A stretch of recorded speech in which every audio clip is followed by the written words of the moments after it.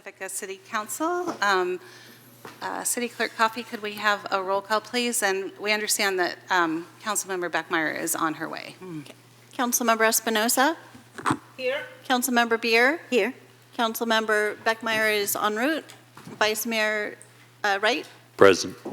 Mayor Bowles? Here. So I'm going to just start by reading an announcement about public commenting at these meetings. Public meetings are a limited public forum, meaning that there are rules for commenting at these meetings. Comments on non-agendized items must address matters within the subject matter jurisdiction of the city, and comments on agendized items must relate to that specific item. If comments do not fall into one of these categories, the city will provide you with an initial warning to stay within the subject matter jurisdiction of the city or on topic. If the warning is not followed, I will direct the city clerk to cut off the microphone. And throughout this warning system, I will seek the assistance of the city attorney in identifying comments not related to the agenda item or not within the subject matter jurisdiction of the city. And I just want to welcome City Attorney Mark Tran, who's sitting in for City Attorney Kenyon tonight. Thank you for being here. Thank you. Okay, with that, I will read our land acknowledgement. The City of Pacifica acknowledges that we occupy the unceded ancestral homeland of the Ramaytush Ohlone peoples, who are the original inhabitants of the San Francisco Peninsula. We honor the Ramaytush Ohlone peoples for their enduring commitment to Mother Earth. As the indigenous protectors of this land, and in accordance with their traditions, the Ramaytush Ohlone have never ceded, lost, nor forgotten their responsibilities as the caretakers of this place, as well as for all the peoples who reside in their traditional territory. We affirm their sovereign rights as First Peoples and wish to pay our respects to the ancestors, elders, and relatives of the Ramaytush Ohlone peoples. And it's my turn to lead us in the salute to the flag. I pledge allegiance to the flag of the United States of America and to the republic for which it stands, one nation, under God, indivisible, with liberty and justice for all. And then I do want to remind everyone that you need to put a parking pass on your car dashboard. So if you haven't done that, there are slips downstairs right by the exit door.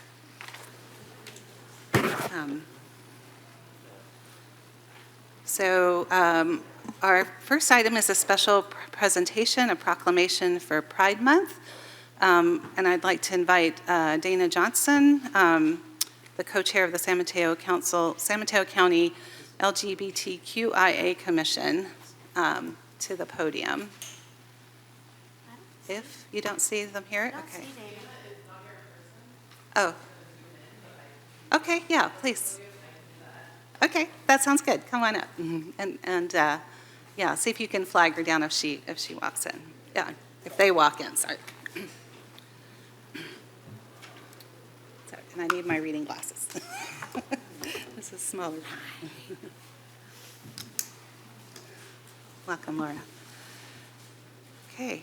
Whereas the City Council of the City of Pacifica recognizes and proclaims the month of June 2026 as lesbian, gay, bisexual, transgender, queer, intersex, asexual, aromantic plus, LGBTQIA plus Pride Month throughout the City of Pacifica. And whereas the City of Pacifica joins the County of San Mateo in observing Pride Month by raising pride flags at City Hall, the Community Center, Council Chambers, and Sharp Park Library for the month of June to honor the histories of LGBTQIA plus communities and to support the rights of all citizens to experience equality and freedom from discrimination. And whereas the pride flag is widely recognized as a symbol of support and identity for the LGBTQIA plus community, and whereas while society at large increasingly supports LGBTQIA plus equality, it is essential to acknowledge that the need for ongoing education and activism remains vital to end discrimination, prejudice, and harassment. And whereas reinforcing the principle that all human beings are born free and equal in dignity and rights, the City of Pacifica is committed to supporting visibility, dignity, and equality for LGBTQIA plus people in our diverse community. And whereas the City of Pacifica operates on the principle that every individual has infinite dignity and worth, and recognizes the immeasurable impact of the LGBTQIA+ community on the cultural, civic, and economic success of our city. And whereas celebrating Pride Month expands awareness and provides support and advocacy for San Mateo County's LGBTQIA+ community, and is also an opportunity to engage in dialogue, strengthen alliances, build acceptance, and advance equal rights. Now, therefore, I, Christine Bowles, on behalf of the City Council of the City of Pacifica and all its citizens, do hereby proclaim the month of June 2026 as Pride Month in support of the LGBTQIA+ community, and be it further resolved that the Pride flag will be raised on June 1st, 2026, recognizing all LGBTQIA+ residents whose influential and lasting contributions to our neighborhoods make the City of Pacifica a vibrant community in which to live, work, and play. Thank you. As the board president of Coast Pride, thank you so much to all of our city council members, and happy Pride Month. Oh, thank you, Laura. Is that all? Do you want to tell the whole community a little bit more about the Pride event? Sure, I happening actually on June have 6th? notes for public comment. Oh, Shall well, you I? can make them right now. I'll make Yeah. them right now. Just, may I just grab my? Yeah, one of- absolutely.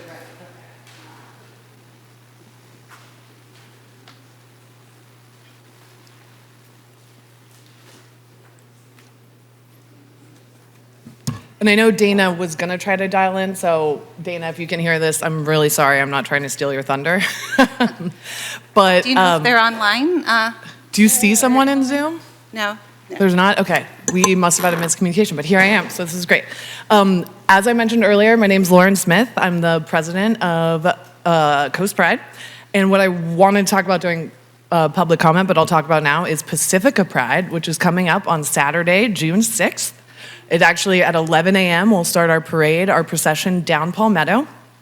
And I'll just give you my spiel as well, because I have to give the plug to our programs. But on June 6th, Coast Pride is bringing Pacifica Pride to life right here in our own backyard. A family-friendly celebration where neighbors can come together, kids are welcome, and our whole community can show up exactly as they are. Pacifica Pride is a public declaration that this city sees its LGBTQ+ residents, that this community belongs here, and that Pacifica stands for inclusion, especially at a moment when that message has never been more needed. We live in a time when LGBTQ+ people, and particularly queer youth, are being targeted and made to feel unwelcome in their own communities. Pacifica Pride pushes back on that. It tells every queer kid, every same-sex family, every trans person on the coast side, you are not alone, you are home. Coast Pride delivers on that promise year-round. At the center of our work is Alcove, which, if you're not familiar with, I highly encourage you to learn more about. It's a new drop-in center in Half Moon Bay offering mental health, primary care, and peer support for any young person who lives on the coast between 12 and 25, regardless of who they are or where they come from. And Pacifica Pride is a key pillar of that same mission here in Pacifica, bringing it out in the open for the whole community to see. And at Coast Pride, community is our superpower. Everything we've been built has been built together, and our collaboration with city governments and engaged citizens like yourselves isn't a nice to have, it's essential. As federal funding continues to shrink, I have to have my shameless plug here, we are asking the council to fund Pacifica Pride and send an unambiguous message about the kind of city Pacifica chooses to be. Pacifica has always looked out for its own. LGBTQ+ Pacificans are your own. Please show up for them on June 6th. Thank you so much, Laura.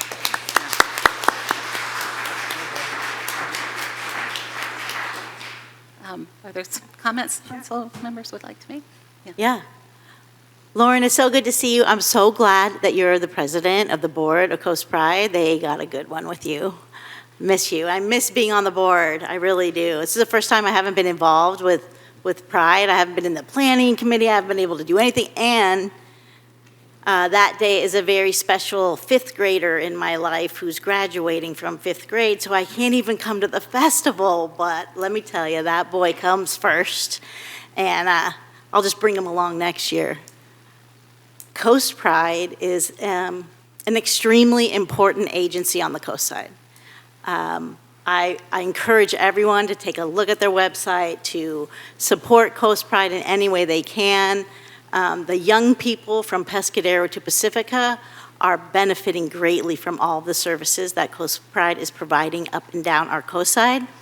In my day job, I do the prevention and intervention work at Alcove San Mateo, and so I'm really excited that there's going to be an alcove on the coast side.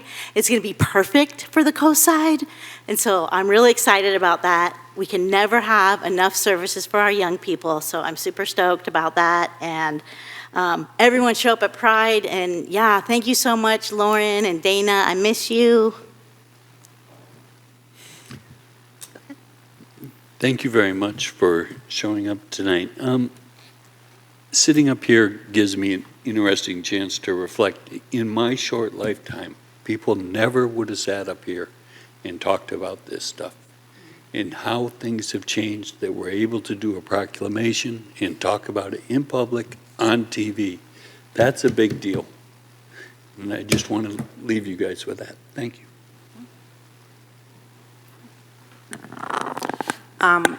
It is important not to celebrate on June, but to celebrate every day. And Pacifica is very diverse, and we still have a long way to go when it comes to the gay community.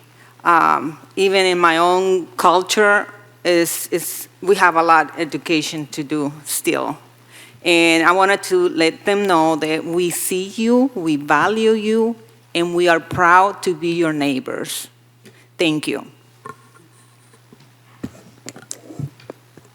It's very rewarding for me to see that Pride's happening, continuing to happen. I think back on that first year, OMG, when we had to have a parade down the street.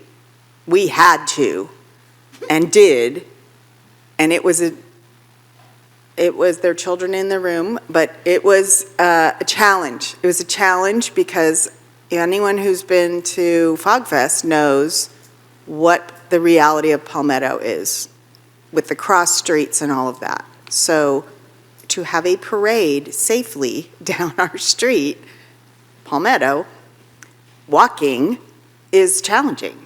And so we do a car parade now, woot, because y'all figured that out and said, yeah, let's just do a car parade.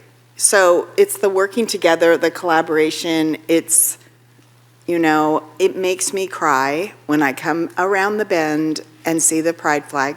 I cannot wait for June 1 to see that because it is so meaningful and special. I'm really thrilled that you're the president. And also Dana's here. So Dana gets to talk when we're all done talking. Go, Christine, go.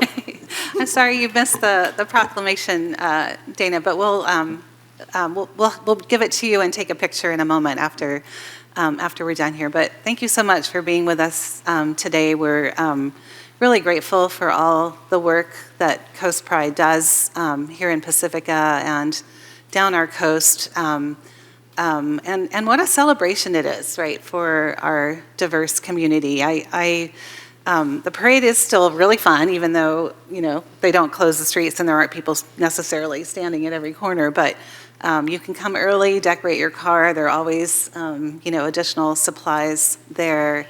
And, as Lauren mentioned, the celebration itself at IBL really is a joyous gathering. And it warms my heart to see young people that are, that obviously identify in one of these letters, the LGBTQ plus IA plus, really being their whole selves there in community with all of us around.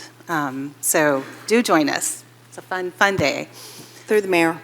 Yeah. One thing I forgot to say, I'm super, super, super proud and excited that this year the Lions Club of Pacifica will be tabling at IBL. Woot woot! Yeah. Would you like to make some? I'm Dana Johnson. Yeah. Hi, Dana. Hi. Thank you for having me. I identify with they and he pronouns. I am here to accept the proclamation on behalf of the LGBTQIA+ Commission and as well as I hold space as a board member for Coast Pride. So I'll be accepting it on that behalf too. Just wanted to say thank you to the City Council of Pacifica and all that supported with the Progressive Pride flag proclamation. We truly, truly appreciate this affirmation of inclusion for the LGBTQIA plus community here in San Mateo County, but even more over on the coast. My fellow commissioners and I will continue to advocate for the importance of equitable and inclusive community for our diverse LGBTQIA plus community. We are constantly trying to make sure that we are seen, that we are visible, and that we are belonged in the spaces. And so the proclamation and hopefully raising of the Progress Pride flag really lets us know as a community that we are belonged here and that we do have safety here in this space. So again, we thank you for the proclamation and look forward to your Pacifica Pride on June 6th. Thank you. Yay. I'm so glad you're here. Yeah, and if you want to stay there, and Lauren, if you want to come up too, we can take a picture all together. Yikes. If you're both fighting. We'll find out if it rains. I was somewhere.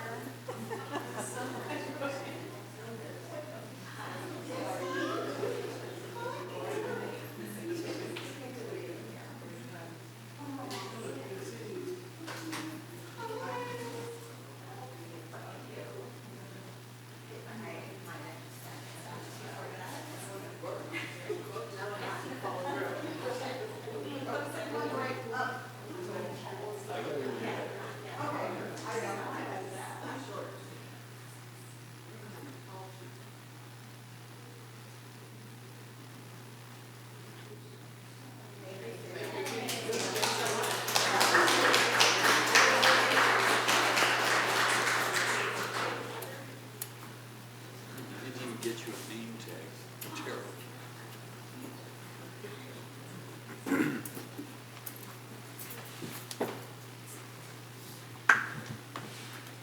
So I did want to open public comment on this item. I don't have any cards. There was one. There was one from Lauren that we took. Yeah. So if anybody else would like to make a comment, come on up and you can fill out a yellow card in the back afterwards. Is there anyone online? Okay, I don't see anyone getting up, so I will close public comment and then bring it back to council. Before we jump into the consent calendar, I wanted to ask if council was open to rearranging item 4, the appointments to commissions, to the end of the meeting, since we have a lot of people here for the actual committee commission presentations. I thought it was at the end of the meeting. Yep. Crazy. Yes, I completely support that idea. Okay. Thank you. Do we need a vote on that, Sarah, or? Yes, make a motion to amend the order of the agenda and vote. Okay. So moved. Second.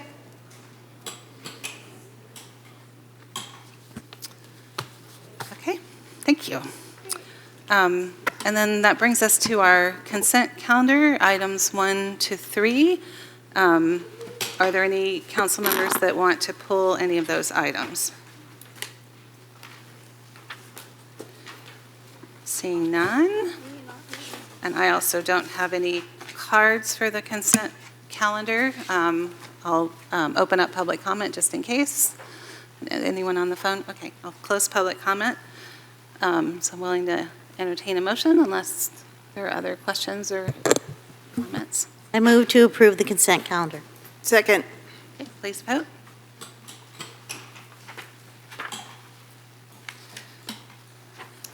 The motion to approve the consent calendar made by Councilmember Beer, seconded by Councilmember Beckmeyer. The motion passes unanimously. Great, thank you. Okay, and then that brings us to public comments on items not on the posted agenda. I currently have 8 cards. So we'll start, you'll have 3 minutes. I'll start with Ed Ochi, followed by Delia McGrath, And then Charles Gotius, I'm sorry if I'm mispronouncing your last name. Getchus. Yes. Go ahead, Ed. Thank you. Evening, council members, city staff. My name is Ed Ochi, and I'm speaking not for the Economic Development Committee, but rather as an individual and one of the sort of loose organizers of Project 1334. And just wanted to give a quick update. We did our official launch at the last council meeting, and we're actually pleased to announce that by now, that's barely 2 weeks plus a week of organizing. We already have 48 businesses which have signed up, meaning there's at least 48 businesses saying Wallet Hub didn't tell the full story.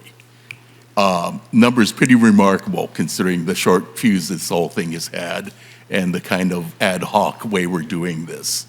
When the project was conceived, we were planning to run it for the month of May because that coincided with the Small Business Administration's Small Business Month. We're going to be consulting because we're finally starting to get some mass there. We're still getting signups of businesses. This morning I had 2 more signups in our forum, so it's still rolling there. So we're actually going to go back to the businesses who have signed up. This is their thing, so we're going to poll them and ask them kind of, what do you want to do with this project? Because we are starting to gain some traction. We're getting some media attention. And we'll be back at the next council meeting just to tell you what the decisions with businesses were made on that. Do want to take a moment, though, to do some very special, thank yous. Number one, thank you to the council members.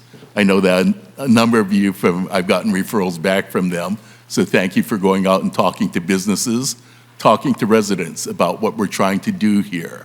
Also want to thank the council members who've given time on things like holidays to show up and speak with the media on the project's behalf.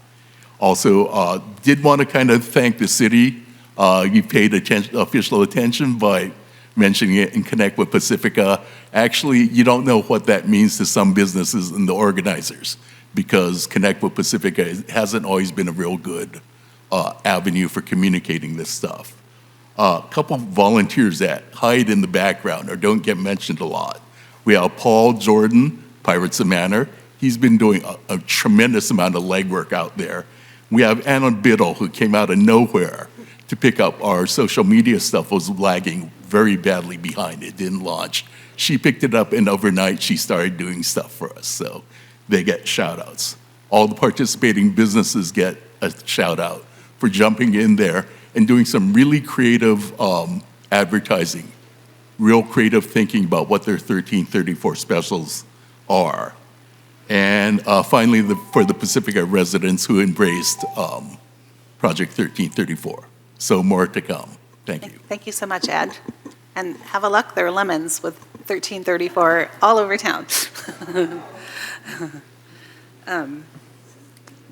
Delia, followed by Charles, and then Sam Hauser.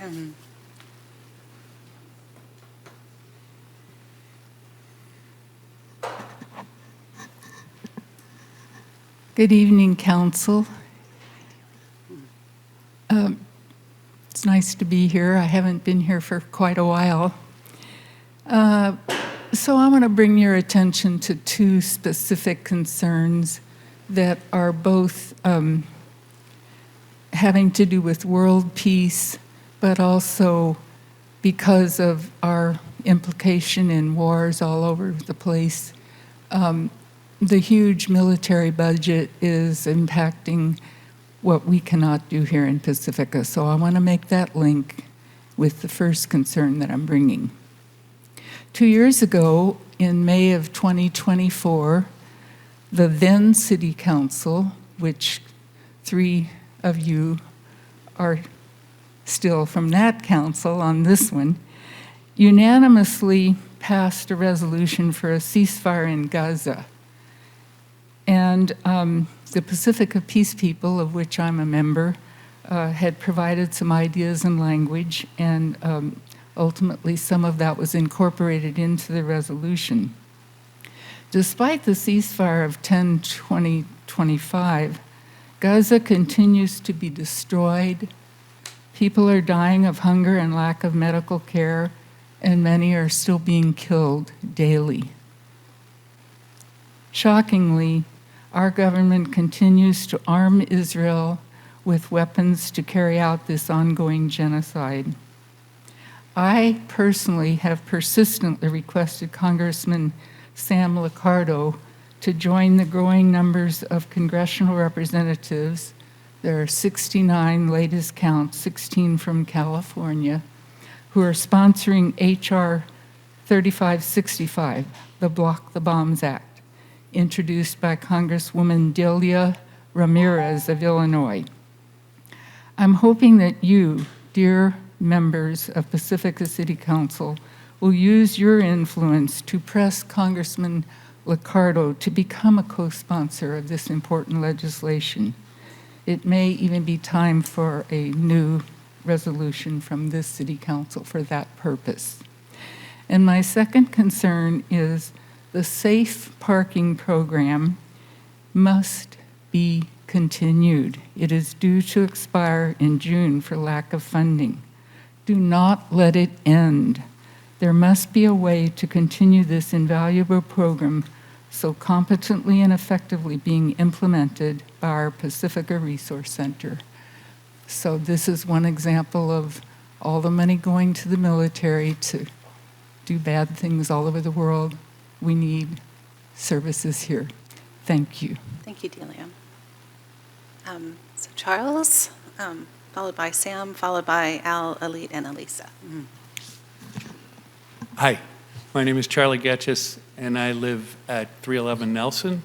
A week ago, I sent an email to the City Council about the increase in air traffic noise over the Manor area. Subsequently, I've found out that the City Council has actually dealt with this issue before and has done a lot of work on this, including sending a letter to the FAA a couple years ago.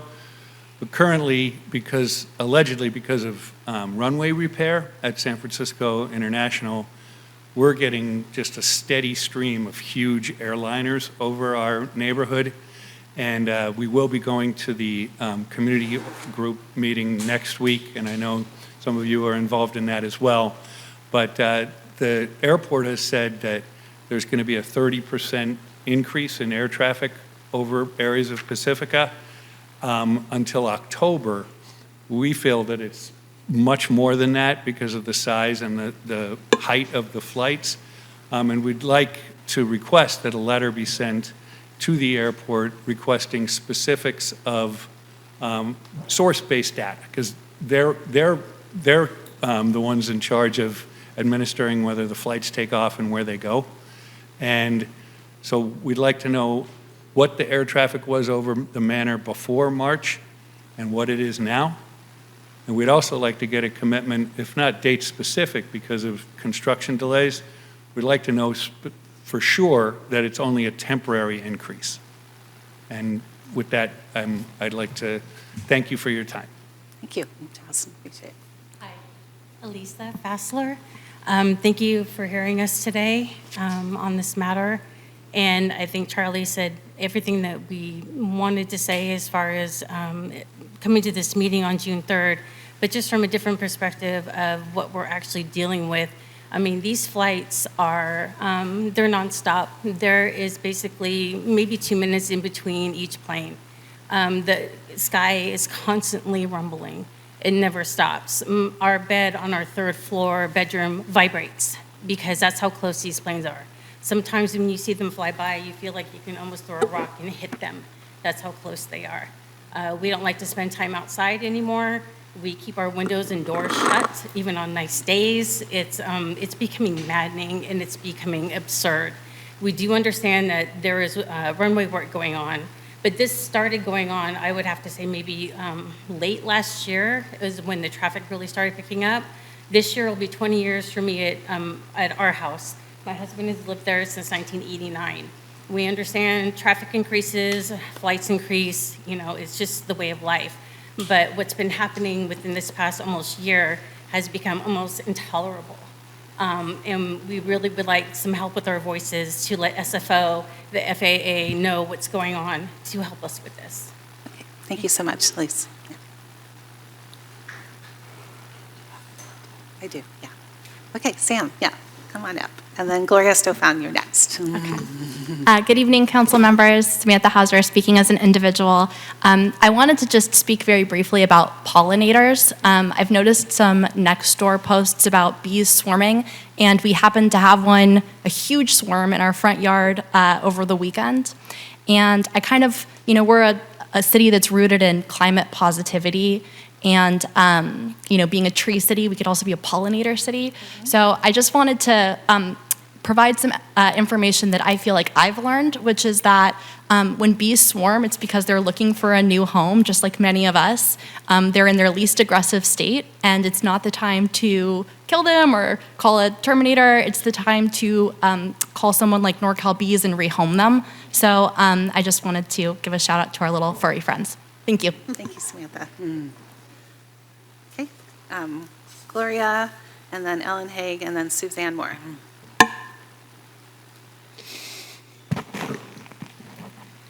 Good evening, City Council members and City staff.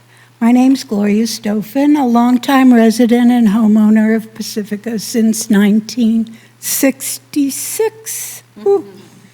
Pacifica's safe parking program, very successful, proven program, may come to an end June 30th, that's next month. Due to lack of funding and realizing that there is still a major housing crisis here on the coast as well as in the Bay Area, this isn't good news. Many of us are hoping that the program can remain or at least be extended to continue here on the coast. Those of us who work or have worked in a nonprofit know that once a program is lost, it's hard to get it back. This program's the only one of a kind on the coast and in this county. It provides wraparound services to our unhoused neighbors living in motorhomes to return to permanent housing. Currently, the Coast House is the only shelter on the coast which has a 2-month wait list. Recently, the PRC's Pacifica Resource Center's Homeless Outreach Program has recently identified families living in large vehicles and motorhomes on the San Mateo coast, and these includes families of very young children. 2 are newborn. At the recent annual strategy plan goal setting, the council directed city staff to seek ways to extend the program to assist the coastal unhoused.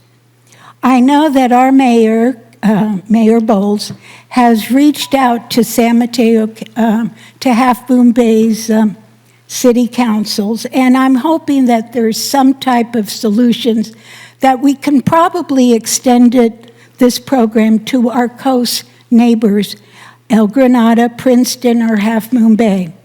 Please continue supporting this vital and irreplaceable program. As Delia said, don't let it end, please. Thank you. Thank you, Gloria. So Ellen, followed by Suzanne, and then Linda Peoples.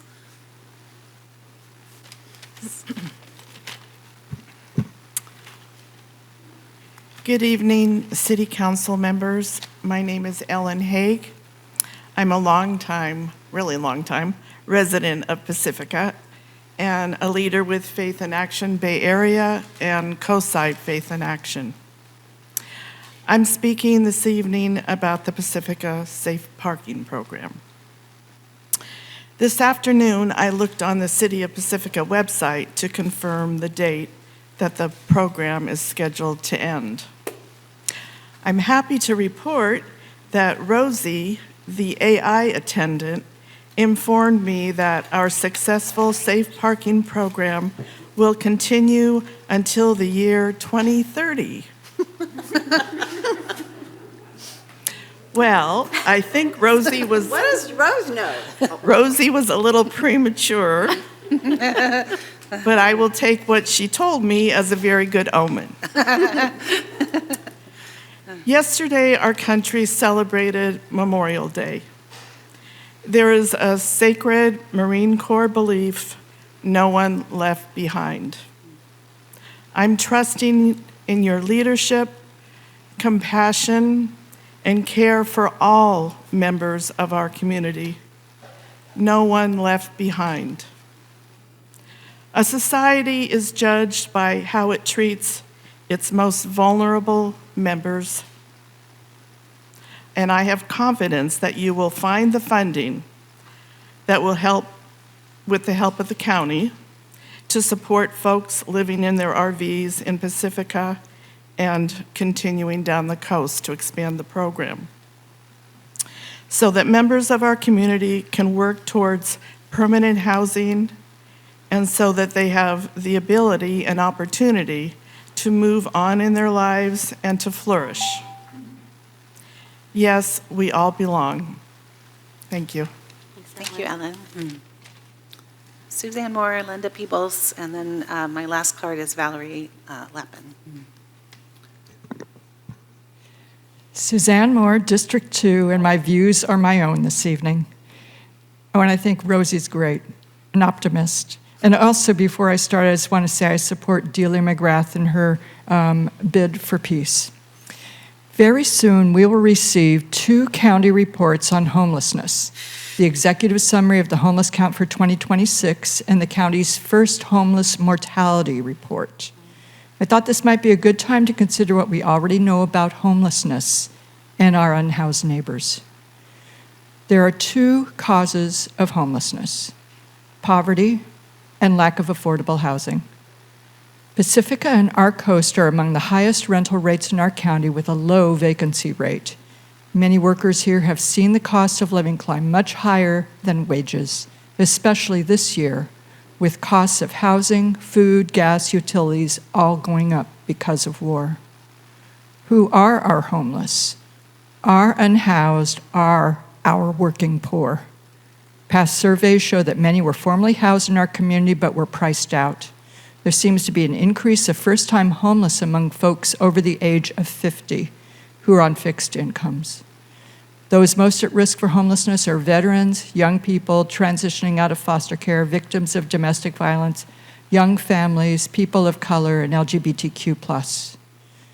Past studies show that stable housing increases mental and physical well-being and actually increases longevity. Homelessness does the opposite. Mental and physical health deteriorate and longevity decreases. In fact, the community as a whole benefits from a reduction in homelessness, with increased housing stability for our workforce, reduction of environmental concerns involving trash and waste, and improved sense of community well-being. Now, we know there are successful ways to reduce homelessness.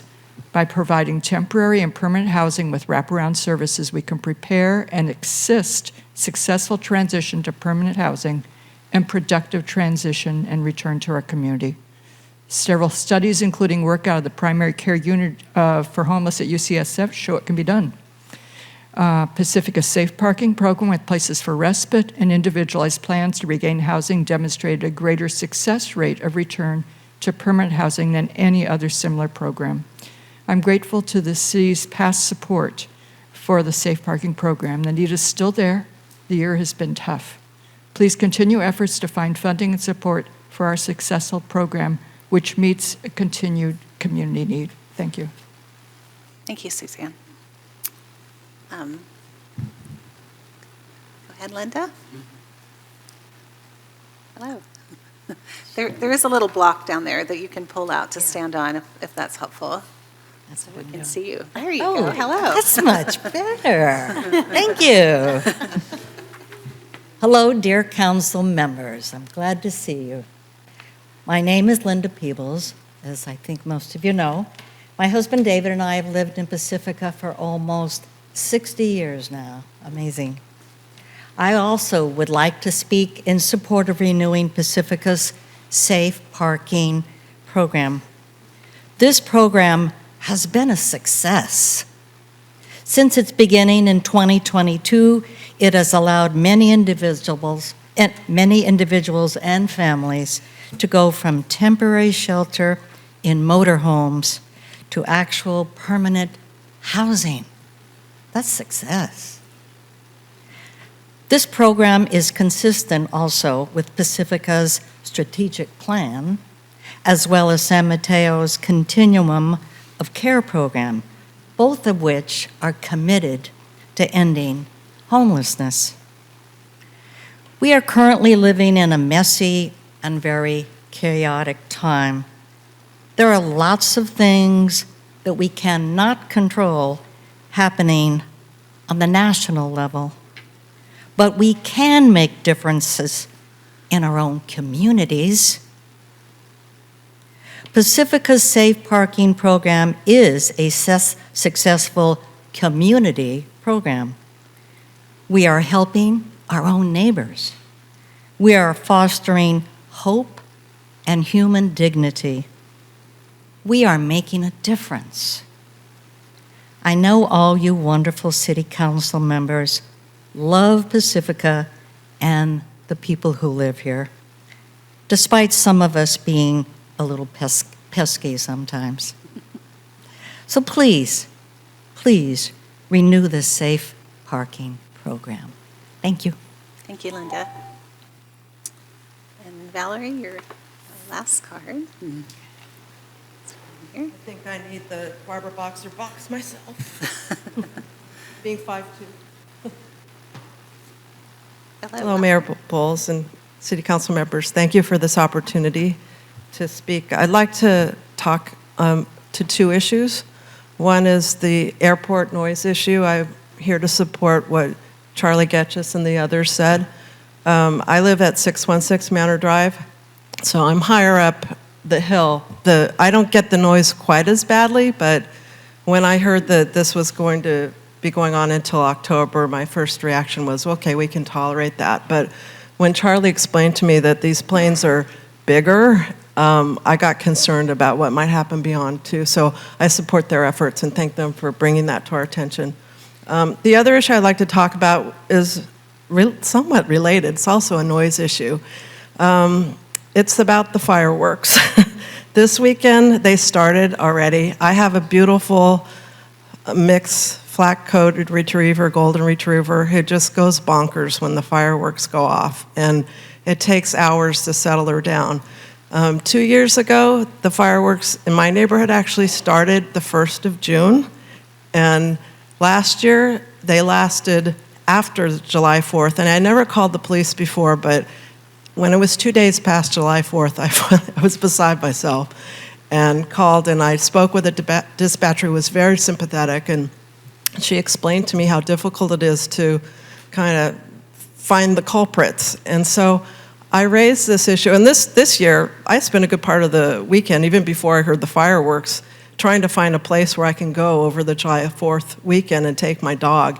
And that's probably going to cost me about $1,000, but to me, it's worth it for the peace of mind, but I kind of feel resentful that people are making me spend my money to leave my home during a holiday where I'd like to be here in Pacifica. So I raised this it seems like every year this happens and we wring our hands and we can't figure out what to do about it. And I spoke with one neighbor last year, and we thought maybe we could do a neighborhood watch and sort of assist the police.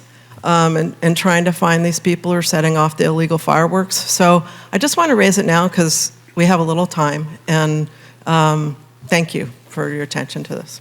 Thank you, Valerie. Appreciate it. Okay, that's the last card I have, and we don't have any raised hands. Okay, so I will close public comment.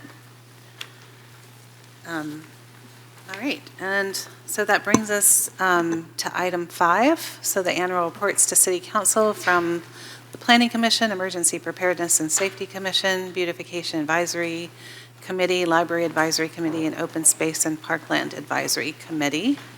So we'll ask our City Manager, Sean Charpentier, to introduce this item.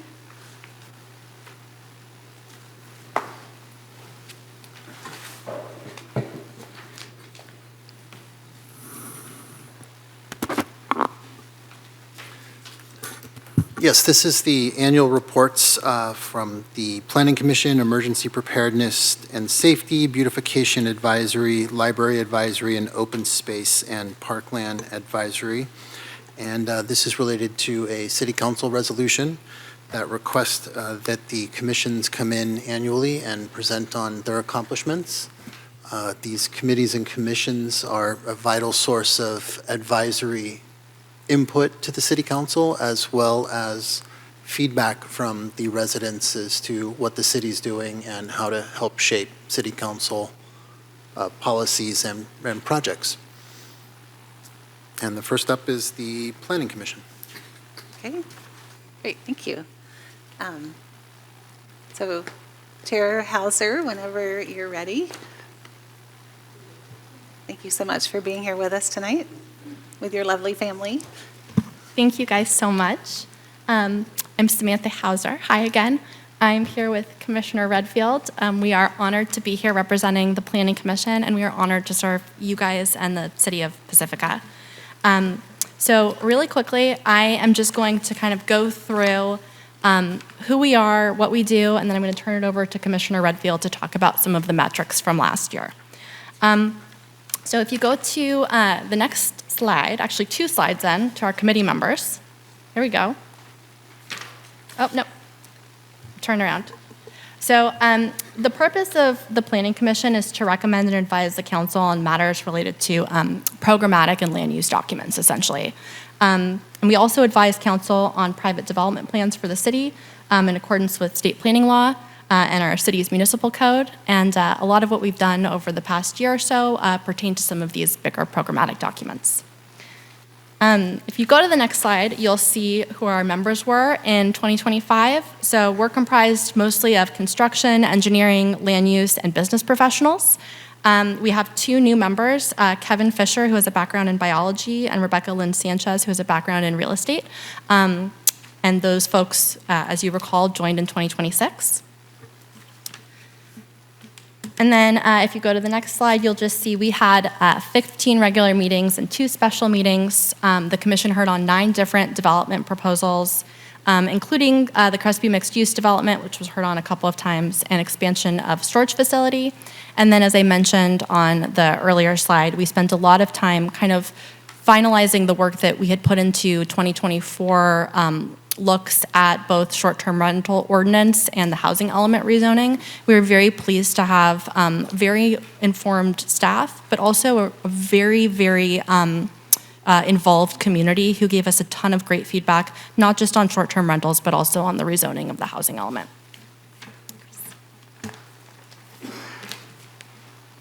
Good evening, staff and council. Chris Redfield. Just some metrics for us for you to look over. So building permit activity from 21 to 25. So that pretty much stayed roughly the same. There's a pretty good average there. And our numbers as far as the commercial evaluation has fluctuated, but it's still things are kind of moving up, and we've got quite a few things in the pipeline. So residential evaluation as well. You can see all the numbers on there, so that's down a bit, but that will. If we could go to the next slide, I think that would show. There we go. Thank you. And next slide. Community Development Department ADUs. So in 2021, we had 40 ADUs coming in. In 22, 28 units. 23, 17. So that decreased. In 24, it was 20. When in 25, we did 42.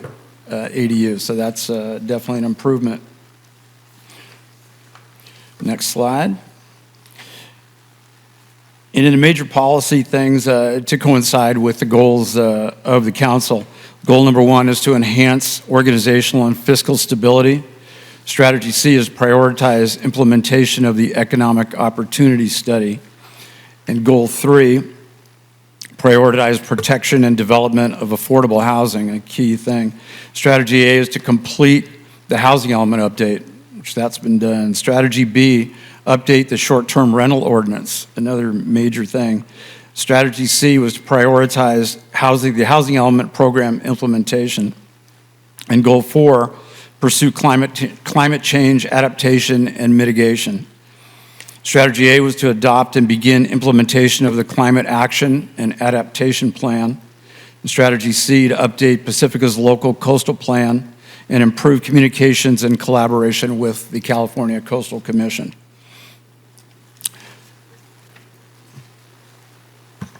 And I just, the ADU metrics, which Commissioner Redfield went over, are fabulous. That's not actually something that the commission participates in a lot, but it's really a testament to planning staff who are able to process so many of these ADUs because they do contribute to our arena, which is very important for our housing element.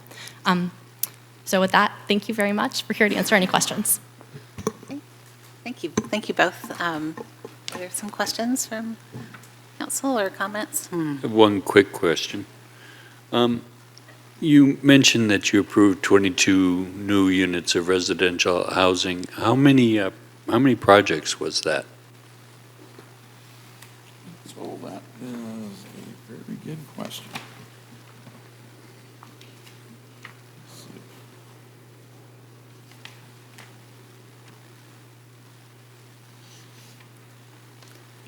That's a good question. I don't know if we have data for on that. I think planning staff is here and looking, but I will say that that number does include things like ADUs, SB9 lots. Like there are No. other. It's not like we got a 22 lot subdivision, which again for our arena target would have been lovely, but we did not receive that. Here comes Samantha. 3 projects. 3. Thank you. 3. That was it? Okay. I had a question too. On one of the slides, it actually talked about the amount of commercial space the year before in 2024. I don't know if you can pull that slide back up.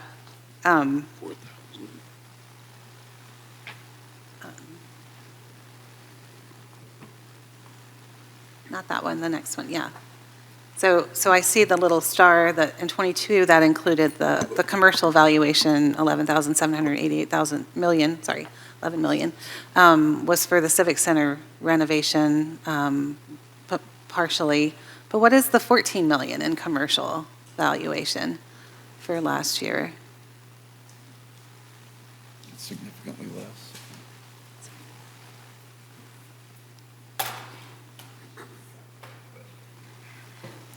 Thank you, Mayor Bowles. Samantha Updegrave, Community Development Director. I do not have that information on me, but I'd be happy to look into it and follow up. Okay, all right, thank you. Any other questions or comments? Well, I have one comment, that just the appreciation that I had for working with Commissioner Devine and Godwin, and you two in particular, not to mention our other esteemed members, and how fortunate I was to be able to work with you, and how well you guys understand land use and long-term planning for our city, and the vast amount of work you guys do for us. I just want to express my appreciation for all you do to make this city better. Thank you. Yeah, the Planning Commission's extremely, extremely important to us. We honor the work that you do. I rely on it because you are the experts. And so thank you so much for your time and your service. Commissioner Redfield, you've come a long way. It's a good job.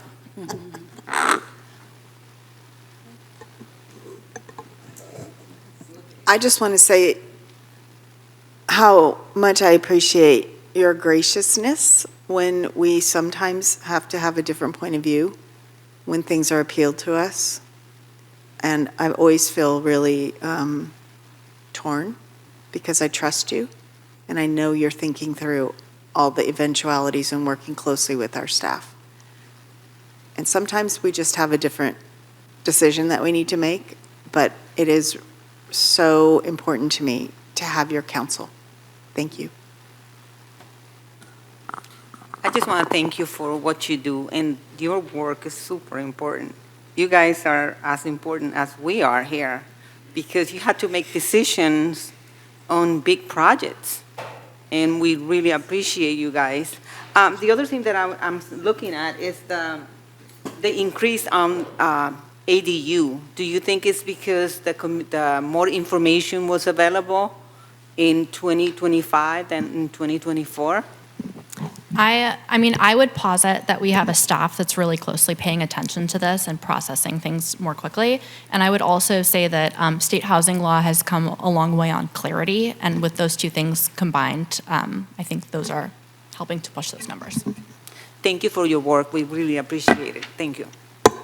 I too want to thank you for your work and the level of professionalism you bring with all your different backgrounds to the commission, and also a place for the community to come and ask questions and, feel like they're being heard too when they're bringing concerns up to you. And we all understand, and I'm going to say this for the public who may not all understand, but the state is really tying our hands a lot, and where we can have a voice in approving projects, especially projects that involve housing because of the dire need for housing. So anyway, thank you for all your work and partnership with staff to guide us forward. I'm looking forward to objective design standards and other work as part of the housing implementation that we have yet to come. And I had something to say here. Yeah. Are you done? Yes, I'm done. Go ahead. So someone came to your meetings last time you met, and that person was telling me how professional you guys were and how proud he was of you guys. So I just wanted to let you know.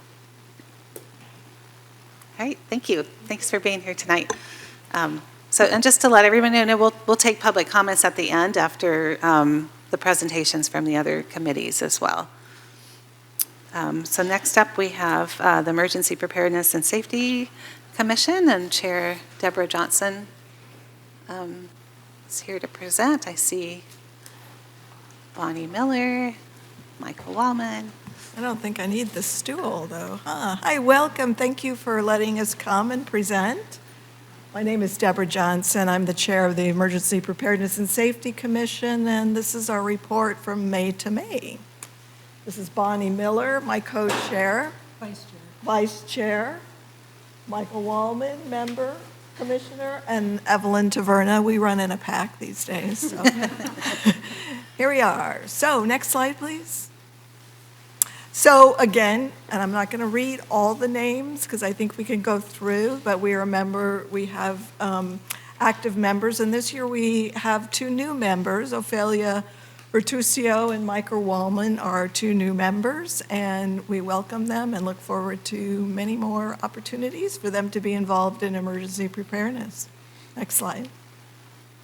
We also have ex officio members, Betty Fleming from the Red Cross, Jorge Machado from the Pacifica School District, Marcus Peppers for Jefferson Union High School, and our wonderful council liaison, Mayor Bowles, that we truly love having, and our staff liaisons that I cannot express how wonderful the Pacifica Police Department has been in helping leading this, and really great support, Captain Bill Glasgow and Sergeant Tom Cumming. Excuse me, next slide. So the purpose of the Emergency Preparedness and Safety Commission shall be to recommend and advise the City Council on city programs, activities, plans, and other related actions that assist the city in preparing for possible future disasters. And we all know it's not if, that we're really dealing with when. Next slide.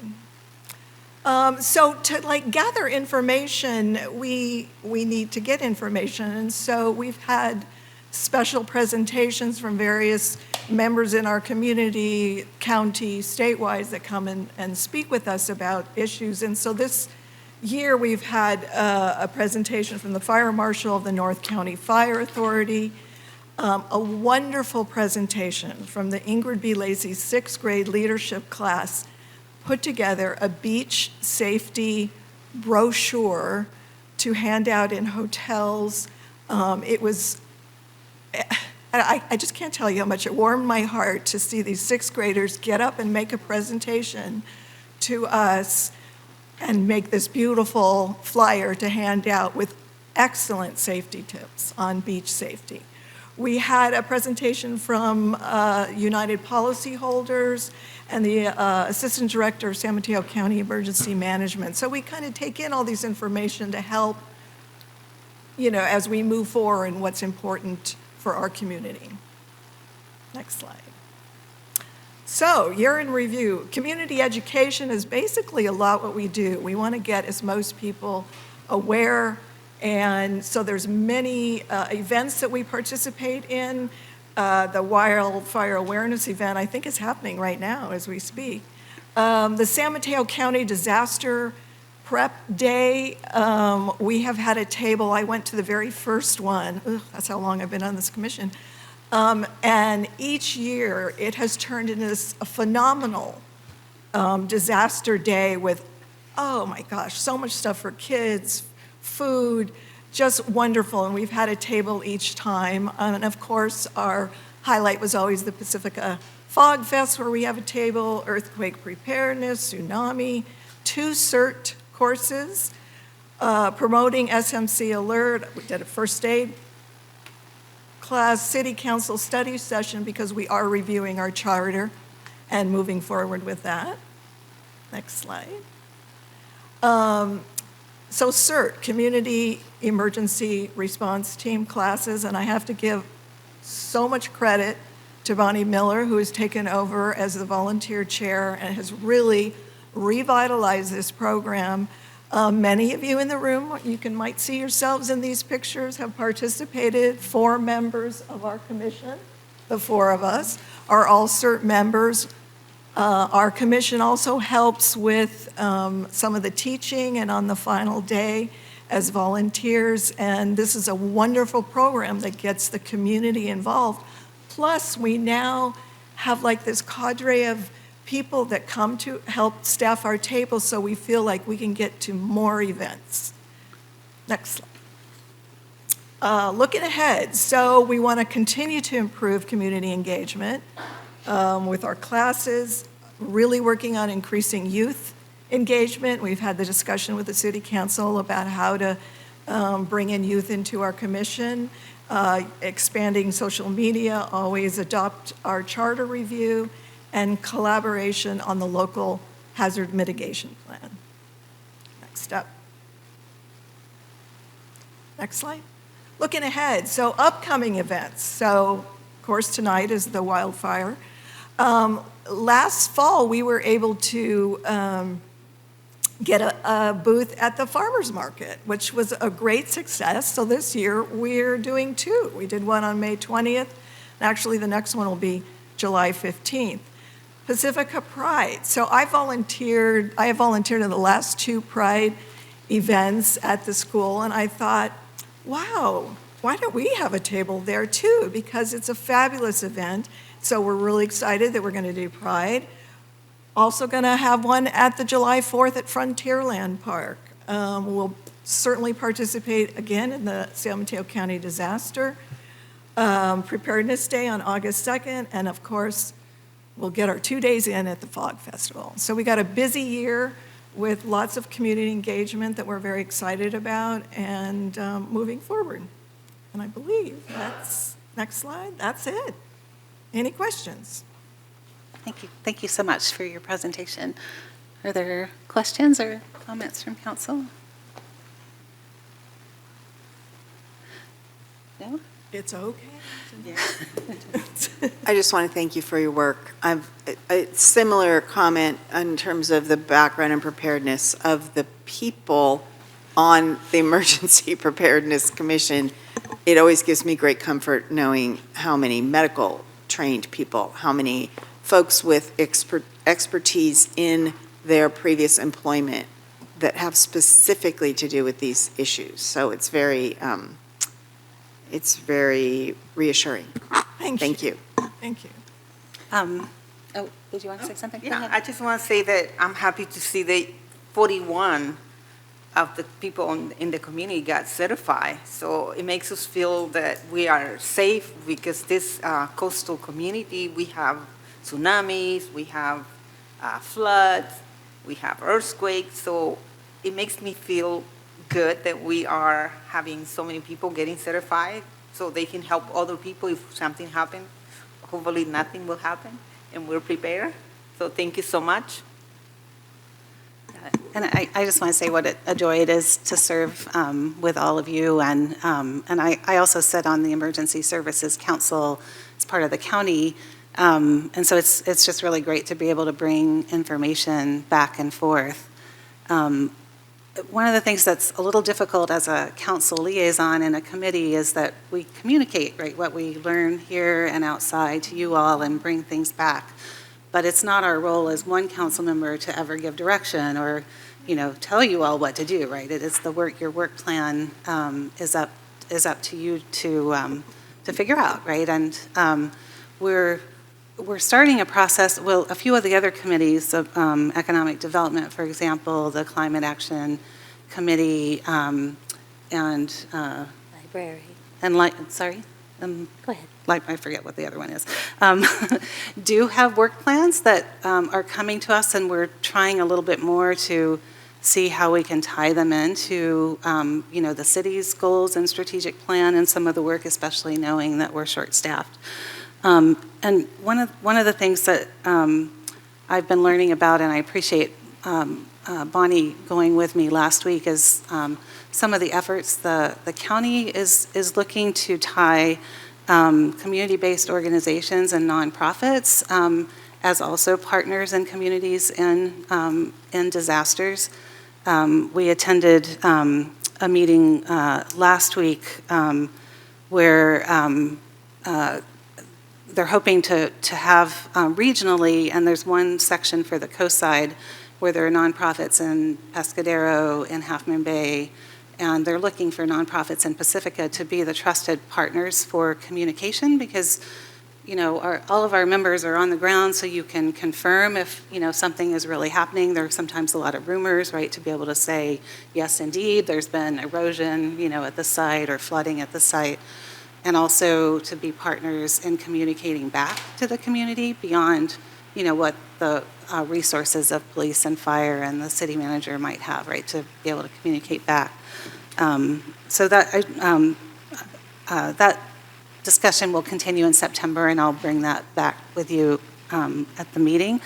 The other thing, we had a presentation from Thrive a year and a half or so ago that I learned about through the Leadership Council, Thrive Rise, which is also working. It's again working with nonprofits to help them be partners, actually in responding to disasters.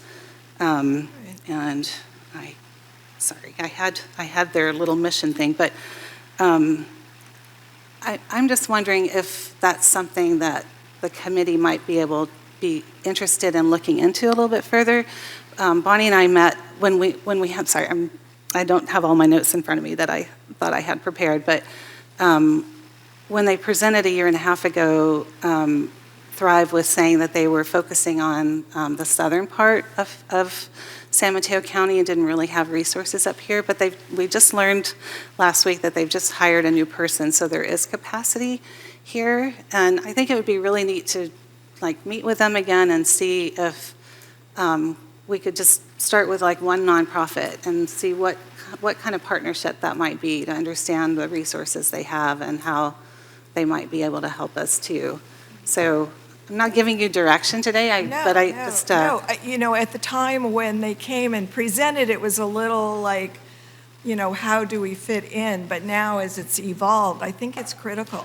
Yeah. I think all this of everybody kind of knowing and communicating, and so that, like you say, we have different avenues to deal with situations, because most likely a lot of times we could be on our own. Right. So I think it's excellent. I mean, maybe when that person, we can have them come back and do that and maybe see where it goes. I think it's a great idea. Yeah. Thanks. Okay. Wonderful. Yeah, I just wanted to thank you all for being here. I really appreciate the work you do. And I want to shout out to our Pacifica Police Department for graciously leading you and providing everything. The staff is tremendous. So thank you to our police department. And then maybe someday when I'm not on council, I'll have enough time to take CERT. Yes. So maybe not this fall, but next fall. I will keep chasing after you. Yeah, it's wonderful. It's just to see so many people. And just as a side, I don't want to take up too much time, but so many people in the CERT classes like are business owners. So we've seen a lot more in a lot of these communities. And so not only are they taking the initiative, but we're all in a room together and everybody's talking together. And so it just, it's like to say, the love grows. Community. Thank you. Yeah. Thank you all so much for being here and for all your, oh, you're Any other? saying something, please go. Sure.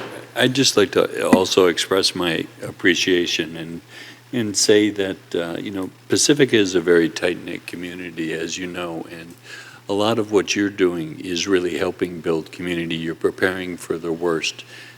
That makes me feel a part of, it makes me feel safe. That's really important to me, and I so appreciate the work you're doing to put that together. You're preparing for the worst of times to look out for all of us, and I can't express my appreciation enough. Thank you. Thank you. All right. Thank you all.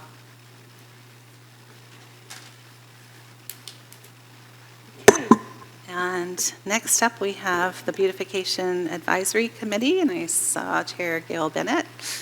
Come on up.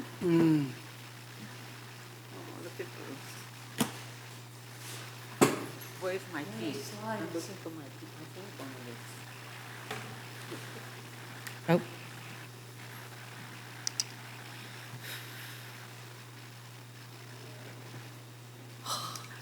Look at that.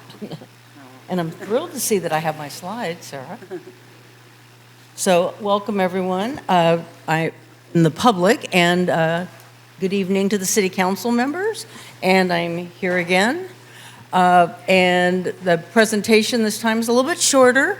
And like I said, I'm thrilled for slides. As you can see, we have been very active this year with the members showing off, working down just on the other side at the Palmetto Plaza painting. And these are our members. This year we have a couple of new members, Taylor, Deborah, and Miley is our first student member for the BAC.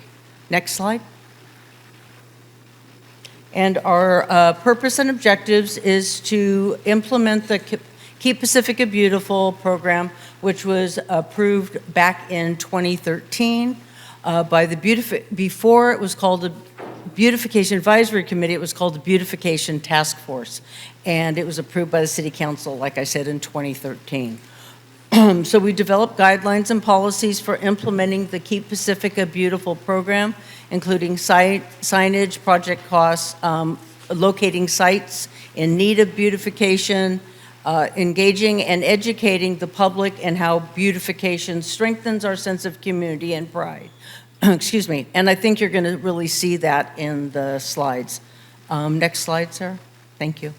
So we have successfully reached out to the community through schools, through their PTOs, through Connect with Pacifica, the City of Pacifica's Facebook page, Nextdoor, and found ways to reach out to the community. And then I myself will also follow up when somebody gets involved, then I get their contact info, and then they're never safe, right, Greg? So the next one, slide please, excuse me. And we do have a sponsorship program working where we work BAC and Public Works Department. We could not do this without them, definitely. And they do help us with installing irrigation, et cetera. And then we assist with design as well as training volunteers, purchasing materials, signage, and all of that, working again, like I said, with Public Works. Next slide. And these are the sponsorships that we've done. Grace McCarthy got a nice upgrade for Earth Day on April 18th. And there were the Rotary Club, BAC, as well as teen volunteers from Reardon High School in San Francisco. They upgraded, and we've got all our new plants in, a ground cover, and of course, my favorite, poppy seeds. Community Center planter boxes is another sponsor area. We currently have Pacifica Garden Club and the Pacifica Resource Center there. Next slide. And our other sponsors is The group that I always have lots of volunteers, including children, is down at Cabrillo Elementary School. And I apologize on this slide, I say it's only Cabrillo and BAC. But in the back, if you see, Rotary Club is involved with us as well. Thank you. Next slide. And, oop. What happened? Stop. Lindemar is the next one. There we go. And then we also have sponsorships from the North Coast County Water District doing the median on Lindemar Boulevard. And right here on Palmetto, we have local businesses, community organizations, and individuals that work together maintaining our bulb outs along that area. Next slide. And we have worked for the past couple of years with Cindy Abbott and the, excuse me, Sanchez Art Center, making awareness about our program and participating in the Fog Fest. Next slide. And then our Public Art Mural Subcommittee is made up of Cindy Abbott, Linda Jonas, and Teresa Sulzer. And they basically meet when someone sends us a proposal for a mural. And so I'm just showing you some of the murals around town.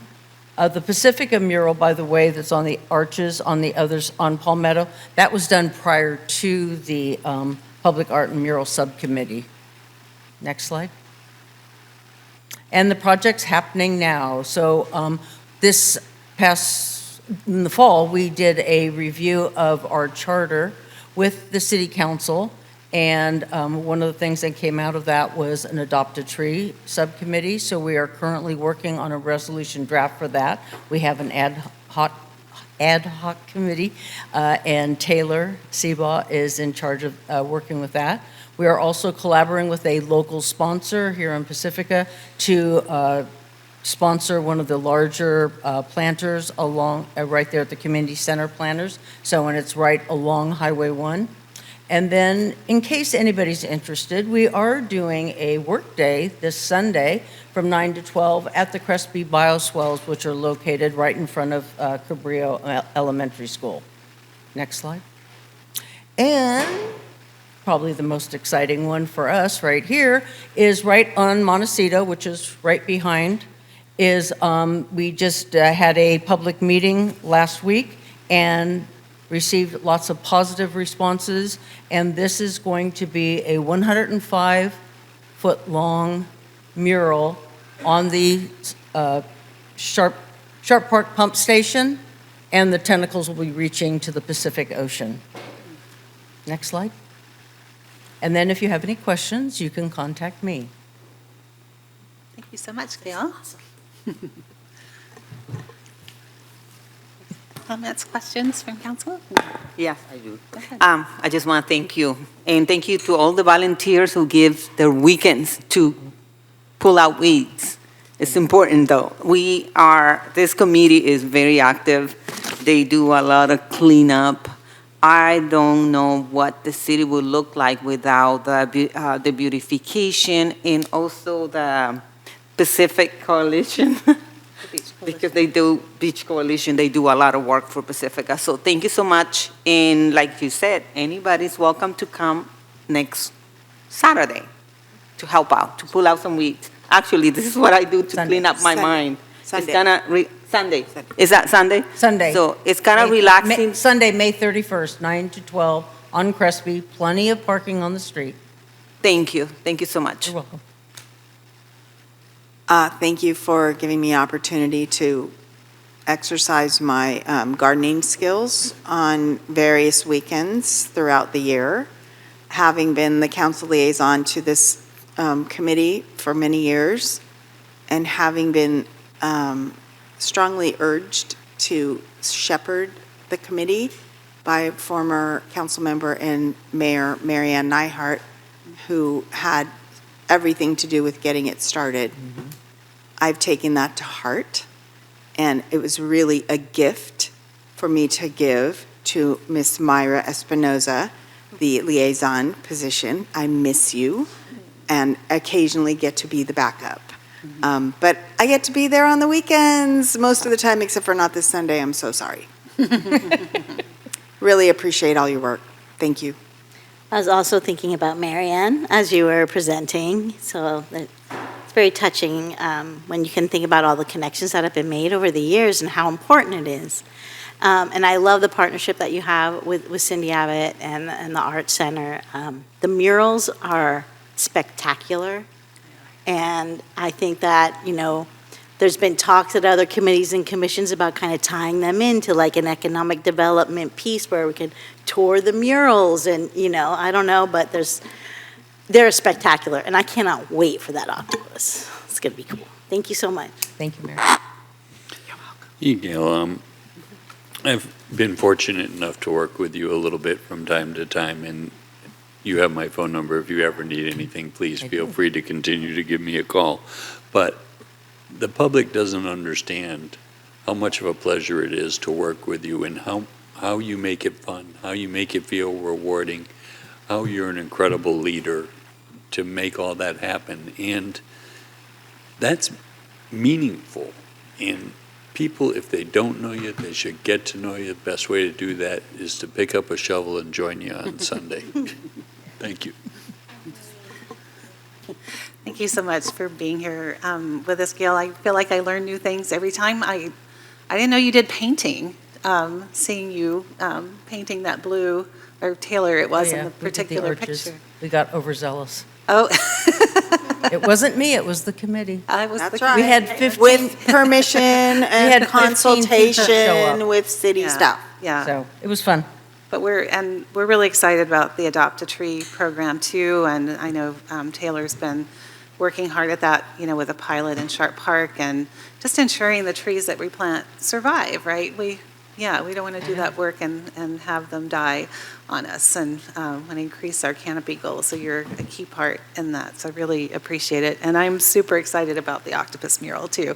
So do you have any idea when that might be starting, or are there still some approval steps? That's the only one that we have right now, but I know that there's a couple others that people are talking about, but we haven't heard anything. Okay. Cindy will be on it. And I did hear today, actually, that Cindy is working on a tour of the murals, at least for seniors, as a starting point, as part of our, active senior group. So I think there'll be more coming there too.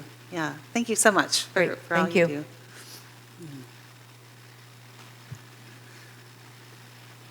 Okay, and then we have our Library Advisory Committee. Welcome, Jennifer.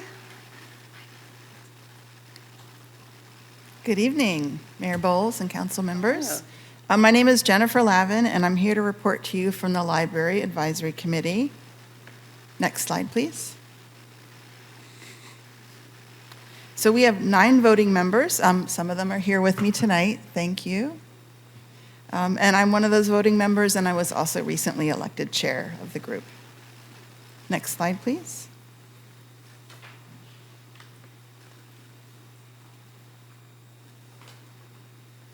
Sorry, next slide, please. And in addition to voting members, our group includes ex officio members, our Pacifica Libraries manager, Hillary Ake, who I think is also here tonight. Council member Beck Meyer is our liaison, and also our city clerk, Sarah Coffey. So beginning our year in review, you can see that we've done outreach at community events, large and small, to promote public awareness and engagement for the library project.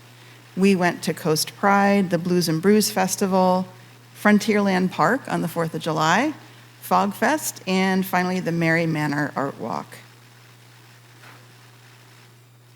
Community engagement has involved a presentation to our Pacifica Committee on Economic Development, recruitment for youth committee members at Terra Nova High School, and inclusion in the city's Business Matters newsletter.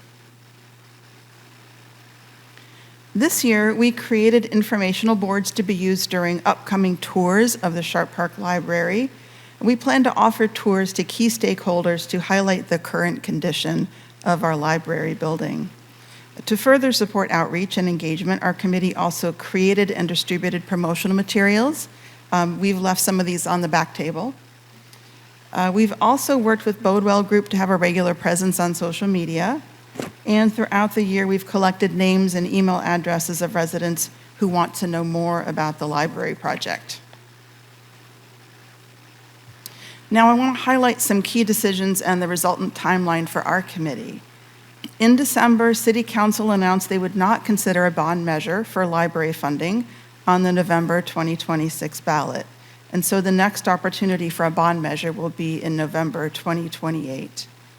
Our committee discussed this decision, and we decided to refocus our efforts. We've been reading and discussing Before the Ballot, a book that we hope will help us lay the foundation leading up to a potential ballot measure. So what is our current status? We are unclear on the funding and timeline for the library project. Recently, the City Council strategy document was changed to move the library project from Goal 2, which concerns infrastructure and facilities, to Goal 5, which concerns public communications and collaboration. We'd like to understand the implications of this for our committee and for the library project. So looking forward, we are using the Before the Ballot book to help us create more strategic messaging. We've also determined that we need more expert input, as there is only a 57% success rate for library ballot measures nationwide. And most importantly, we are requesting a City Council joint study session to share what we've learned and to request council direction on funding, timing, and strategy, and how the council will take actions and make decisions to move the project forward.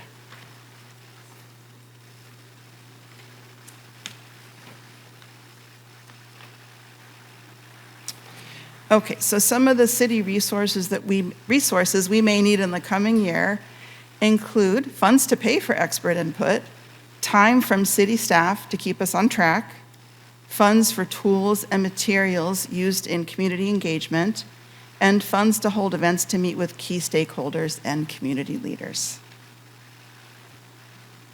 All right, any questions? Thank you so much, Jennifer. I'll just go ahead. Thank you so much. I love the direction that you're going, and I think the book study is super important and relevant, like for the library.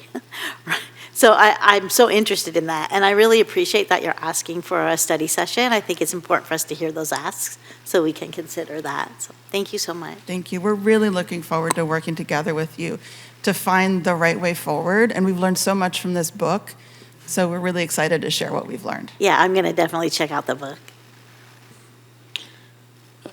Libraries are great learning spaces. They're community spaces. They're an integral part of our community, and I want to appreciate your willingness to work on this.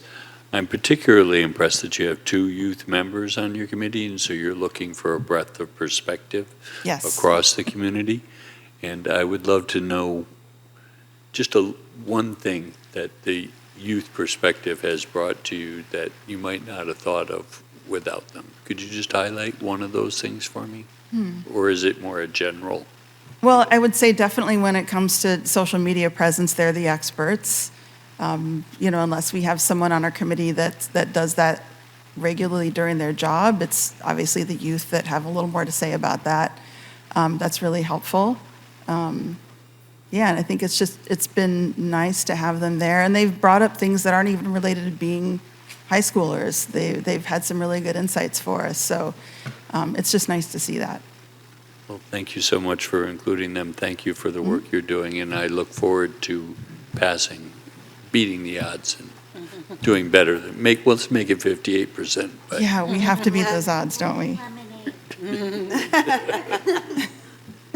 Definitely, we need a new library, and I support the study session that you are proposing. So I don't know what can we do to bring money to get. So maybe brainstorm with you and see where can we find some money to get a better library, because this library really needs help. So thank you so much. Thank you.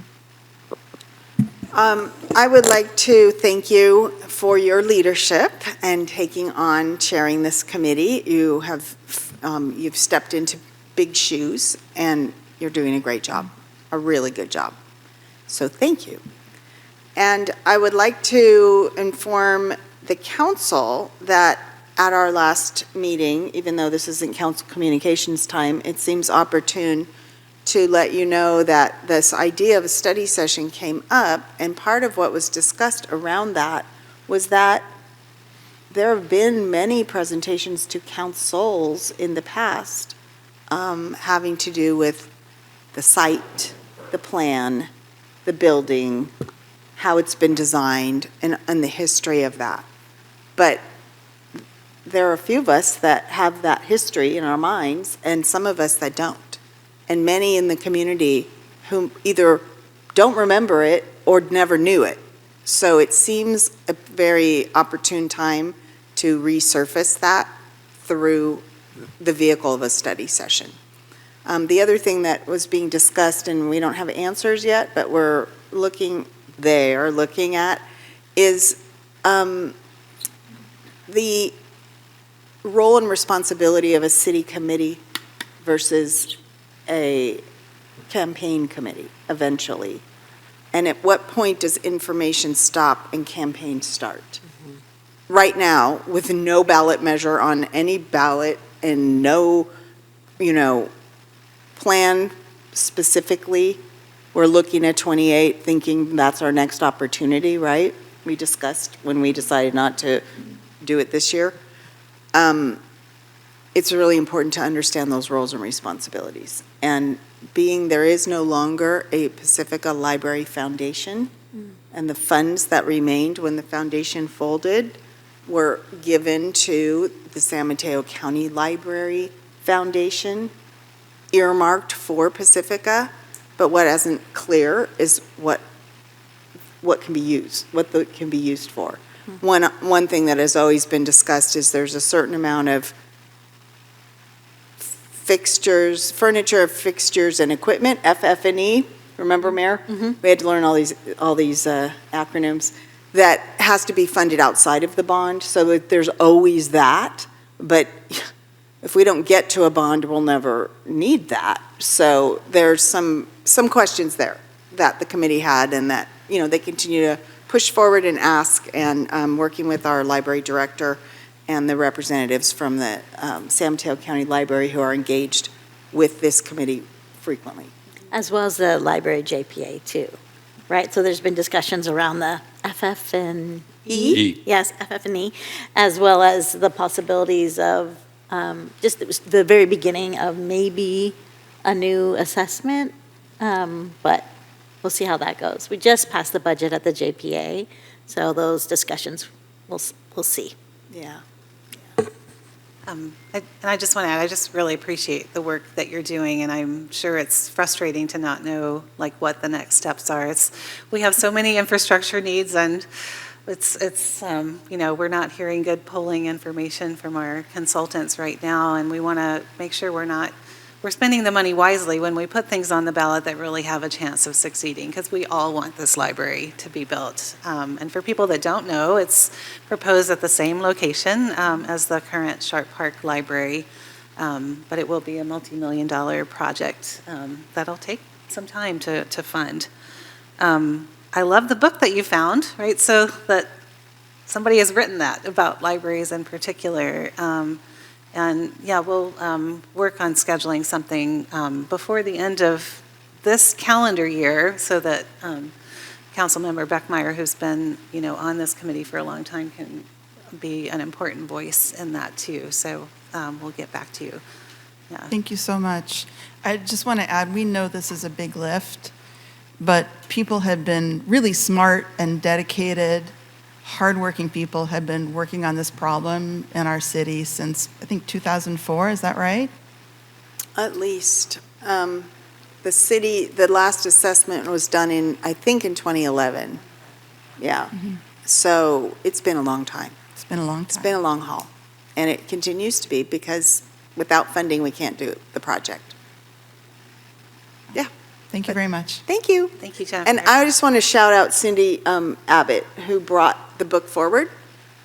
She's been a longstanding member, former chair of this committee, and the organization that wrote the book, produced the book, is Every Library, a nonprofit organization that the Friends of the Library and Library Foundation formerly met with in 2015, 16, when they were first getting started. And so they've thrived and are hopefully going to be engaging with our committee in some pro bono work on messaging and such like that. So it's good. Good work is happening. Fantastic. Yeah, thank you. Okay, and then our last but not least committee, the Open Space and Parkland Advisory Committee. And I want to invite up Chair Aaron Reef. Thank you. I'd like to invite our team up so everybody can see who in their community is helping.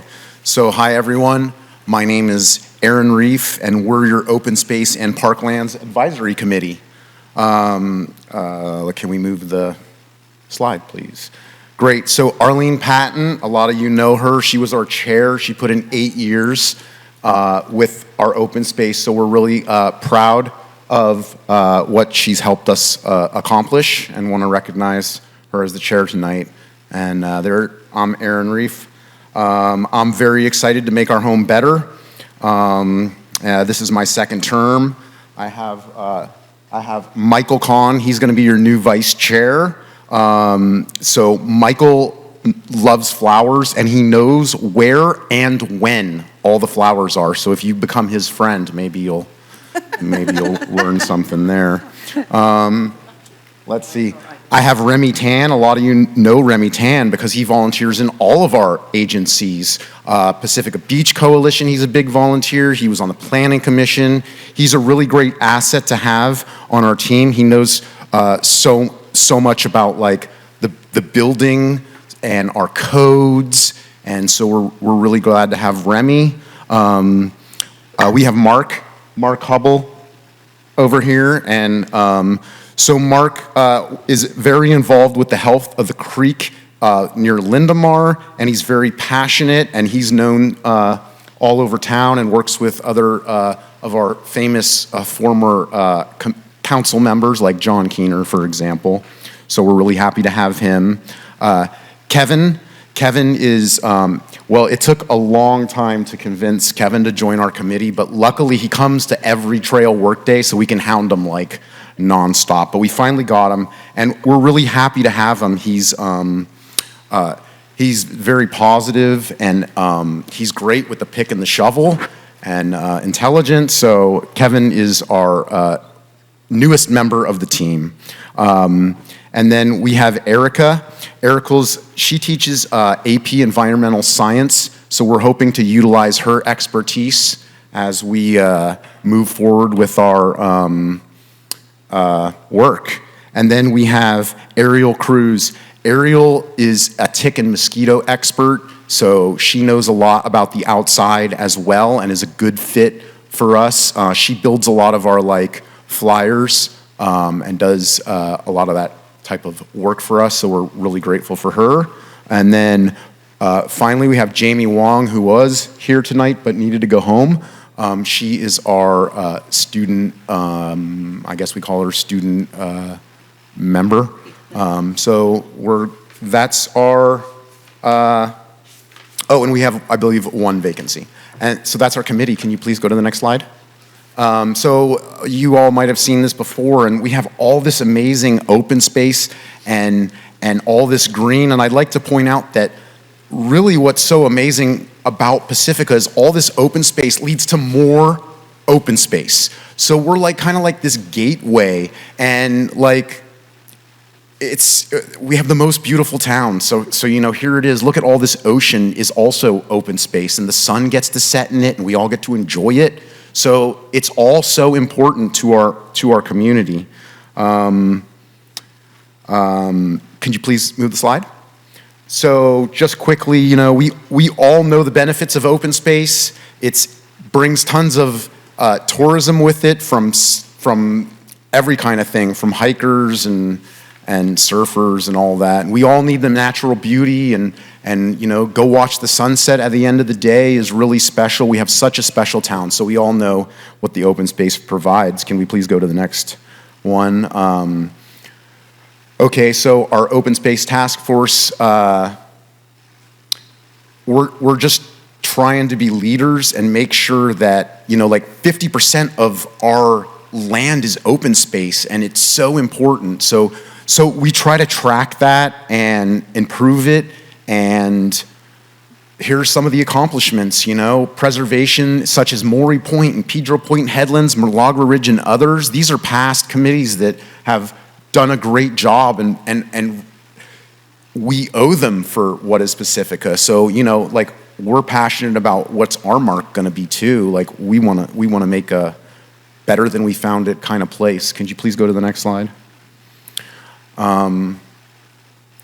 Yeah, so we redid the purpose with the council a few years ago for this new resolution, and I'll let you guys read it. It's available online. Again, we're here to improve the outside for all the residents to use and enjoy, and I think we've been doing a great job. Could we show you some examples on the next slide, please? So here's some of, even you'll recognize some of these people standing here on this lovely trail work day. Man, what a great job we've done. This trail was in desperate need of love, and we just been pouring it in, and every month, and we went from, and now we have so many experts, like these guys that you see, they come so much that they can lead their own work now, So I think that's really one of the most important things is, okay, if I know how to fix a trail, but I won't be here forever, so how do you teach all the other people to take care of it too and make it better? So once a month, this is what we do. The pampas grass problem, we've eliminated the pampas grass problem basically from the top of our hill. And if any of you have ever been into Rockaway, you see it's just dominated and taken over. So we're really proud about that, and thistle, and we're doing a great job. Please advance.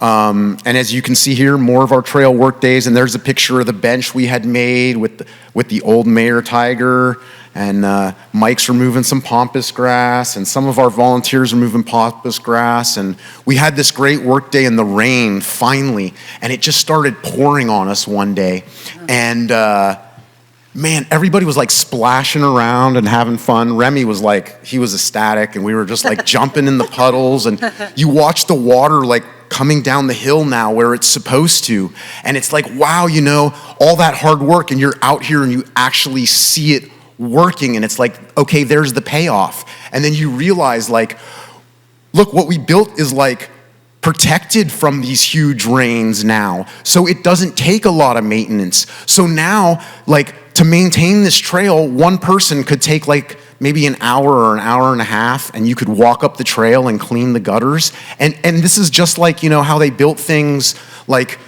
in the ancient times, water was dealt with and things lasted a long time, and that was our goal. So thank you. Next map, please. Slide, please. Next slide, please. Thank you. So there was a lot of work done in partnership with the planning and our city liaisons, and we got this really nice status report that we use to try to track the parcels, so that we can be on top of what's being built in our town, and it can be accurate. And this is all available on the city's website that anyone can go and access right there. So it's a really powerful tool for everybody, and maybe we can go to the next slide, please. Then we also, we invite people who want to come before us to present. And so we had a presentation from One Picardo Ranch Road, and as you see their football field in the picture, so that's Terra Nova High School, and they're the valley up in the back. Next slide, please. And we had some comments for the applicant, and we know of the existing PG&E roads and some of the other issues. Can we please go to the next slide? Thank you. So the Ohlone Portola Heritage Trail is a county-wide project, and it starts on the county border of Santa Cruz and San Mateo. It's the trail that the old, when the Spaniards and the Indians had met, and they showed them the San Francisco Bay. And it's a multi-agency trail project. So we took on Pacifica's part, and we routed it from the south end of tunnel, and we put up all these wayfinding signs, hoping that we could drive some traffic. We brought it along the beach and through some through some businesses where we thought, maybe somebody along the way could stop and have a coffee. And then it goes up Fassler to the trail that we just talked about that we all volunteer and fix. So we fixed this important part of the Ohlone Portola Heritage Trail, and the cost was not very much because we did it all with volunteer work like we do everything with. Just a huge success. And Arlene really we had to work with Caltrans and all these different state agencies, and I don't know about having the patience for all that, so Arlene handled it. So we appreciate her on this. Next, please. Okay, and this is a really great project we got done, the new trailhead kiosk sign. So this is the same trailhead sign the county parks use, and we, Arlene, we went after Measure K money, and we went before the county supervisors, and we got $10,000 for this sign. So again, it cost us nothing, and it's an incredible sign. There's two sides to it, so we have maps on it, and our communications subcommittee helped us fill it up with these great flyers that show a bird and some of the flowers on the trail, local things. So I'm really proud of what this trail really has become now. Next slide, let's see more. So here we are at the ribbon cutting ceremony where we had VIP guests, and I think there was probably 50 or 60 people there when I turned around at some points. And it was a lot of effort. Tiger, again, I want to bring up Tiger because he put in a lot of effort to get us that kiosk. Tiger was hounding. He was a tiger, and he got us that. So let's go. I love that guy. All right. So, okay, and then we worked with the Department of Public Works, and we got these trash cans and dog bag, and they take care of weed whacking for us, right around this little area, and the trail has improved a lot with this, so we're super proud of the impact it makes, just giving everybody who wants to do the right thing the ability to do the right thing. And people are using this trail now, and you could come from San Mateo County and come up and over to the Discovery site and down this trail. It was in so bad shape they wouldn't. But now I'm seeing all kinds of new bike riders on even gravel bikes coming over the hill. And so they might be spending money on something when they're in town. So it's a really great asset, and it shows what we can do as a group. We transformed this trail that was a liability into a gem, and the sun sets up there, and our secret bench, oh my gosh. So I'd argue we have one of the most beautiful spots in California to sit and watch a sunset. It's spectacular, and we'd be happy to show you guys the secret bench maybe. Can you go to the next one, please? Okay, so we attended the Pacifica Beach Coalition's Eco Fest, and there's 4 of our members. Ariel had an idea to make some butterflies, and you can see that Erica there had the kids making these paper butterflies, and it was a really great event. We connected with a lot of our other community groups. Next one, please. And then for Russ Hartman, the Preservation Award winner, we had him nominated by 3 different agencies, and so it was pretty overwhelming that Pacifica was really proud of what this man has accomplished for us in this town, and we were really proud to be able to present it to him. And a few days after we presented it to him, I was riding my bike on a trail, and I came up on this guy, and he's like with a pick, and he's like getting after this weed, and I was like, Russ. And sure enough, it was Russ. So even after the award, Russ was immediately out there, doubled down. Yeah. Good choice. Next slide, please. And this is your OSPAC. This is all of us. And we're a great group, and we hope to leave a mark of positivity that you guys will remember on our town. Thank you. Thank you so much, Erin. Thank you, Erin. Love the energy and enthusiasm you bring to this group. Yeah, what a pleasure, huh? Yeah. Thank you so much, all of you. Yeah, I could not stop smiling that whole time. So thank you for your energetic presentation and for all the work that you do. And Erin, I think I owe you a little apology offline, so I'm going to reach out to you. And that's what we get to do as humans, right? Thank you. I just want to thank Erin for, in particular, the enthusiasm, but also specifically all the work you did to make the bench thing happen as well. The rest of the committee is fantastic with all the trail work you do, but we couldn't do it without a fearless leader like you keeping the motivation going. And thank each and every one of you, but in particular you, Erin. Thank you. I just want to thank you for protecting what makes Pacifica unique and special. And I wanted to know where that bench is. So, and also I want you to discover some areas in Pacific, on top of the hill.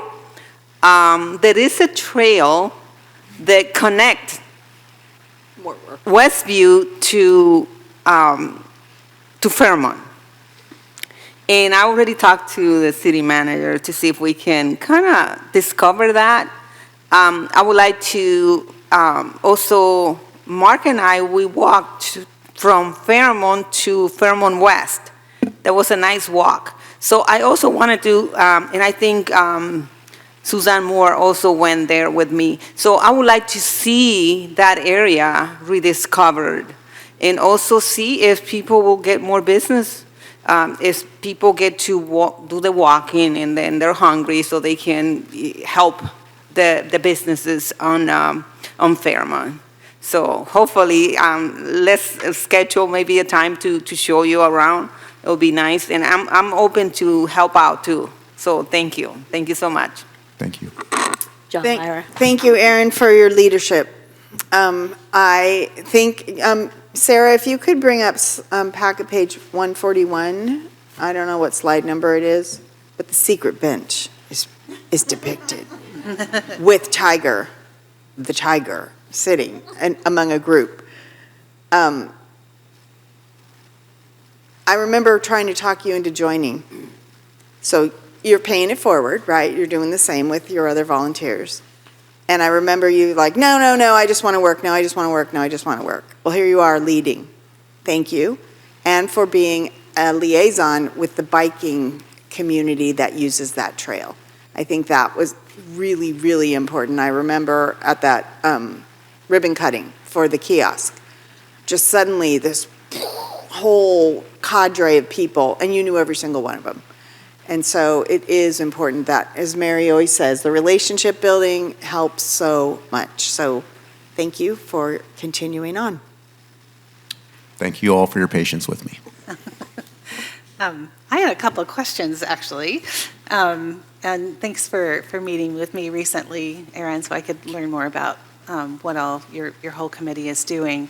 So in this resolution that we adopted in 2024, one of the statements says, be it further resolved, OSPAC may plan and undertake periodic trail improvement social work days for trails located on city-owned property in full coordination with the city manager. And so I'm not sure if this is a question for you or for the city manager or staff, but I'm just curious what's the process for identifying trails that need work that are brought to your attention? I was noticing, like in the Public Works also has a list of capital improvement projects, which included improvements at the Ani Cattle Hill Trail. And so I don't know, where the communication happens between the different departments. So this project basically began with just me meeting Arlene on the trail, and she was the chair of OSPAC, and I was just the guy who uses the trail the most. And we talked about like how to make it better, and I was like, I mean, it's easy. I could just fix it.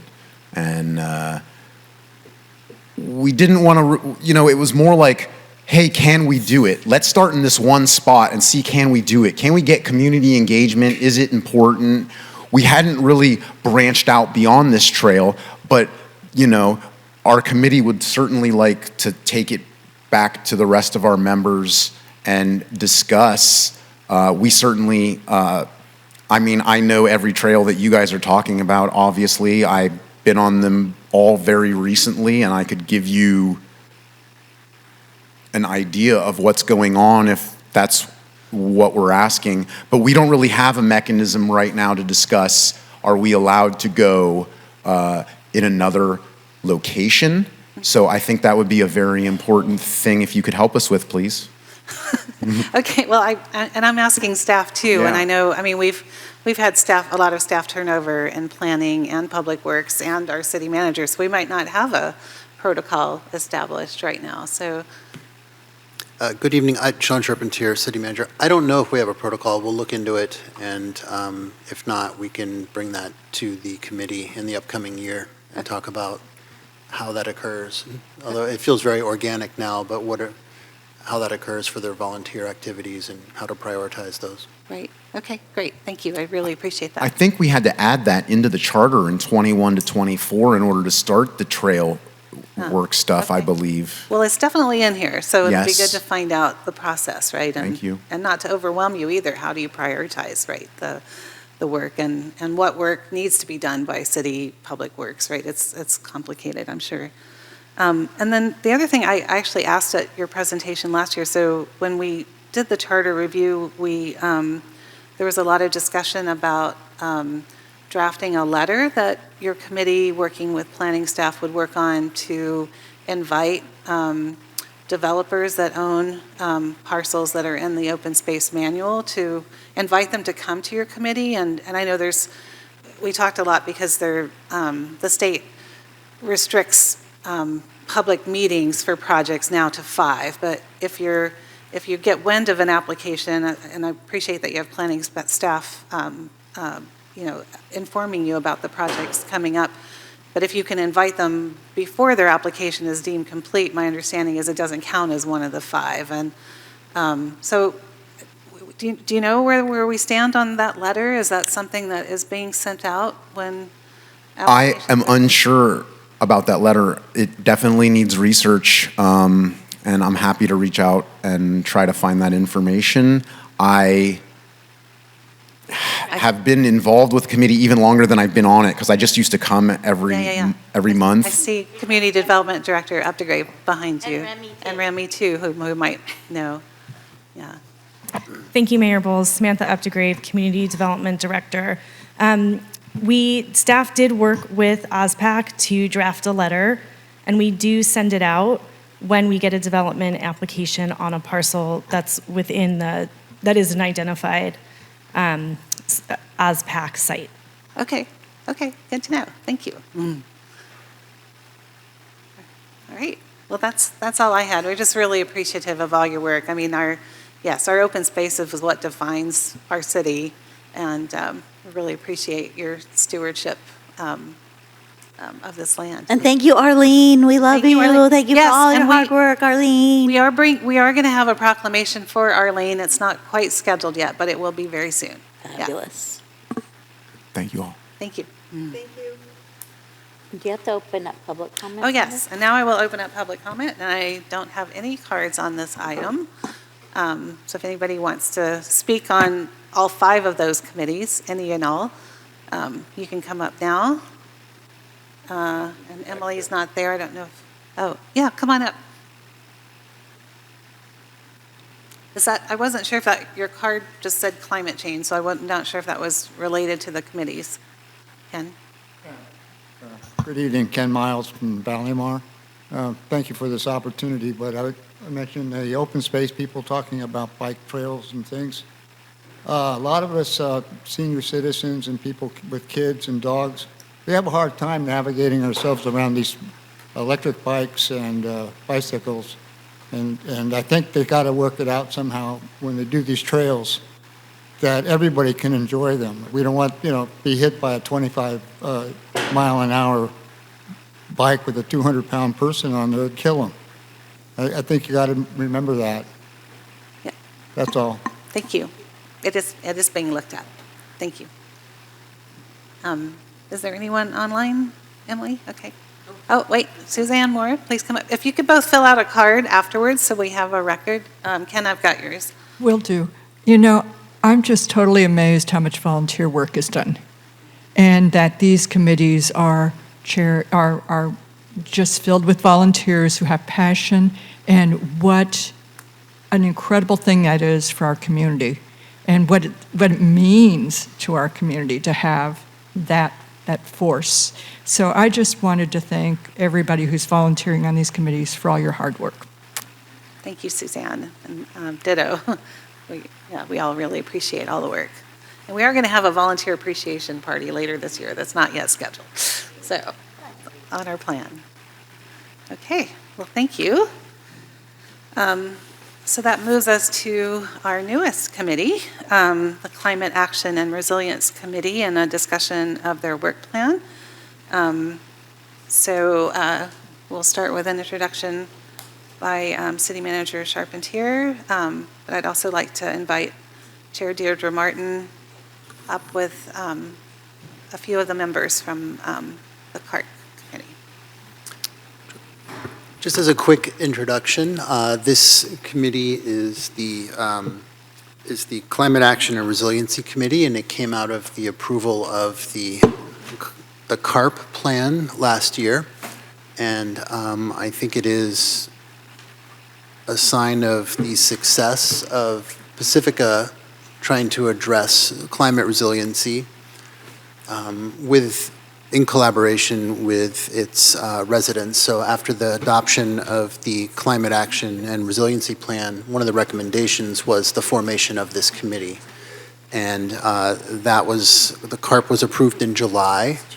The committee framework was approved by the City Council in September, and since then, they've had 5 committee meetings in this current calendar year, and in those meetings, they've been able to accomplish quite a bit in their inaugural year, including being involved in discussions about the tree canopy, as well as the creation of their first work plan. And they're here tonight to present on the work plan that they've been working on, and that's my introduction.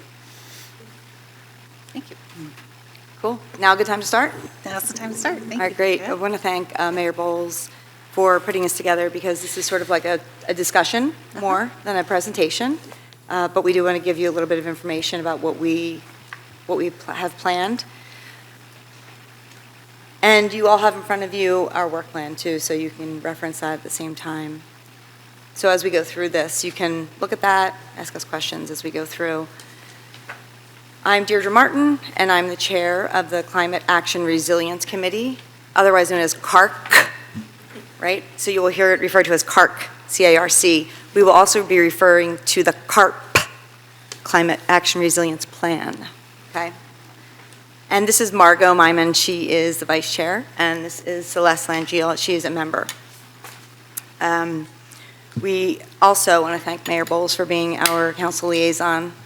I want to thank Brittany Hernandez for being our program manager, and Bella Carrion for being our Civic Spark Fellow. Samantha Updegrave for being our staff augmenter ever since Elizabeth has left. So let's move on. As you all know, this is a very new, this is a very new committee, not a commission. You can also find our CARP at www.planpacifica.org/CARP. So if you're online, you can go ahead and look at that right now. Just advances?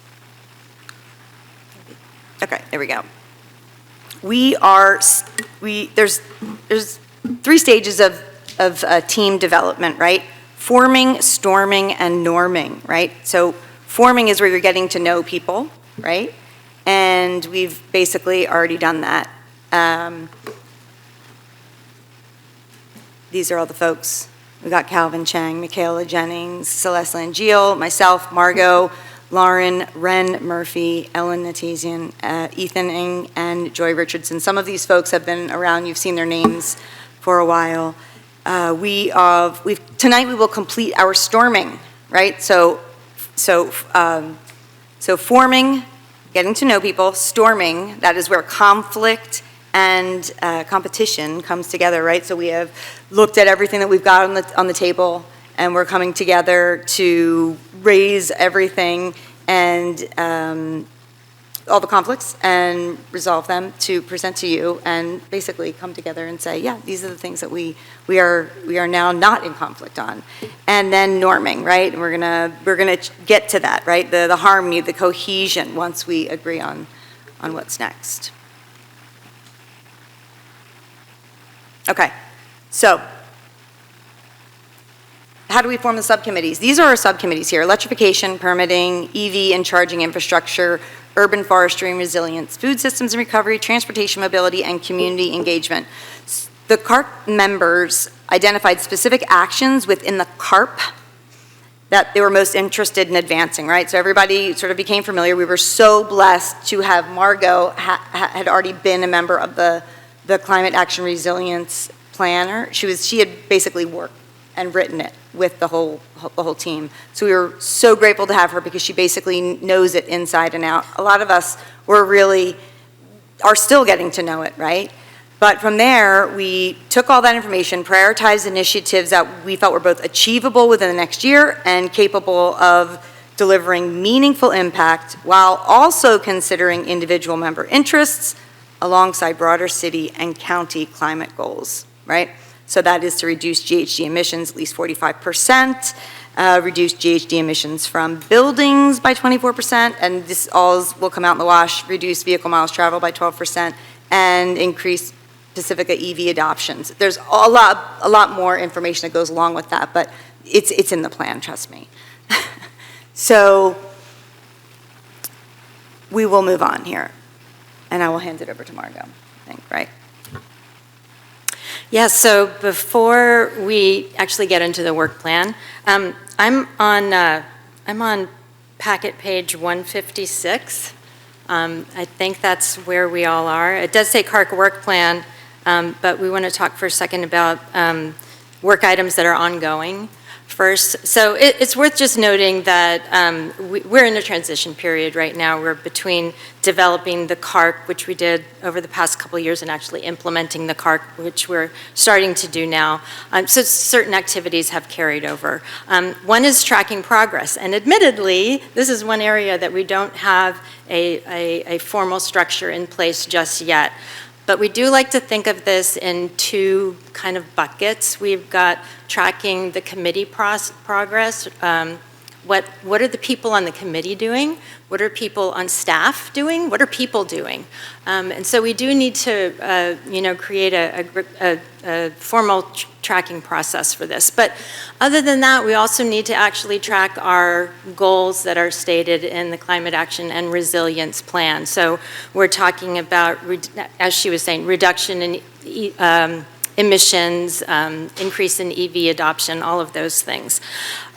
So in order to track that, of course, we need data, and currently we're getting a lot of this data from Rincon Consulting, who in turn gets it from a variety of sources. And I do want to mention that there's an opportunity to get better transportation data right now. Currently, we're getting transportation data from MTC, Metropolitan Transit Commission. But there is an organization called Replica that would have more accurate data. It would cost an additional amount of money, not a lot of money, a couple $1,000s per year. Our program manager, Brittany Hernandez, already shared this opportunity with city staff. Apparently, it's not a priority right now to do this because of budget constraints. Understandable, but it's one of these things we need to recognize, that better data would allow us to have better, accurate reporting. Ultimately, we need to figure out how to present progress on the CARP to the community. This is going to be an ongoing conversation, and this is an area that will take some staff time for us to do well. Next slide. It's important that CARC doesn't operate in a vacuum, so this is where liaisons come into place. There are other commissions and organizations that have several similar overlapping objectives. Of course, it's beneficial to share resources and know what's going on in the county and the state so we don't miss opportunities. Liaisons for PB&R and the Pacifica Land Trust have been attending all of our meetings so far in 2026, which is wonderful. We've got, of course, Mayor Bowles is our liaison on City Council. City Manager Charpentier was there at our last meeting. We're also grateful to have dedicated staff time from our Community Development Department. There's a water heater pilot that I'm going to mention in just a second, and I mention it now because you see RICAPS there on the right-hand side. RICAPS is a countywide coalition of city staff sustainability managers, and we are attending those meetings, and we found out about this water heater pilot from RICAPS. LEARN, you see there, LERN, Local Energy Resources Network. It's a statewide organization, and there are a number of different grant opportunities that we've passed on to staff that we have learned about by attending LEARN meetings. Next slide, please. One of the goals that we have, or one of the actions that we have in the CARP, Action C3.1, was to establish a web page with resources for residents. This effort was actually launched already in 2024 by Brittany Hernandez, and Bella Carrion is maintaining it right now. They're doing a fantastic job. We are excited to continue making it even more user-friendly and helpful for residents. Bella has launched Carl's Corner, the monthly newsletter with updates on the CARP for our community. And I just want to mention that this kind of outreach is just one example of the importance of staff support.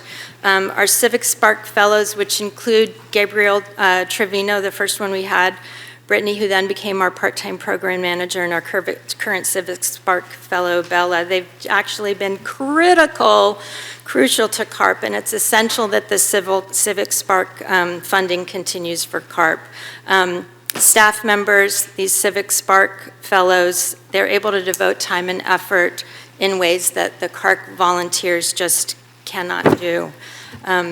And Deirdre, I think. Oh, yeah, I just wanted to mention that is one of the climate action goals that was recommended on the original climate action plan from the founding members, that there is an ongoing staff member dedicated to this effort. So I just actually wanted to thank Brittany Hernandez because her last day with the city is her last meeting with us is June 8th, and she's been instrumental in helping get the CARP off the ground and working with both teams. And I want to wish her well. And I also just wanted to say, if anyone has any connections, please reach out to me, and I will get you in touch. She would be a valuable asset to any organization. I assure you, it's a great loss to us as an organization here. So just keep that in mind as we continue on. We didn't put it in our pages, but every single subcommittee here had a goal of making sure that the council knew we would love a full-time staff member. So moving on to the actual work plan, I'm not sure, would this be a good time to just pause for any questions, or shall we just go ahead and go through? I don't have questions. Yeah, well, go ahead. Go ahead, Ben. Mm-hmm. All right. Did you want to ask a question? Oh, sorry. Okay. I misunderstood you. hear the plan. You want to hear the plan, all right. Okay, so here we on our work plan, and I think at this point, we are still on, page 157 in the agenda packet, I believe. So our work plan for just this year focuses on 7 areas. They come from all the different sections of the CARP. And you can see the list of them here. They actually mirror the subcommittees that we established at the beginning of the year. So let's talk about the first area, electrification. It's not advancing yet. Here we go.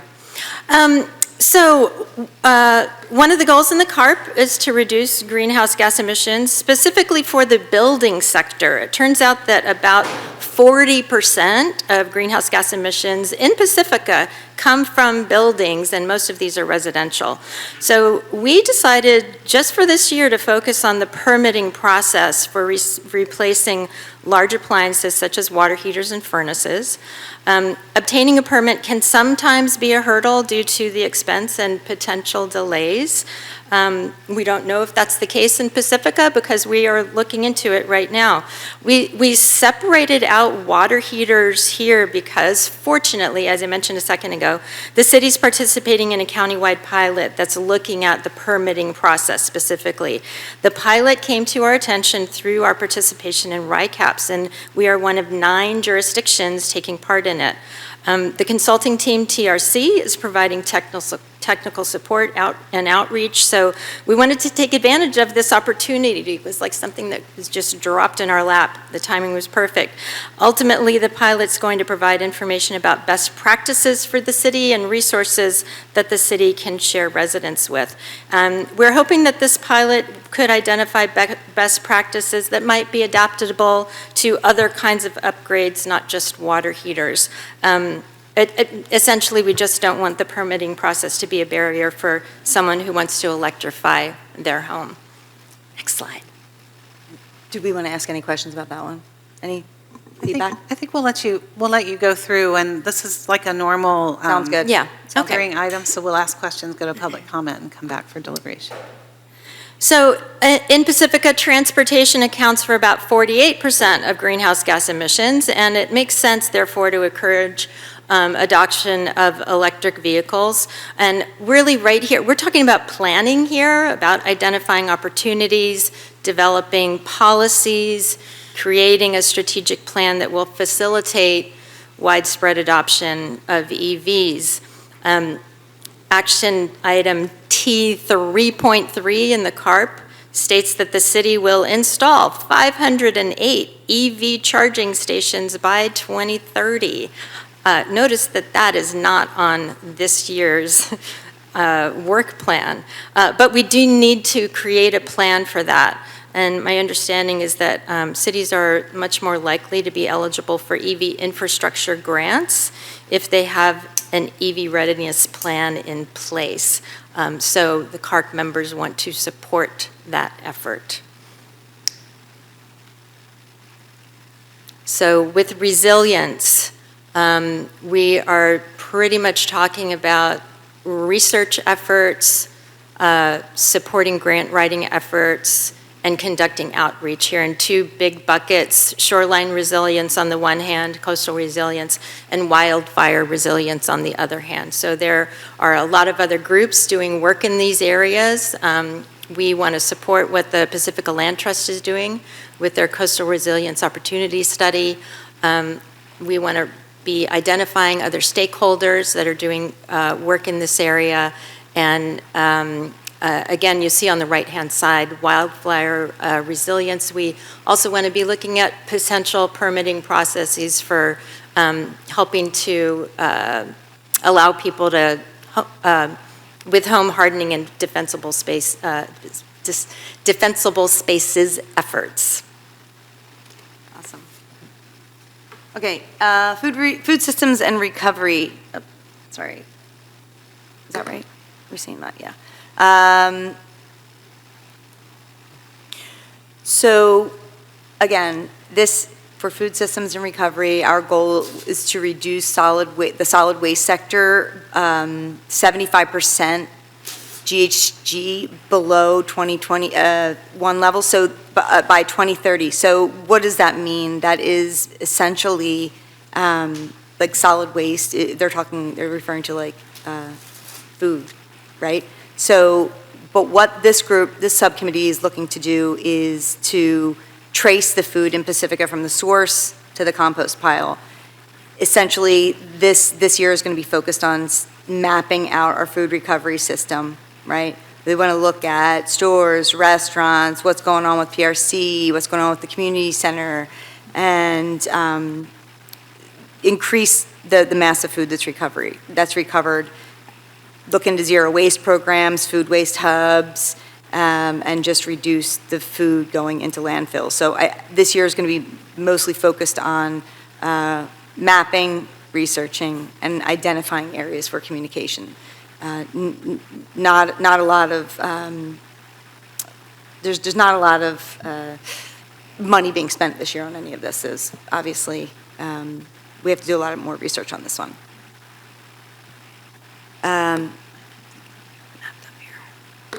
Okay, transportation and mobility. We're looking to reduce vehicle miles traveled by 12% by 2030. So what does that mean? So 48% of all Pacifica's GHG emissions right now come from transportation. That's like car and bus. So right now, all of the GHG in Pacifica comes from cars and buses. That's 48% of, right? So what do we want to do? We want to promote alternate transit options. Some of the ways that we can do that, some of our low-hanging fruit here, right? We can research grants. We do have a bicycle pedestrian advisory committee in conjunction with the Parks, Beaches, and Recreation. There's a master plan that was awarded grant a while ago. So they're working on that. We'd like to collaborate. We've already been meeting outside and just making sure that the two groups are working towards the same goals. We'd like to promote transit options. There are things like Clipper Start and City Manager Charpentier has let us know about the San Mateo County Express Lane Go program. So there are things that we don't know about that we need to start promoting. We also have a carpool culture toolkit, which our own committee member Calvin Chang has put forth, and I think you all have been. He actually proved it, and it also went to the county supervisors, and it's basically a toolkit that any school could take and promote and employ for ways to increase their carpools at their school.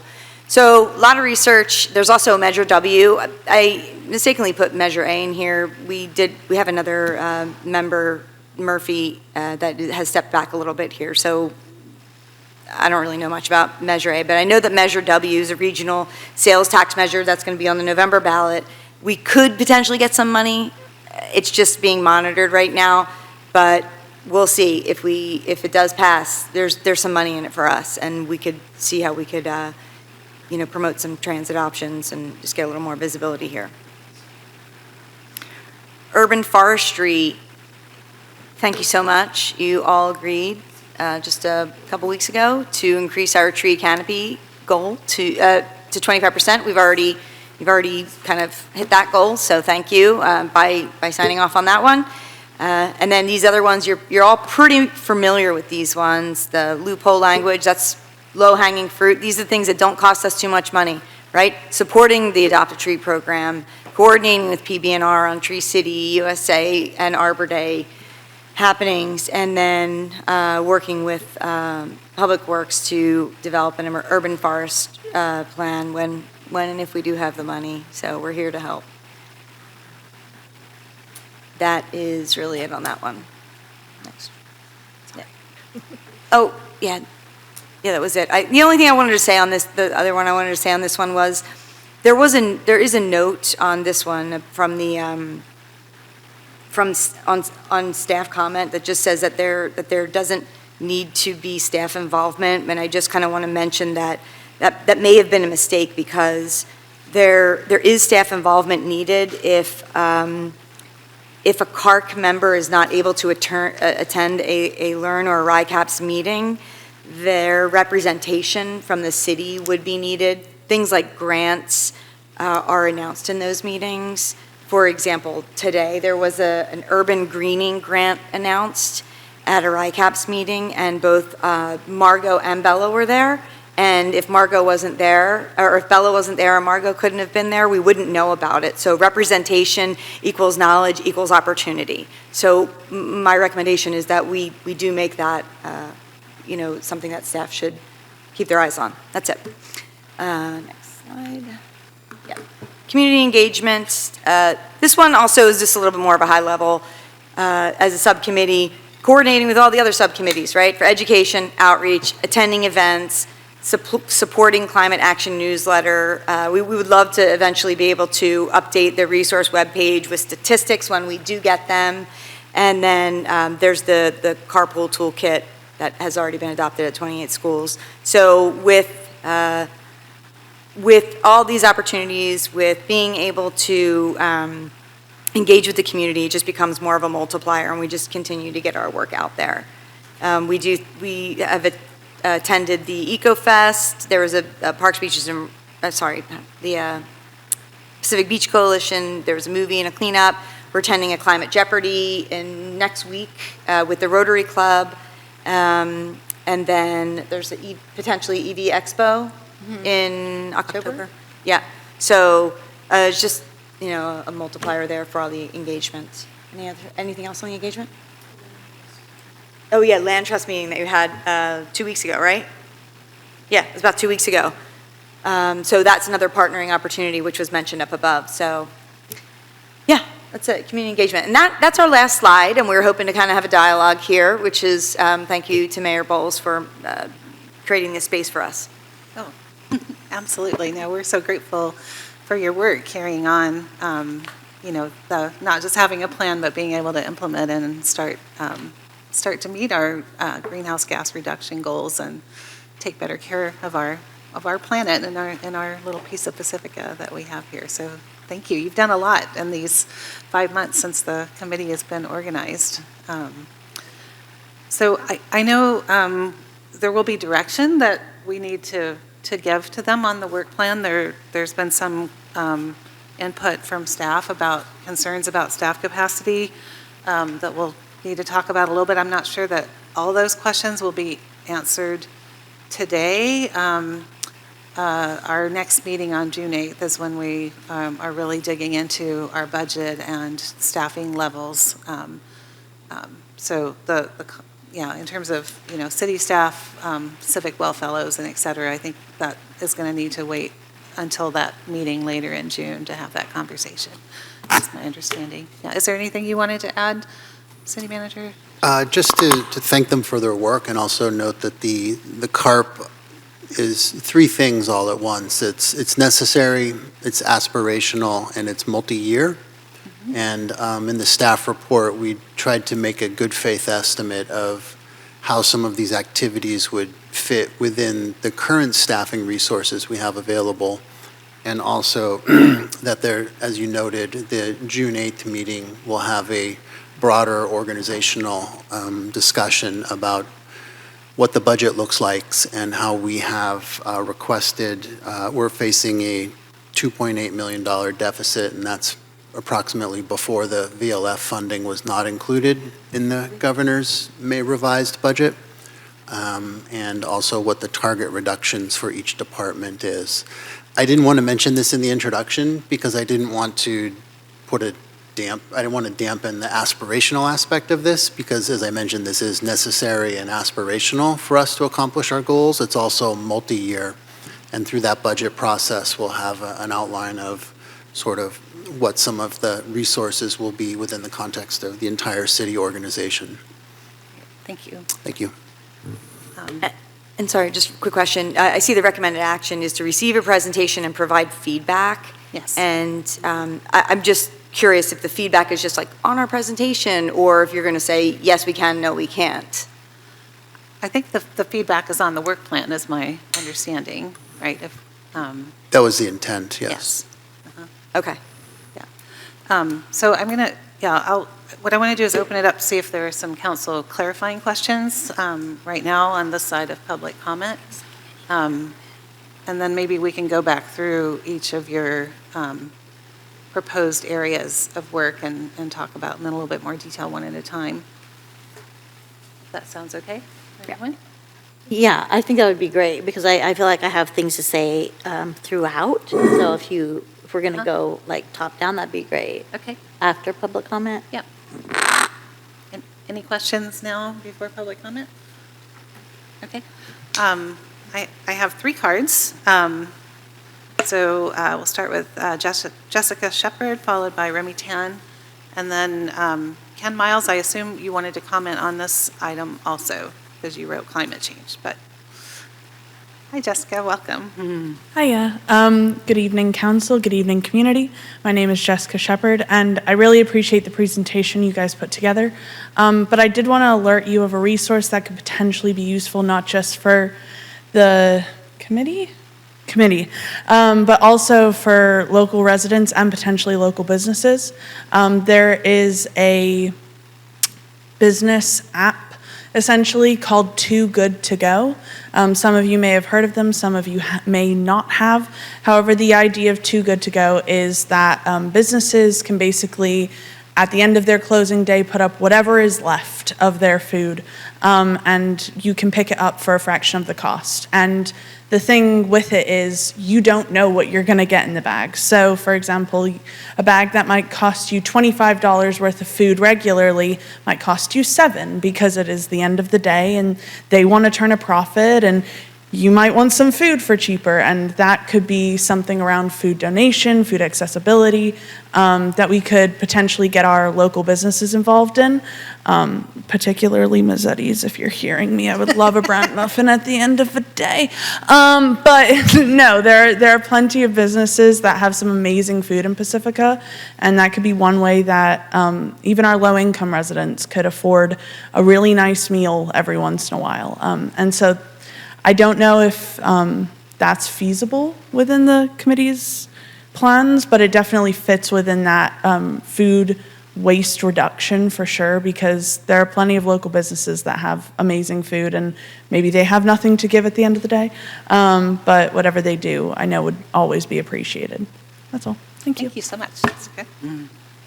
Remy?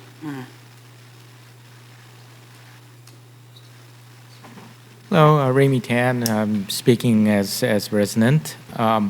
Pacifica, great report, guys. It was super. Just had some comments.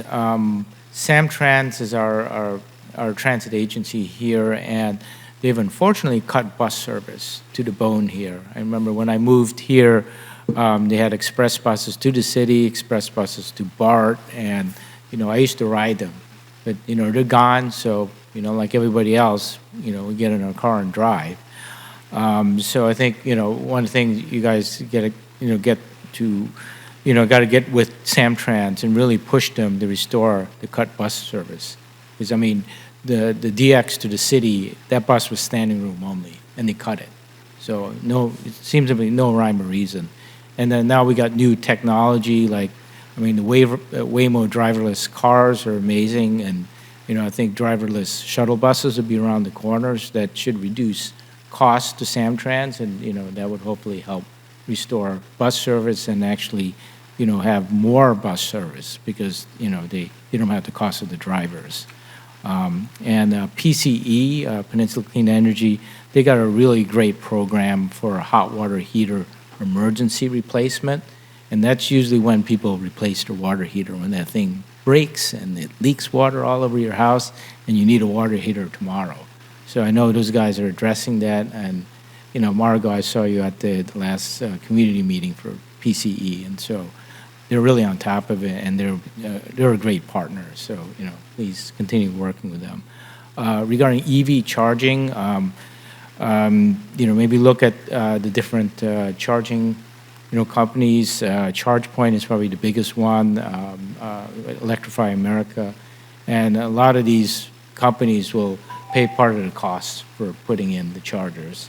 And then, I know we don't like Tesla too much, but, Tesla has a really, good and fast charging system as well. And for carpooling, there's a new company called Cruise, CREWZ, and they're just starting up. They took over, I think, a very similar thing as the old carpooling apps we had before the pandemic, so you might want to reach out with them, and then again, coordinating with the schools is a great thing. Thank you. Thank you so much for me. Ken Miles, and then the last card I have is from Carl Schwab.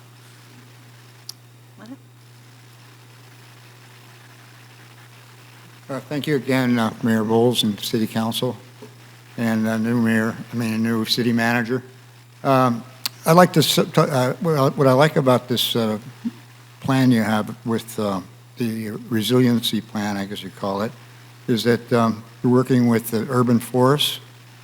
And the only thing I comment about that is it might be in conflict with some of the issues of wildfire that you have. Because I remember in this town, we have a lot of eucalyptus trees, Scotch broom, and acacia trees that are really prone to blow up and that. And they're all over the neighborhood. So I don't know where, the only thing I can think about is that we got to either have a good law on that and people that violate the defensible space area, they have a code enforcement officer come and remind them a couple times. They don't do it. You have somebody else come in, and they will take care of the problem and then charge them on their thing.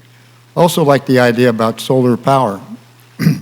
One of our big problems here in Pacifica, and I think around the whole state, northern state anyway, is PG&E with their extravagant costs, and they're not undergrounding their lines when they should be. We should have that here in Pacifica, because that would be, instead of removing the palm trees in Ballymar or elsewhere, and they don't replace the trees that they do remove. So it's going to be like a battle between urban forestry and fire safety. We have to keep that in mind. Then regarding solar power, I think I have it in my house. More and more people have it, but PG&E is fighting it through different ways with the insurance commissioners, et cetera. But I think we could, if all the people who live on the sunny side of the valley had a solar power and they can generate what they need and then sell, quote unquote, to the people that live in the shade, that would be a way of maybe we could do something community-wise without PG&E involved. Thank you. Thank you, Ken. So Carl?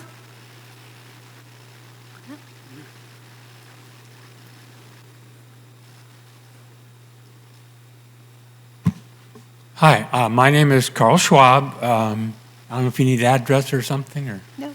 That's good enough. Okay, I was one of the people that helped write the CARP plan, and now the baton has been passed over to the CARP committee, and it's a really daunting task. And I hope that, but it's important. I mean, it's something I think we have to address one way or the other, if we want to keep, having a lifestyle that we've become used to.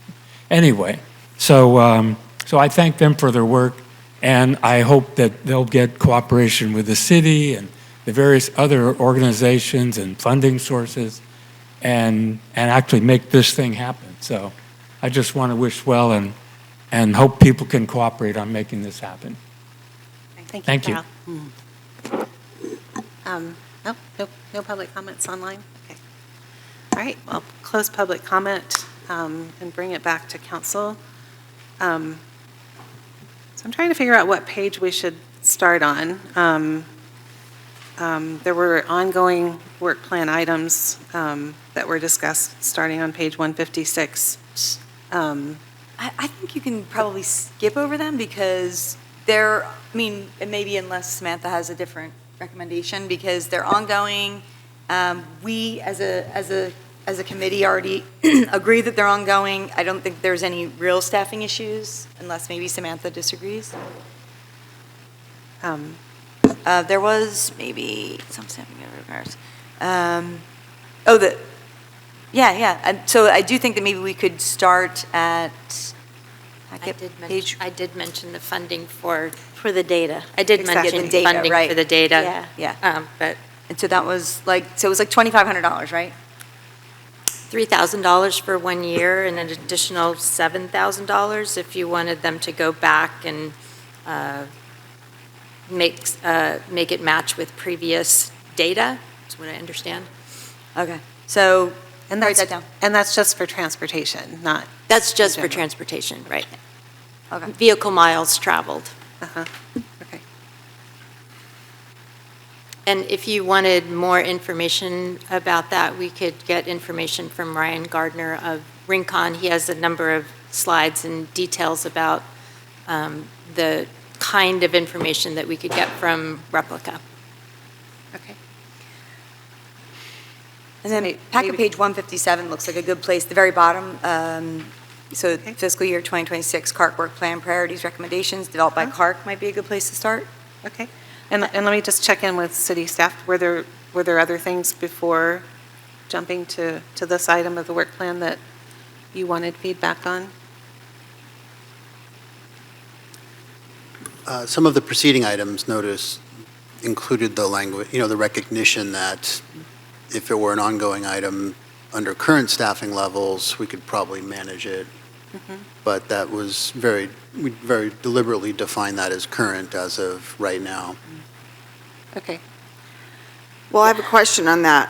On packet page 156, with regard to near the bottom of the page where it says item 1B, I think it's a 1, right? 1B, liaisons to city committees, commissions, and in line item 1, 2, 3, 4, it references the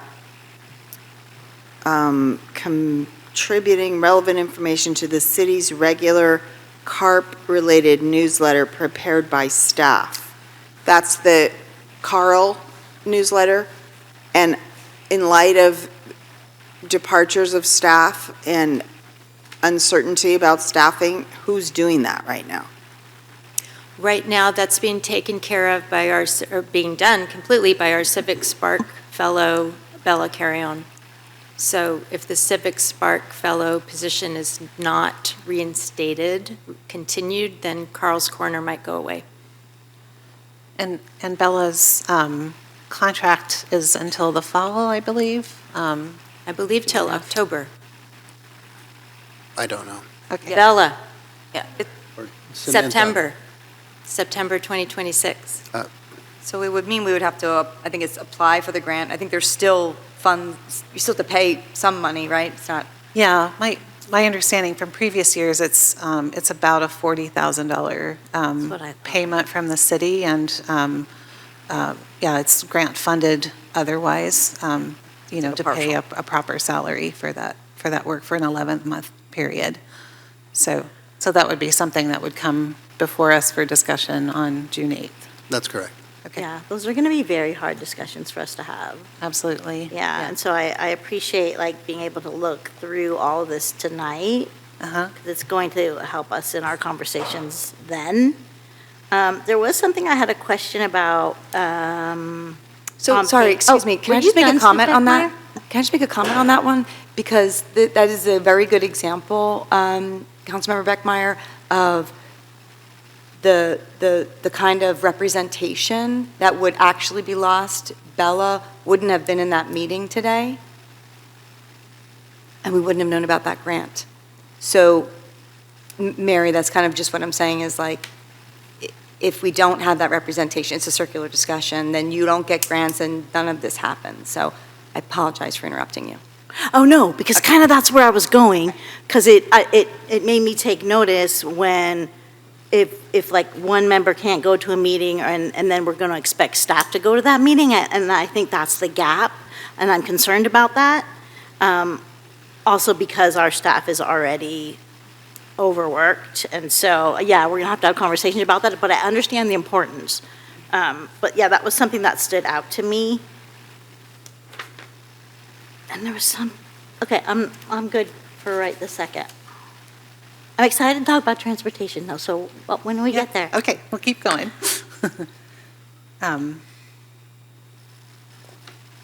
Okay, and like you said, right now, I'm grateful that Margot was able to go to that meeting, but you can't necessarily commit to having a committee member who's a volunteer attend these regularly because they're during a work day, right? So not everyone is able to do that. Is it possible for one of us to do that, or?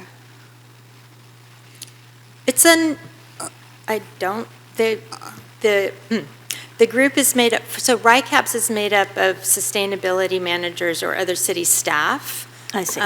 City council members don't generally take part in these meetings. Okay. So. And even having you participate is a little Even having unusual. me participate is, it's not, well. Weird. It's they're being kind to allow a volunteer member of the community to participate. But I have been glad to do it for the past couple of years. Trying to And work with it's what we got. you know? Just a wealth of information and resources about what's happening, so. Are the RICAP's agendas public? Yeah. Do you know, Sean? No. Will they No. have to be recorded? No, it's a meeting of sustainability staff. It's a CCAG program. Right. It's a meeting of sustainability staff, so I think they might be intimidated if a council member showed up. Not intimidated, but it might create a different vibe, if you will. And it would be atypical to have non-agency staff on a regular basis. Right. I was just But thinking, if there's a way to monitor the topic, the subject matter through, receiving the agendas, receiving the slide decks, it's, are they Zoom meetings or in person? There are usually Zoom meetings, but then there are quarterly in-person meetings. And the Zoom meetings are not recorded. The slides can be available, but there's nothing that replaces either in person or viewing it. Oh, believe me, I know. Yeah, yeah. I'm just trying to figure out how we're going to cover all the bases that are mentioned here in this plan, of which there are many. Yes. And they're all important. Yes. Top priority important. Yeah. So Yes. I'm just trying to get my arms around what is being asked for here. Thank you. Are there minutes of those meetings? I don't think so. A lot of it is staff brainstorming around potentially, sometimes they do multi-jurisdictional applications and how to deliver these projects, or grappling with a lot of the same issues that you hear in the work plan and in the committee of how do we make this happen when the need's so great and there are so few dedicated resources. But if it's a matter of funding applications, I can reach out to their staff and have them send them to us, because there are two types, one of which is these are funding applications available for public agencies, such as ourselves, and then also, for example, the hot water rebates or other rebates that are available on the consumer level. And, and we can use Pacifica Connect or other channels to distribute the consumer-based rebates or applications. Thank you. Thank you. And before we get to, and then the other item was the website, which again, right now is being updated by staff, which is okay under current capacity, but we'll find out. Okay. And does the city ever allow a committee member to do website updates, or does that have to be done by staff? We would do that. City staff. Mm-hmm. Right. Mm-hmm. Okay. Although committee members could write text and narrative that could be inserted. Uh-huh. Yeah, I was just That going to would be suggest useful. that, sorry, that is something the CARC member could do, is create the content and then, pass that along to staff members, and then the staff members would just, of course, they would need to be approved, but just upload it. Okay, yeah, that would help a lot, it seems, thank you. Okay, so let's go on to your work plan. So the tools for tracking progress, is that where we are? No. 157. Yeah, I think the bottom of 157. Yeah. Item 2. Roman numeral 2. Right.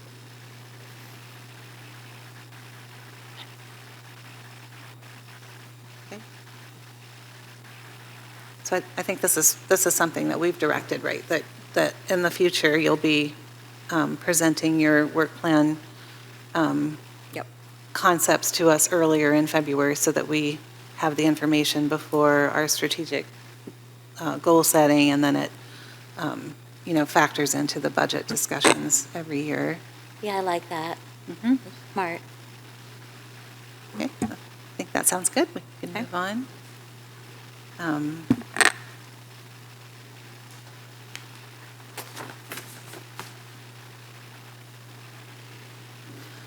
Okay, we're looking at 2B, Uh-huh. home electrification permitting process. I have a question on bullet point 1, 2, 3, 4. Support recommendations to streamline permitting processes and ease zoning restrictions related to heat pump placement. So it sounds like there's a determination or a sense that the zoning regulations are make heat pump water heater installation difficult. Am I correct in the way I'm reading that? That's correct. Not necessarily for Pacifica, because we don't know that, but in other jurisdictions, that has apparently been a barrier. Does that have to do with setback requirements? Yes. From a side perspective or a rear perspective? Say that again, please. Side perspective or rear perspective? Side setback or rear setback? Side or rear? On the property? All of the above. I don't see that as being a big problem in Pacifica. Typically, most of the bathrooms are on the rear of the home, where there's ample space within the setback requirements. But I do think it merits a look to make sure where there are setback potential conflicts, that we figure a way to make it easy, but we need to consider fire code, particularly on the side setbacks, to protect neighbors from. Absolutely. It's complicated, you know. If it was easy, we already would have done it. Yeah. So, yes. And we're not here to debate the exact requirements here today. We're just, this is something that they want to work on, right? To understand what the restrictions might be that, might limit the locations. Is it likely that we'll receive a number of recommendations from you, like about bike charging plug locations and perhaps on new construction projects, charging-ready circuits being involved? Any other kind of code changes, like perhaps making setback requirements exclude solar carports? Are there a number of those kind of ideas that potentially may be forthcoming in the future? Potentially, maybe. I cannot predict what will be forthcoming. Just to give a shout out on one of those projects we talked about earlier, the 19 units, each one of those garages will have a solar circuit, or not a solar circuit, a circuit ready for car chargers in every garage. I would love to see that across Pacifica. We know. Well, my understanding is that Cal Green standards, building standards are mandated. That's what my understanding is, so we're heading in that direction anyway. So the way this is written, it's really about permitting and trying to make all that easier, right? So you're making this easier for a homeowner or his home who wants to do these improvements to get their permit more quickly and reduce the burden. With the understanding that safety is very important, the inspections are important and all of those things are important. And I know there's some staff pushback in the staff report, just because a lot of this is planning and building, who are really an impacted department right now with all that the state is forcing upon us and all the applications. So I'm just wondering if, I mean, what I'm seeing is sort of review and in your language, like maybe for the first year, this, to try to take some of the burden away from staff. Could this be like looking at best practices in other cities, you all reading our codes to understand what we have now, what we don't, what might be necessary without us having to give direction that planning staff, we want you to work on this, right? Because I think that's going to be difficult for us to do. Yes. Okay. And also the time frame, right? Like Right. I feel like it needs to be extended. I know how important this is, but it's when I see the 26, 27, it's like, I know there's a lot. And so I guess if it said 28, I would feel more comfortable, but I know how important it is, so I'm not denying that. Just tight timelines.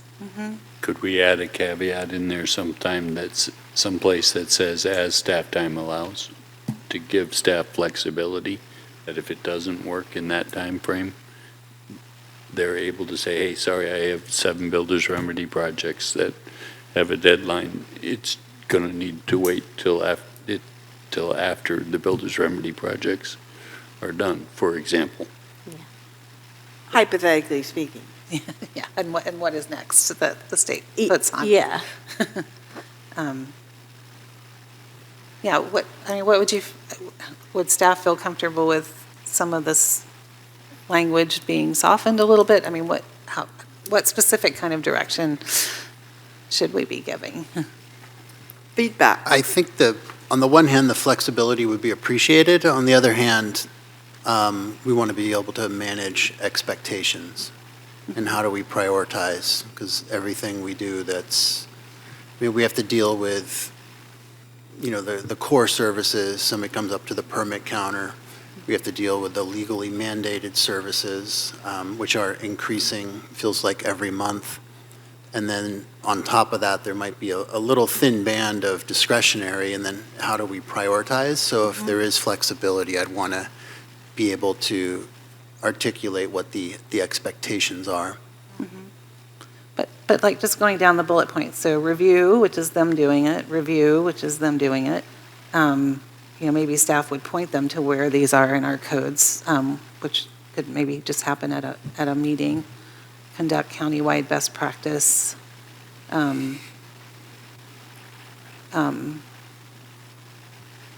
Support recommendations. So at some point the recommendations would have to come to council. So maybe this isn't something that's in this year's work plan, but maybe it comes to us in February, right, of next year. Well, that we it can seems like start it would- talking about what you've learned and presenting, what the next step is of improving the permitting and so forth. Right, so I'm just trying to take some of like a direction to staff out of this for right now, because we don't really know what it is anyway right now. Sure. So, Mayor Bowles, is your intention to look at these subtasks and then maybe sort of redline some of them and revise them with verbiage and saying, making them more achievable for staff and for CARC members? Or is it sort of just requesting, is it city manager saying, yeah, like if we can be more lenient with our expectations, then also you'll be more lenient next year when we go to say we didn't really get a lot of this done.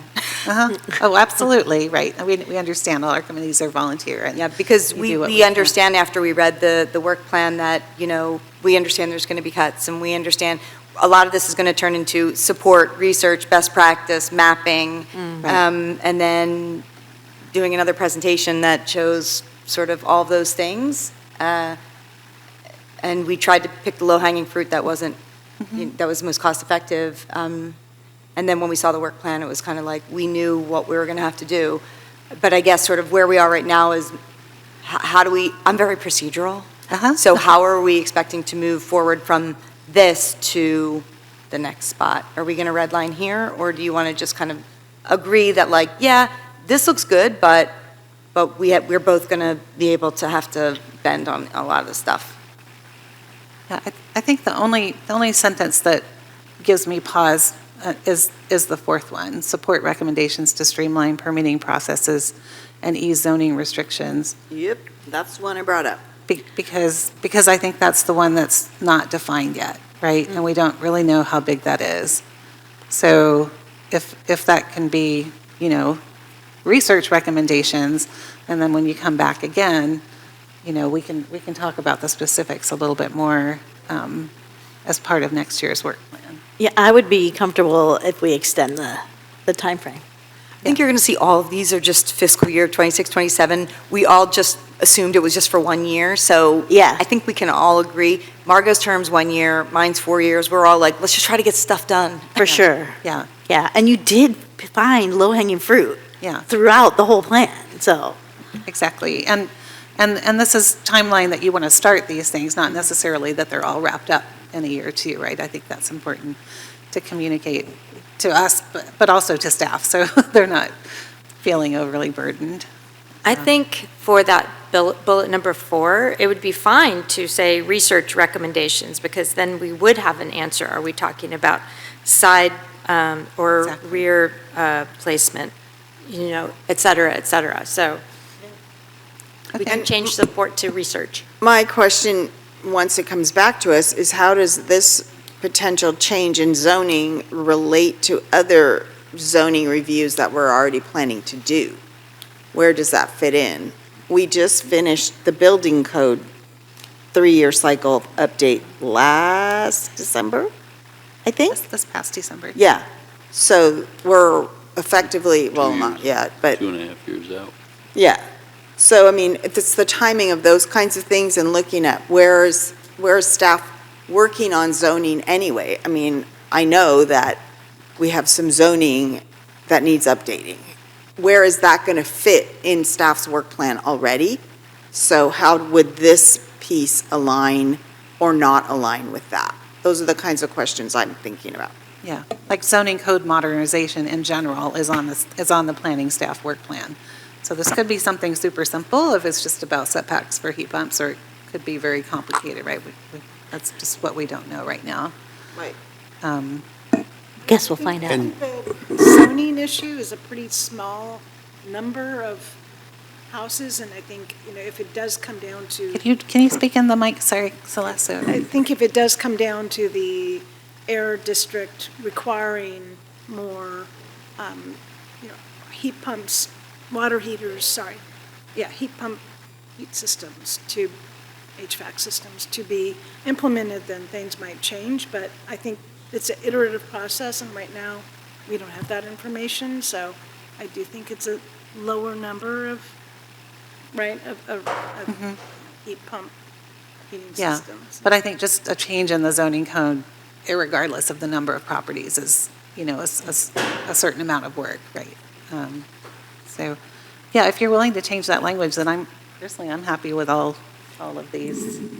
And I know you can't speak for them, but in bullet point 5, it occurred to me when it says conduct outreach and education for residents and contractors, is this in any way something that you can do in conjunction with Pacifica's environmental family? Yes, and PCE, Peninsula Clean Energy, is already doing a lot of outreach that way, so we can leverage what they're already doing. So the answer is yes and yes. Thank you. Yeah, I think what they do is that they, Peninsula Clean Energy, they recommend if someone is wanted to change, do the heat pump, they recommend the contractors. So it's kind of easier for them to do that, do their own research, and also contact the contractor. So they already do that, which is a good thing. Absolutely. Yeah, I'd just like to be super clear that I really support all these goals, but I just think we need to be clear that we can't be too specific about how much staff resources we can offer at this time, and that I support them in being able to do as much as they can with whatever resources it is that we're able to offer them. And we do have some hard choices that are coming up, but we have to put faith in them to do this important work, they have to put faith in us to make the best decision for the city that we can, and through the city manager's office too, because he's going to have some tough choices to make as to how to allot the staff time. And we just all need to work together, because this stuff is what's going to make the difference in our kids' future. Yeah, yeah. I think we're all very committed to the work that you're doing. So I don't want you to hear otherwise from us and asking these questions. So the other. Okay, let's talk about EVs, Greg's favorite subject. Wait, no, not quite yet. I didn't see a spot in here about reach codes and trying to move to building more electric, which is, tell me if I missed it, but that's something that council directed at our goal setting to continue to research, knowing that, we have a limited path, as you know, Margot, from what we've heard from Peninsula Clean Energy after the state law AB 306 that prevented new reach codes for electrification of residential buildings unless they were tied to policies already in the general plan. And so part of what we directed, and that's in the minutes for this meeting, is for the city attorney to research what may be possible. Again, that also is going to take some planning staff time, right, to work out, but yeah, I hope that that's something that you all can be involved in as well. I know it's important. Yes. On the electrification side. Mm-hmm. Yes. We could add that to the work plan. I didn't want the work plan to become too busy, but yes, We that's ask still them on to our radar. review it when it's available. Yeah, or participate in the process. Yeah, and that belongs here in the building electrification section. Yeah, though this specifically says permitting processes, and that's where I wasn't sure if it belonged there, but I didn't see another place for it. So just something for you to think about. Yes. And we'll learn more again on June 8th, whether there's capacity for staff to be working on this. Yes, and in fact, in the RICAPS meeting today, they did say, let us know if you would like support with reach code analysis for what your city can do, and so we're going to reach out to them regarding that. Great. I've heard a few other cities have done it in the last few months under their general plans. So. Yes. Great. Yeah, I had that too, the reach code with question mark, because I didn't see it in the sections. But that's also a big undertaking as well. Yeah. Okay, well, we'll keep that on our, in our top of our minds. All right, so can we scroll down to the next item?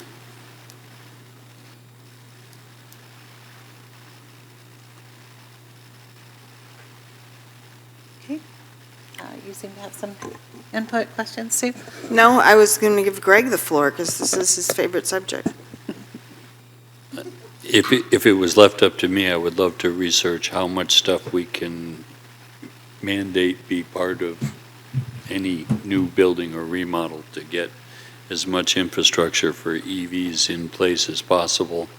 Perhaps consider a caveat in there about as long as it doesn't trigger a service upgrade, because that could get prohibitively expensive. There's going to be a lot of balancing of that kind of load capacity stuff that's a concern. I know with 2 electric cars myself, load capacity is a problem. And I worry about that on my personal house. So I will worry for mandating anything like that on people too. But it would be nice to start slowly implementing that, figuring out the best way forward for that, seeking some clarity and some advice from you guys and your expertise would be greatly appreciated.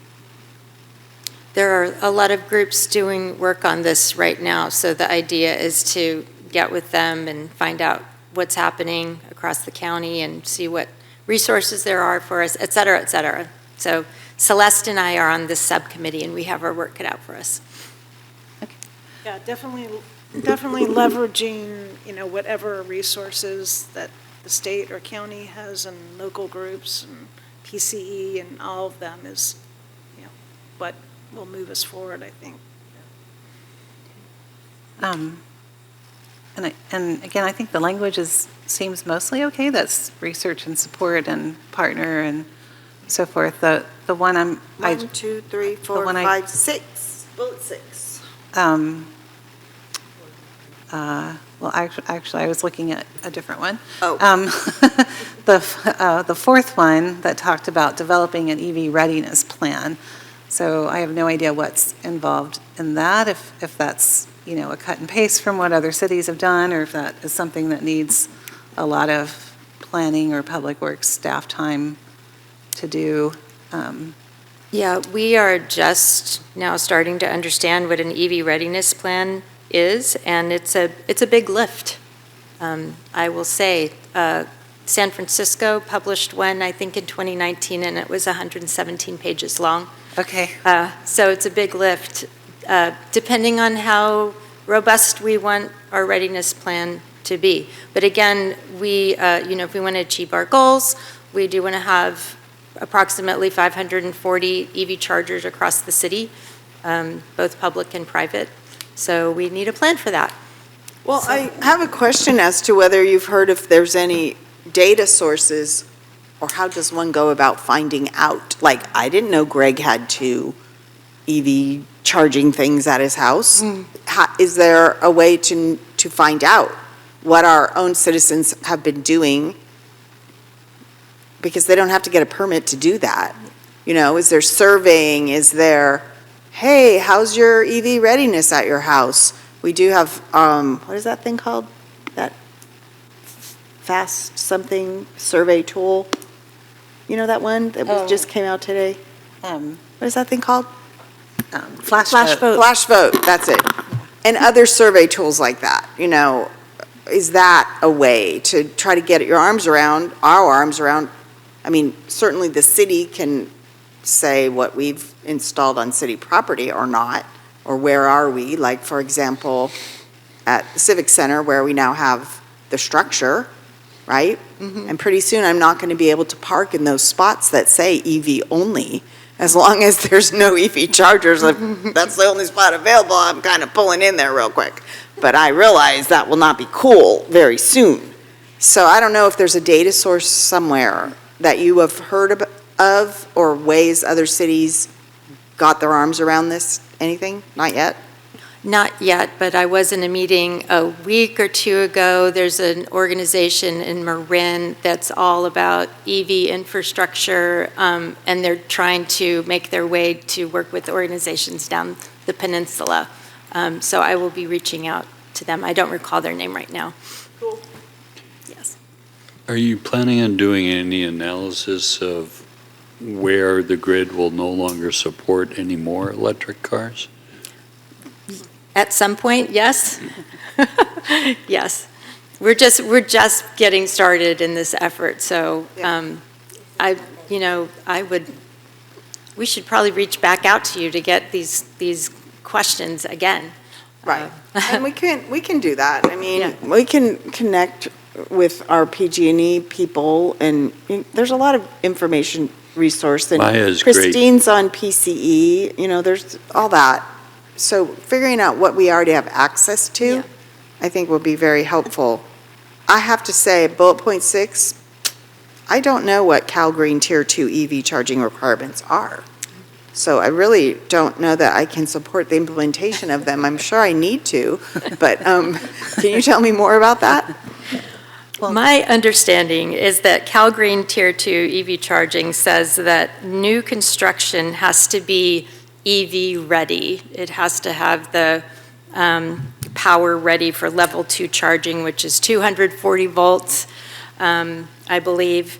And again, this is a mandatory 30 amps requirement. So I think for this one, the specifics of which tier of Cal Green and if it's level 1 or level 2, we discussed at length as part of our building code cycle updates. And we are not allowed to go beyond what the building code requires right now. So I think, and I don't know if Director Updegrave remembers specifically. I'm sure she can fill you in later and, what the right terminology is. But, yeah, I think supporting the implementation of EV charging requirements and maybe taking out what the specifics are until we know, what is actually allowed for us to do. My reading of this says support the implementation of the requirements. So this is not going above. Well, Tier 2 might not be required, right? So there's different tiers of Cal Green. So it's, there's like the basic requirement, and then if you want to go above, cities in the past could adopt REACH codes and actually call for something stricter. But I'm not sure that we can call for that. It's a question. Okay, I'm not reading this as extending beyond the requirements. So I'm reading this as support implementation, meaning outreach to the community to let them know about it, getting with stakeholders who are in this arena to help figure out ways to support it, but not going above and beyond what the Cal Green requirements would be. Okay. That sounds good to me. Something else that would be probably useful is in some of the load management stuff, there's a bunch of different control systems. Having some of that information available on our website for normal citizens who aren't geeks about this stuff, to be able to go find a source for the control system that'll manage that load for them. Exactly. Would be very helpful. And that was actually, there were some vendors at PCE's recent event during Climate Week that I attended that do exactly that, right? So you can share your load between like your washing machine and your car charger or something like that. So you don't have to duplicate, right? It just shuts it off. If you're doing one, you can't do the other. That would be really helpful, because whatever we can do to help people learn that they don't need to upgrade their panels, that saves money and allows more of this to happen. Yeah, great point. Exactly. Yeah. Okay. Well, then I see that as part of the EV education and outreach, right? Yep. Okay. Yeah. And the other question I wanted to ask, and I don't know if it belongs here, and maybe this is something for Public Works, but in speaking with PCE reps, we as a city are also supposed to work on a fleet electrification plan, right, for city vehicles. And I think that needs to come into effect fairly soon. Do you have information on that, City Manager? There are state mandates to buy more clean vehicles with every vehicle purchase you do, and the mandates increase every year. I wasn't aware we had to do a specific plan, but we can look into that and see if that is mandated as well. Yeah, and that is something that PC told me. I think they announced this at our last board meeting. They've been working with all the other cities in the county, but not us yet. Oh. And so, yeah, they can help us create that plan and actually find funding for city vehicles too. So, again, I don't know if this belongs on your work plan or if that's just something that staff does on the side, but separately. But if there's a way for you all to support it, that helps us all. So there's a map that Bella put together that shows like where our work plan is and where the overlapping work items are, and it's not actually like these work plan items right here. It was sort of how goals crisscross, right? And so somewhere somewhere out there in the ether, there's a map that should show that when the police force goes to purchase a vehicle, they should be consulting some other arm that says that we should be purchasing a clean vehicle. And we can get that map, but it is like they shouldn't just be going out to the Ford dealership, right? And so I'm just kind of want to make sure that that is understood, and I'm sure that whoever goes and does that already knows that too. Okay. Yeah, so maybe these are further conversations. Yeah, and I don't think it's like something that we need to, I think it may have already be in their work plan because they work with those folks that do it, but it's part of the partnering. Yeah. Right? It's part of the And I partner. think it could be great as part of your communication is what the city is also doing, right? Even if it's not you doing it, but Right, to or communicate to the public, this is inviting- what we're doing, right? Yeah, and inviting, inviting the chief of police to our meetings. I'm so pretty that- sure police vehicles are exempted from that, just so you know. I know, And because I fire. remember when we purchased our new fleet, and I was pretty upset about that. At the moment, anyway, right? Okay. Are we ready to move on? Any other feedback on this item? Just to once again acknowledge my appreciation for how much they've looked into a lot of this stuff already, that to put this plan together was a big lift in and of itself, and how comprehensive it is admirable and appreciated. Absolutely. Well, Margot's really the expert here, so once you get down further, you might loosen up a little bit. Okay, resilience. So this is about coastal resilience and wildfire resilience. I can start with a question there. It says resilience through nature-based solutions. How does that comport with our BBRP plan? I'm sorry, I didn't hear the last part of your question. How does it comport with? Our BBRP plan, our resilience plan, the city resilience plan of a combination of some beach nourishment and a seawall. Nature-based is just typically something, that coexists with natural processes and tries to, work with natural processes instead of, hardening. So is a reef included in your I think, contemplation? it could be. Part of it's the, state has their guidelines for nature-based solutions, so that's a term of art that they're looking for something to fit within there. So trying to think of the actual, they're trying to, different solutions that complement nature, so, technically seawalls contribute to like loss of beaches. So that doesn't fit under the rubric of nature-based solutions because So you would be actively working at cross purposes with the stated position of the city? No, this is all obviously it was researched as part of the CARP, and what it is, solutions that the state recommends. So I don't think what the city has currently is. Our local coastal land use plan has both a combination of arming and natural-based solutions. That is the official position of the city. And what I'm seeing here is in conflict with that, and that's what the basis of my question is.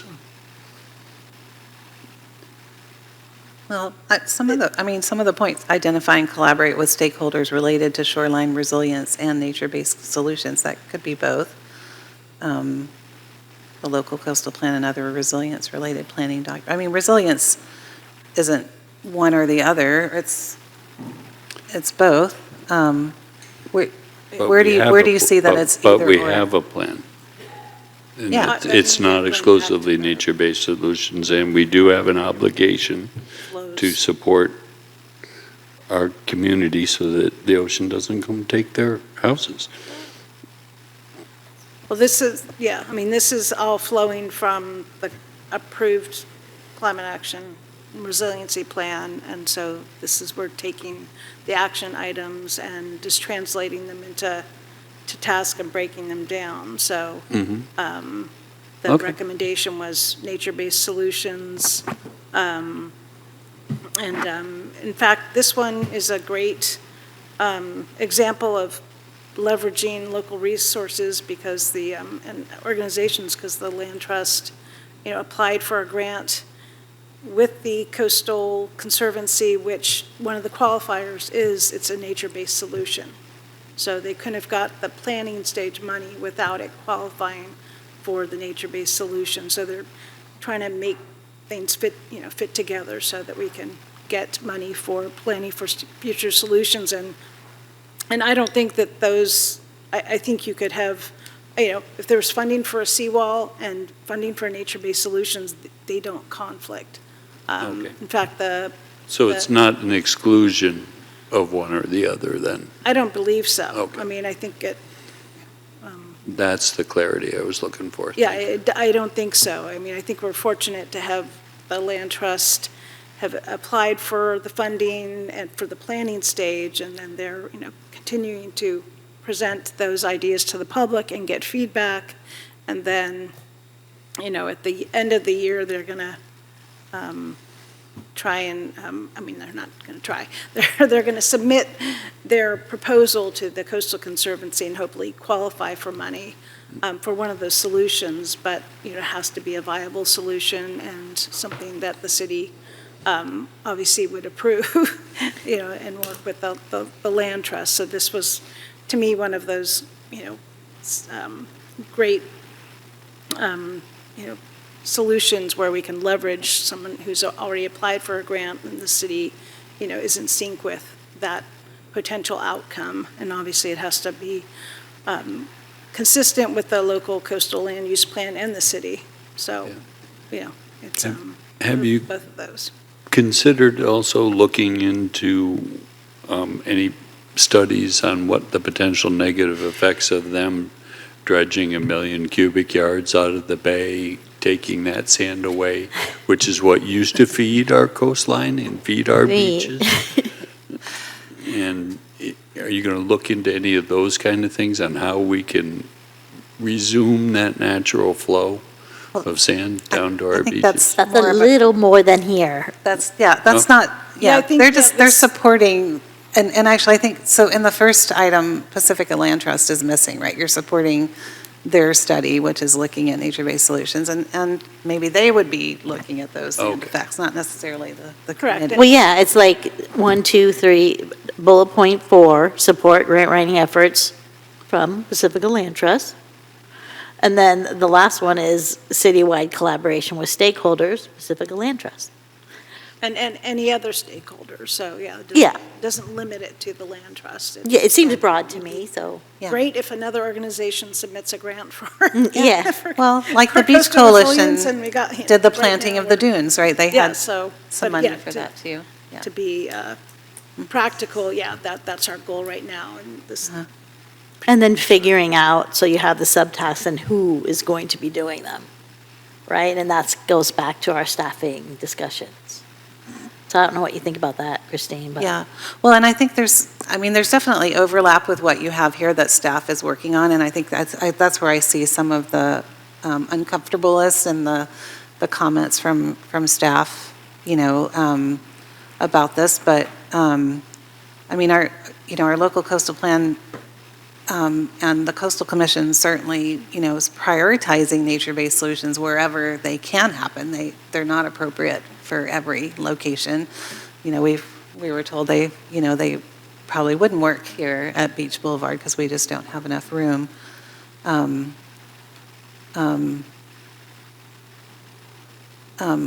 think, a lot of the engagement and collaborating with stakeholders could be a really big help to the city because all of our adaptation planning still, that work is to come, right? Our local coastal land use plan took out all the adaptation strategies for the different parts of town, and that's the work that we need to start doing, visioning with the community about what we want and what are the pathways over time, right? It might be a seawall here for a while, and then we have to do this, or, here we can do nature-based solutions for a while, and then we have to do this, right? And we are short on staff and money and, whatever, I think whatever you all can do to help with that community engagement piece, there's the need to survey, people who don't live here too, who come and visit our beaches, for example, and. I agree with you, and I think this has to be done in concert with staff, not separate from it. Right. Yeah. And that's my impression of what you said about tension with staff efforts.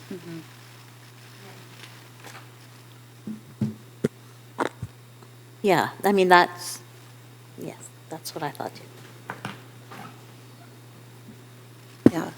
Yeah, I mean, we're here to support what the staff, direction is.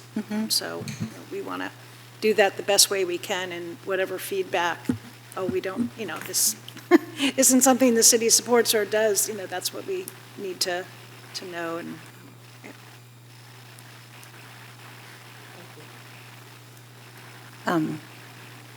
So do you feel like some of the language should be changed a little bit? Or is it enough that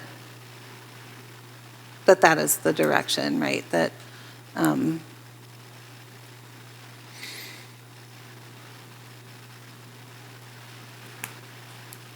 Council, I'm asking you all. Bullet point 1, 2, 3, 4, 5, 6, 7, 8, citywide collaboration with stakeholders to identify and consider nature-based solutions throughout adaptation and shoreline planning processes.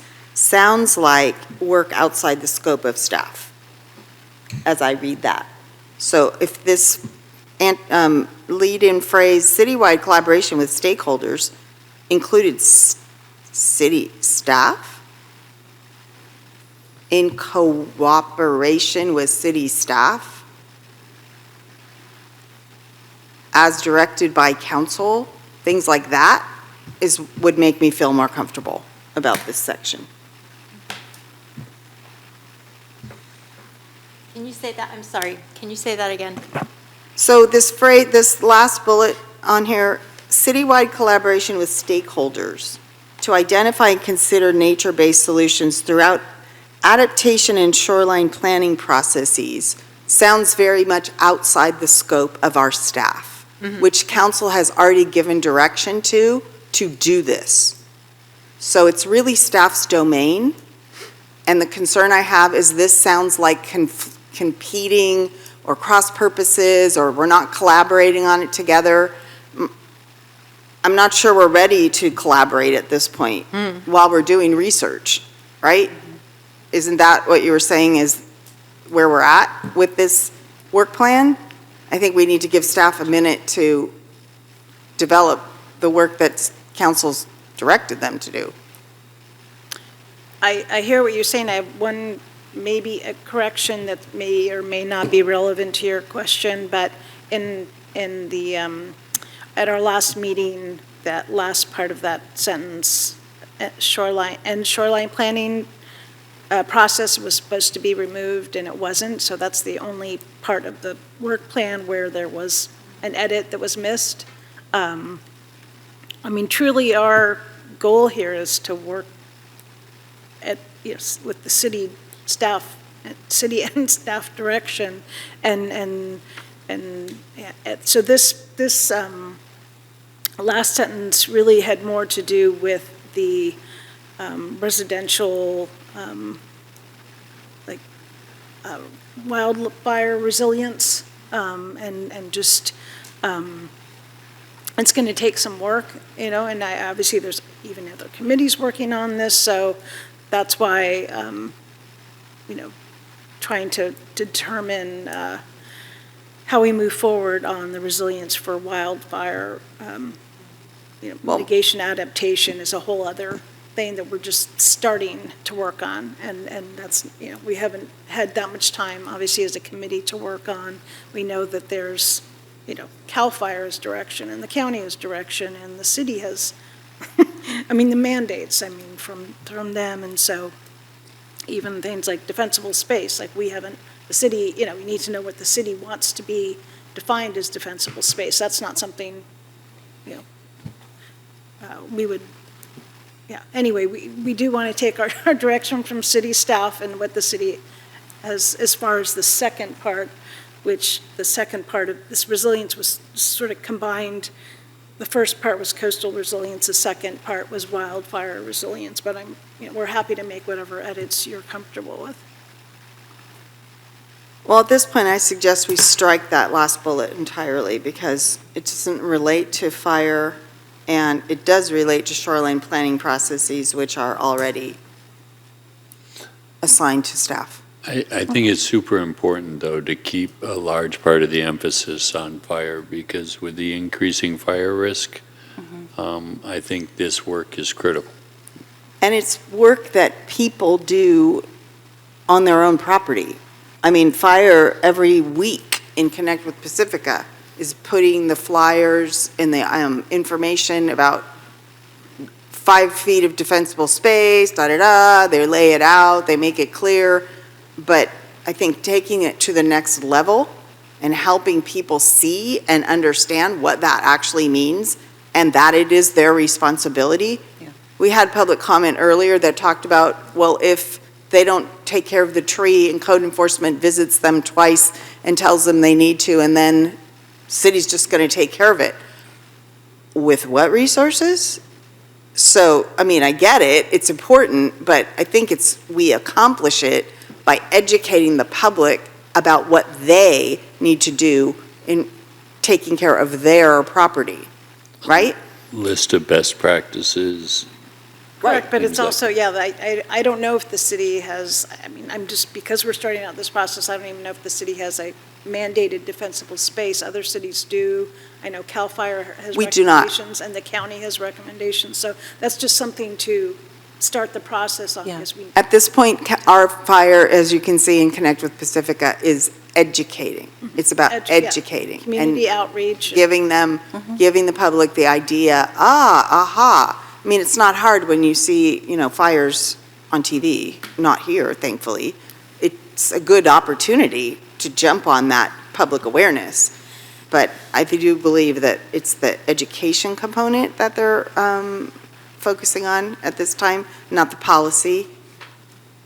Oh, correct, yeah, that's, I mean, definitely, but, I mean, what is the defensible space, I guess, is like how do we, Our fire in Connect with Pacifica documents is recommending 5 feet.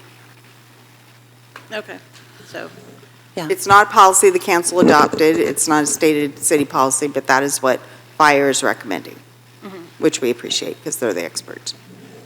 I think it's also part of some insurance recommendations with the 5 feet, and I would not be surprised to see that distance change. And I can't remember exactly, but we just updated the fire maps, right? And my understanding is actually starting this year, we don't have any properties that are developed areas that are in the very high fire hazard severity zones, but we have some in the high fire hazard severity zones. And my recollection, which is a little vague, is that property owners will need to start doing these things in those areas. So I think, when the fire department is communicating globally to everyone in the city, but there might be more outreach to the people that are actually in those areas that would be helpful for you all to communicate to. Or right? that are So adjacent to those areas? Yeah. So it's a targeted Right. communication. Makes sense. Yeah. So should we come back to the subtasks at hand here, or? Why don't we just strike that 8th bullet? I think we covered it above, and then keep that, the 7th bullet covers what Councilmember Wright was talking about for the fire awareness. Does that sound good? Yep, and I'd slip something in there about ember cast venting too, not seeing that for some reason.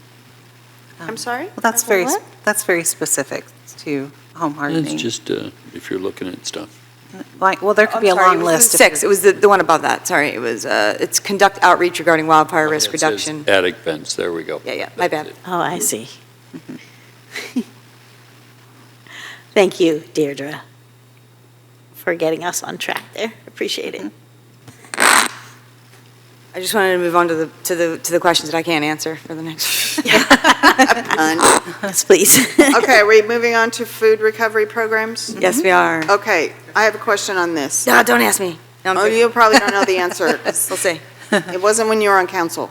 So, the city, under Senate Bill 1383, if I'm not mistaken, I could be some other Senate bill or Assembly bill that it related to, but the removal or the prevention of edible food going into the waste stream is really a subject area of this legislation.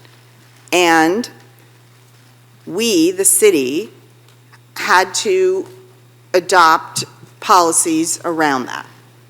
We, the city, as I recall, help me out, contracted with some group in the county for that purpose. We like basically subcontracted that work to them. And they, whoever they are, I mean, I was curious, I'm just curious. I asked like, so how does that work anyway? And it sounded like they have trucks and they go around and pick up food from places. I mean, they have to work out their procedures, clearly, but we signed on for this in some way. And so what I'm trying to figure out is, who did we sign on with? What was the, we signed up with somebody, what was the scope of the work, and how much does it cost us? Because we're doing it. We just had a report not long ago on this. I think they have to report yearly.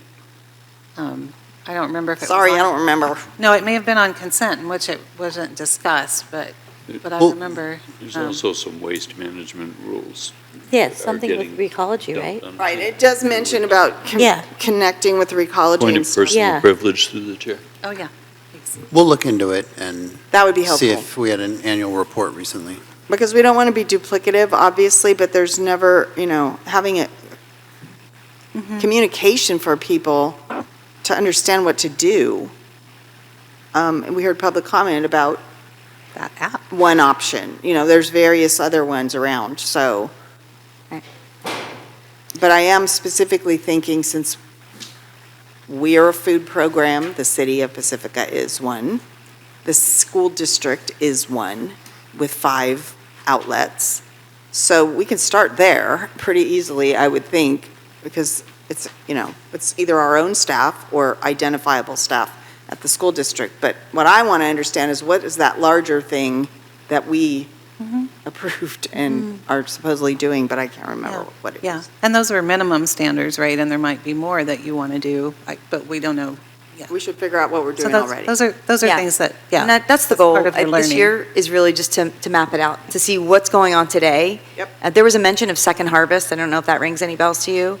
Yeah. But, just to see what's going on in our city right now, map it out, and then really kind of do an evaluation to see what is our food waste? Is anything going to donation? How are we recovering it? And then how are we distributing it? So that's what our subcommittee wanted to work on this year. And then collaborating with those folks in the city to see kind of what's next. Knowing that, there is going to be constraints with city staff. But I think just this year, the focus was going to be on the map, and then maybe some community outreach in terms of any sort of reducing, reusing, things like that, for our community engagement piece. Reduce, reuse, repair, recover. Yeah. Mm-hmm. And, you did bring up a good point. Mayor Bowles, is like, there are state reporting requirements for climate action areas, and we haven't talked about that in any of our meetings yet. And so that's something that is probably just like has to happen. And City Manager Charpentier, you said it is necessary, right? So we probably should identify what those necessities are, and at a minimum, those should make it in here too, because we haven't really done what is the actual state reporting requirements, things like, the recology waste reporting or something like that. It's not identified here. Just a point. And we can work on that. So that's food systems and recovery. So again, it's not necessarily, we're not committing to any staff work here. It's really you all researching what we're doing, what options are out there to do a little bit better job and not have as much food in our. Yeah, kind of a report back, Our an waste. understanding, really get familiar with it. The folks who are working on this are a little bit longer term on the committee. Yeah, and get down to like draft a food recovery program, like that's later. Yeah, yeah. Were you going to say something, City Manager? I was just going to note that I didn't mean to imply we were not following any state reporting, and my operating assumption is we are completely compliant with all mandatory state reporting Yes. requirements. And I feel like this thing that we contracted with in the county is part of that. It took the burden of that reporting from us. They were doing it, but exactly what they're doing and who they are, I don't remember, and how much it costs. And I'm sorry if I implied that, my apologies.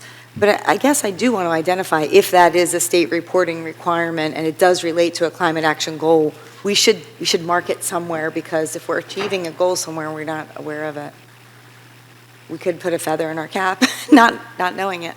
Talk about low-hanging fruit. We're already Right? doing it. Woo! All right, cool. Let's move Okay. on. Transportation mobility.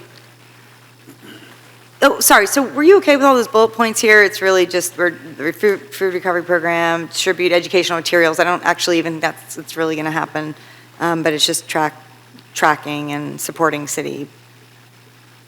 There's nothing to produce really except mapping and eventually recovery programs. Did you want any changes there? Well, the first, oh, wait. I'm losing track of what page I'm on. Okay, I'm 159, it starts on 159. Yeah. Coordinating with our staff, coordinating with Recology. Develop a map. The next one, draft a pilot recovery program outline and identify participating businesses and organizations. Yeah, and we know that's not going to happen this year. Right. We said everything says fiscal year 26, 27, and we knew that wasn't going to be a one-year timeframe. So do we take that off of this timeline, or do we soften the language? Begin. You can say like thinking about, begin. Just, you could say. Consider. Consider best practice food recovery programs or something like that. Yeah, I like that. Somebody must be doing a really good job of it. Did the AI get that? Okay. Consider best practices. Okay. Okay. And on the last bullet point, just because we are already doing some of that, I think you could take the word consideration off. Support city long-term food recovery programming. Yeah. Sounds good. Okay, so we have 2 more sections. Transportation and urban forestry, right? Yep. No biggie.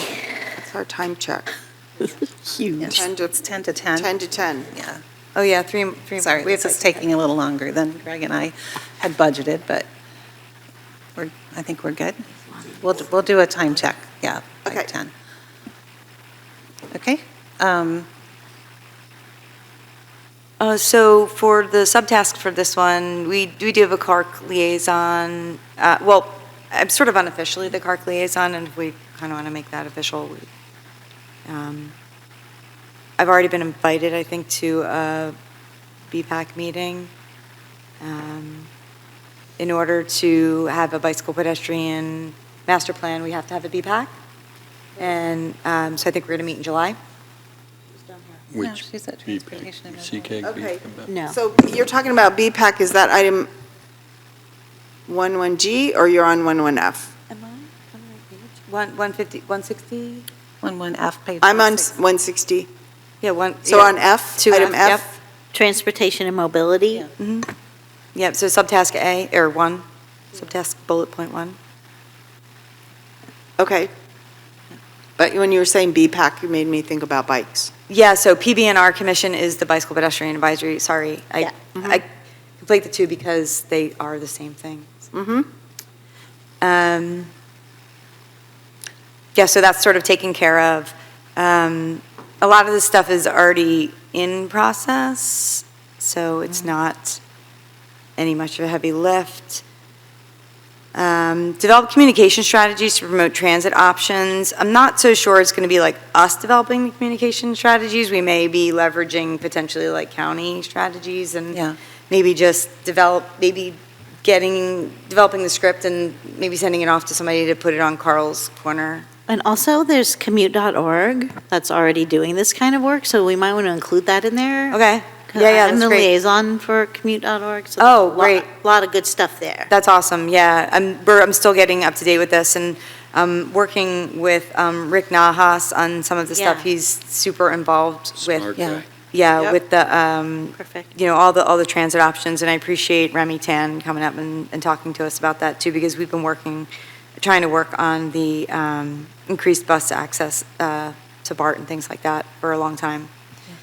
And commute.org also once a year has like a little competition, right, for people to log their transit commutes and so forth, and there's prizes and just helping get the word out about that kind And of stuff. mini grants for outreach. Oh, nice. All right, well, cool. An individual could win. Sure. Not we as a city, yeah.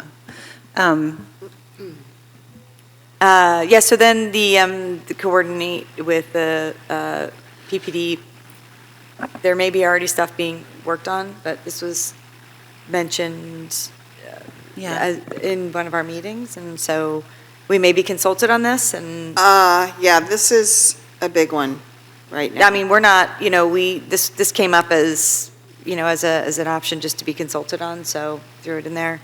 The work that's happening on this right now is through Safe Routes to Schools. And I know there's a county level work That going they're tied on, in too. with, yeah. And with the police departments across, yeah. Yeah. And, So you we're know, available. And PBNR is doing some research too. Right. I feel like we don't need to have Sherry right duplicate, like it would be helpful for you guys, since you have a PBNR liaison, like to learn what they're doing. Yep. But maybe not to have this as a priority item for you so that, we're not duplicating staff efforts. I'm fine with it not being a priority item. It is part of the CAR to, try to reduce, try to reduce vehicle miles traveled by Right. encouraging, but now, not to say that we're encouraging e-bikes, but just e-bike safety, but encouraging bikes. Exactly. So I'm okay with removing it, but, and as I don't mind as a member of adding the that language instead. Yeah. Right, of this. So was there a change there? Did you want to remove it? I think the concern is not duplicating efforts. So how do you make it more collaborative? Coordinate with the police. Well, are the police already coordinating with PBNR? Yeah, no, I would take the police off, but do we want them involved with e-bike safety or just promoting biking in general? And PBNR, you mean? No, I mean this committee. And Well, and law enforcement can be part of the conversation when it's time for law enforcement to be part of the conversation. I think we should take it off. But they'll be part of the conversation with PBNR, who is doing Yeah, this that's what research now. yeah. That's fine. I think in bullet point 1, it covers it. So we can take that out. Okay, that'd be great, thanks. There was Yeah, and then we still would love to advocate for, infrastructure projects such as bike locking stations, which we need desperately around town, including, we need them desperately. So if there's any opportunities for grants, that would be great. That just would be us looking out for grants and saying, hey, this is available. Just, that's advocating. Sounds good. You guys mentioned the carpool toolkit. And I'm super interested in that because I don't know, switching my hats, if Jefferson Union High School District is aware of it or has anything to do with it, so I'd love some information about it. Oh, okay, great. Yeah, we'll make sure that you get that. And Okay, you cool, yeah. Give a presentation. Thanks. Hat back. Great. Okay, so we did break this out to bike and ped here because the top one was transportation and mobility. And I don't know how this kind of got mixed up too, but almost kind of saying the same thing. Support the bicycle pedestrian master plan. And I, Yeah. And I just want to, staff was pointing out, I've been advocating for a TDM plan for a while, and I know that there are some grants that, grant funding that was, brought to our attention that was specifically for Pacifica, but sometimes even if the grants are there, we don't have staff capacity to apply and, to do the work. So, that's we have to leave some flexibility. Though we all know that's important work to be working towards. This is a question for city manager. Are committee members allowed to write grants and then, like, help with the grant writing and then submit them to staff for review and potential submission? It depends on the grant, but typically we'd like them to be staff or council initiated, so we're very careful about the commitment of local match as well as staffing resources. A lot of our challenge with many of the things in this plan and all the work plans is really our staffing capacity, because there are a lot of good grants we could be going for, but are we going to divert engineering resources from that challenge right there to do something that is important, but is newly added to the work plan, or maybe doesn't deal with as much life safety? That's the challenge. Makes sense. Okay, thank you. And that's part of the prioritization that occurs. And, part of this is a timing issue. This is a Herculean effort to get to this point on paper and in this conversation, but it just came at a time right before a really difficult budget discussion. So this is part of the process, but I just wanted to recognize that. But I don't want to always be the naysayer, but on June 8th, there's going to be a very difficult budget discussion. Yep, understood. Yep. I think we need to do a time check. It's 2 minutes till 10, so I think we just need to say if we're going to be done by 11, and I'm sure we will be, so. I would like that. Me too.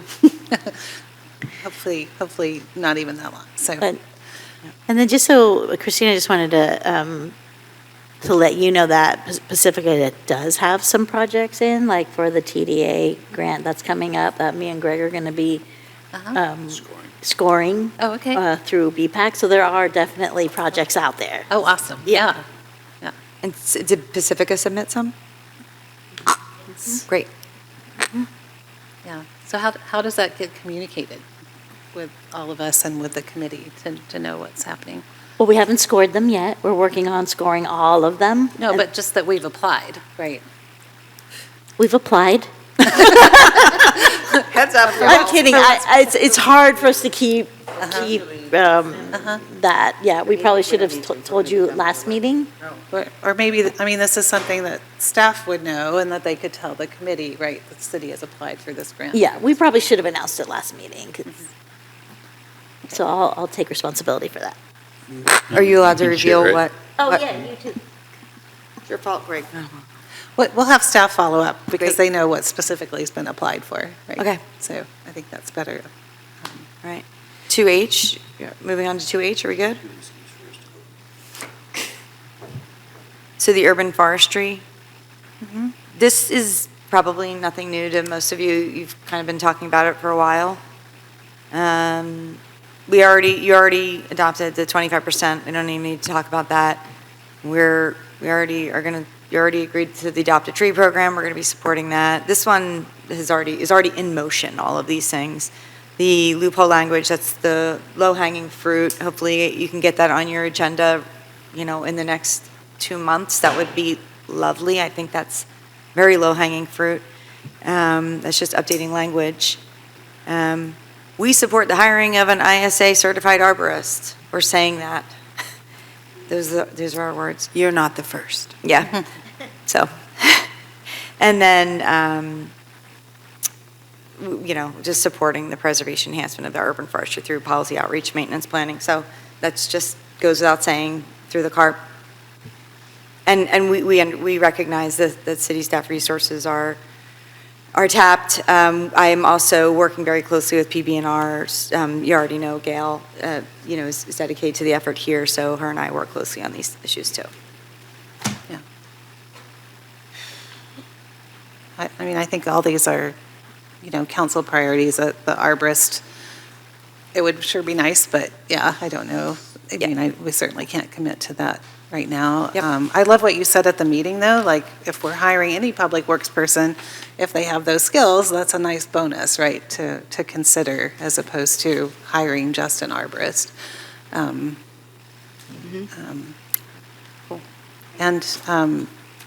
just talking with the city manager, I mean, I don't know that the loophole language seems very easy, but it is going to need some staff analysis to see if there are implications, beyond those two words in the document. So I don't think we're committing to 2 months timeline right now, but that's correct. It is a bit more complicated, and ordinance amendments, just by their process, take longer than that. But it is part of the strategic priorities, so we recognize we'll work on it. The other thing worth noting is the urban forestry plan, which we plan to kick off in the fall, and that one would engage this committee. And that event, once adopted, would become sort of the foundational policy document approved by council related to urban forestry. So that could have the 25%, and then as we update it every 5 years or so, we could amend that. Yeah, so it'll be great to have you all working on that, as we hire a consultant and bring that forward. Is there already funds for that? Yes. We budgeted for that, yes. Great, awesome. And, but one is not reliant on the other. The loophole language is not reliant on the urban forest plan. We already established that. Correct. A couple meetings ago. Great. Okay, cool. So within a year, we'll be able to update that loophole language is what I'm hearing, correct? I hope so. It's on our your priority work plan. Yeah. Yes. Great. Yes. So we'll be able to And accomplish that. We're currently viewing them as separate processes, but once we have a consultant, they may have some ideas for the ordinance as well that may filter into it. But the consultant won't be on board for a while, though, right? That's correct. So we're going to wait until then? No, we'd probably get started before then. Okay, cool. It's a larger process than just changing a couple of words. Understood. Okay. Is that it? I think we're at the end. Yeah. We really Thank you for your time. We really appreciate the dialogue and the back and forth. Oh my God, thank you. Great Yeah. work. Yeah. Thank you, all of you. And we all want to help, so you call on us too. You need things, in the background or, communication to our agencies that we represent. Yeah, thank you, and I'll... And likewise, if you have any ideas of how to move things along faster or want to bounce anything off us, please call us. Okay. Will do. Thank you. Bring it. Thank you so much. Thank you. Thank you, guys. Do you have to do anything now? No, I think think so. I think that's it. It was to receive presentation and provide feedback. Provide feedback. Done. So I think we did that. So, okay. All right. Thank you very much. Thank you. Yeah, can we take a 5-minute break? Sure.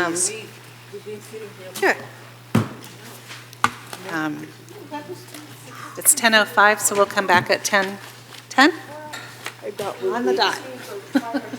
So now we're on to the easy one.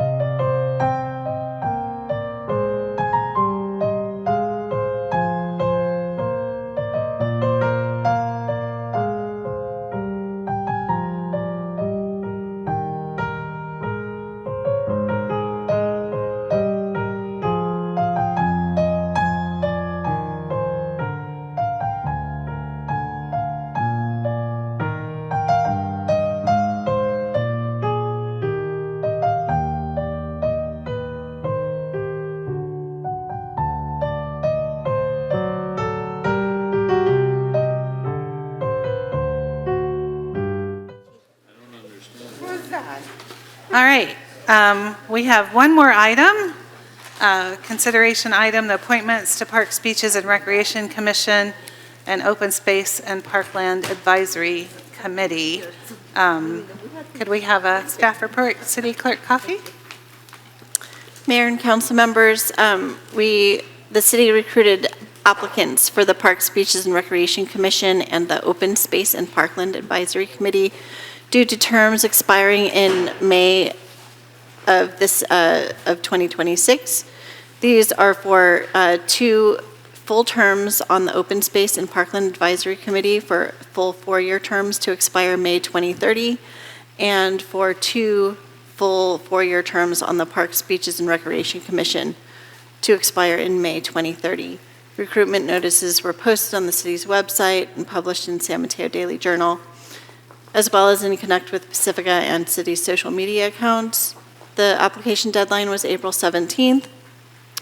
Applicant interviews were conducted by the City Council at a special meeting held on May 11th, 2026. The city received 3 timely applications for the Parks, Beaches, and Recreation Commission and 4 timely applications for the Open Space and Parkland Advisory Committee. 1 applicant for the Open Space and Parkland Advisory Committee subsequently withdrew their application, resulting in 3 eligible applicants. The eligible applicants were listed as attachments in the agenda packet, noting that 2 applicants expressed interest in either the Open Space and Parkland Advisory Committee or the Parks, Beaches, and Recreation Commission. So you'll notice that their names are listed on both lists of eligible applicants for those. With that, council may make nominations and have discussion to result in a motion to name 2 named individuals to each the Open Space and Parkland Advisory Committee and the Parks, Beach, and Recreation Commission. Okay, thank you very much. Are there any clarifying questions? Otherwise, I'll take public comment first. Public comment. Okay, and I have no cards. Does anyone want to speak to this item? See no one. Is there anyone online? Okay, closing public comment.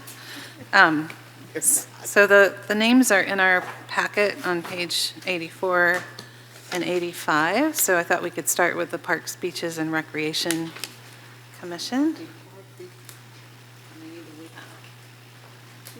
I move, can we do a motion already?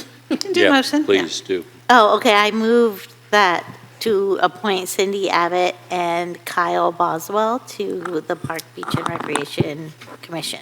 Second. Second. Wait a minute.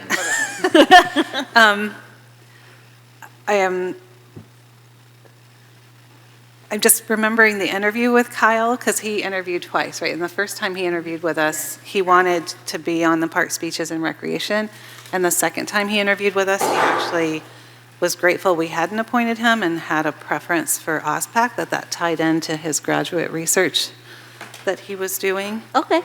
I can go. Okay. I could go for an amendment. to my- Friendly amendment, huh? To my, And unfortunately, we have, 4 people for 4 positions, so we don't have to say no to anybody tonight. exactly. That's why we can amend my motion. We don't have to say no, it's fine. So I remember him when he said that. You're recalling he was favoring OSPAC. Does anyone else remember that? I think he wants I do now. He wanted OSPAC I more do than remember that PB&R. now. open space or what? Yeah, I OSPAC. have open space.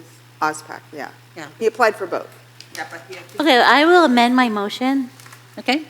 I move that we appoint Cindy Abbott and Marissa George to the Parks, Beaches, and Recreation Commission to 2 full 4-year terms to expire May 2030. Whoa, 20. Second. I know, right? Okay, please vote. We're so old. With a motion made by Councilmember Beer, seconded by Councilmember Espinosa to appoint Cindy Abbott and Marissa George to the 4-year terms to expire May 2030 on the Parks, Beaches, and Recreation Commission, the vote passes unanimously. Okay? All right, you're on a roll. Go, girl. Okay, great. So I move that we appoint Michael Kahn and Kyle Boswell to the Open Space and Parkland Advisory Committee for 2 full 4-year terms to expire May 2030. Second. Okay, please vote. That was so easy, thank you. with the motion to appoint Michael Kahn and Kyle Boswell to the 4-year terms to expire May 2030 on the Open Space and Parkland Advisory Committee. Motion made by Councilmember Beer and seconded by Councilmember Beckmeyer. The vote passes unanimously. All right. Thank goodness, because Michael is the co-chair. Yeah. Yeah, right? Thanks for hanging in with us. Didn't know that. Didn't remember that. All right, so moving on to council communications. I don't have any lights. In light of tonight's meeting, I would like to recommend I do more carpooling with people that serve on committees with me. I already do that with you, Greg. Well, the more we do, the better. We got to set the example. I'll just give an update really quick, just because it is important to understand that Greg and I are in the middle of scoring applications, and it's a lot of work. And it's important work. And, you know, we have Pacifica out there again, and I was able to score their application once, and it was very exciting to be able to do that. So I'm looking forward to that. Yeah, now we have 2 folks from Pacifica on there, so that's great. Love it. Yeah. I cannot attend the meeting this week because it's Oceana's graduation, but I will be watching the meeting on the video because they're going to be presenting all of the projects. So it's a very important meeting, actually. So I just want to make sure that I'm there. I don't really have a lot else. Is that your meeting that I'm the second person to? No, no, that's the regional bike and pedestrian. I'm doing Christine on Thursday. Oh, Yeah. you're going to be Christine on Thursday? She's going to be at Peninsula Clean Energy for Does she get to sign everything and give us all a raise? No. No, she gets to give us free energy. Yeah, I want that. Well, I can't tell you anything about CCAG because at the last minute I couldn't go, and Greg kindly and valiantly stood in for me. I did go to CCAG Ledge and regular CCAG, yes. Was it a good meeting in the new location? It was in the new location. It's way too far away, but it's What all are you right. going to do? I thought they were going to move to Millbrae or something when can't- Samtrans moved to Millbrae. I can't wait. I don't know. Are they going to? I hope so. Okay. Yeah, Redwood City. Woo! Fun times. I've been very busy with school. Me too. Extremely, like overflowingly busy with school. As each day goes closer to the last day of school, it gets worse. So, I can't think of anything to tell you. I'm sorry. I've also been super busy at school, but I forgot something. Go ahead. So I'm going to be presenting on a panel with Kevin Woodhouse in October at the ICMA conference. It's called Armchair Therapist, but really it's about recognizing mental health issues, not like having to be a city manager and deal with all of the issues that we deal with, and we come and sit before them. And so it kind of fits in with my whole mental health thing, because it's really important for us to understand the limitations of our city managers, and also for them to recognize the signs and symptoms of anxiety or, depression, so that we can all get the resources we need. So I'm looking I forward to think that. Sean really knows when I have those symptoms. He's got that down. It's a quick study. Oh, and that's why I asked for the handbook. Oh, that's what it was. Yeah, because I didn't know. I was like, the ethics handbook? Yeah, You because trying to say something, Mary? Well, I think there's gray areas, right, for our city managers, because we all need to have the same information, and also we need to have a safe space to be able to talk about things with our city managers. So it's an interesting space to be in. Well, since you mentioned mental health, because I don't think I said it at the last meeting, maybe it was between the meetings, I don't even remember, but the mental health for elected officials event, that was where? In Redwood City, was awesome. Really well done. Good job. I liked the presenters. I thought they were very down-to-earth, but also technically competent. They weren't like, yeah, peace and love, da, da, da. They were very specific. I thought it was a really, it was a good turnout. I thought it was a real, I'm so grateful to you and to Eddie and to Sarah for putting that together. And I hope it's repeated many times over. It's a good pilot, yeah. Yeah, yeah. Thank Really you good. so much. I appreciate that. Well done. And I'll just say ditto to that. It was really, really helpful for me too, so thank you. And I didn't bring it, but no, it's in my bag. Well, look, we have a lemon no, fidget. that's true, yeah. I have my Play-Doh in my bag too. Sometimes you just need to move your hands while you're listening to presentations to help you focus. Well, I've been to a couple of big housing events. I wanted to update everyone on that. So one was the HART Member Agency annual meeting. So they do this once a year because not all cities are represented on their board, so it's a way to communicate what they're doing with all cities. So one program that they were doing that they're eliminating is the home buyers program. So this was something where they would give supplemental loans, so like a second mortgage, so people didn't have to buy mortgage insurance. But it's just not working now with first mortgages at 7 or 8% and having a higher interest rate for the second. So they're going to focus on education for first-time home buyers instead.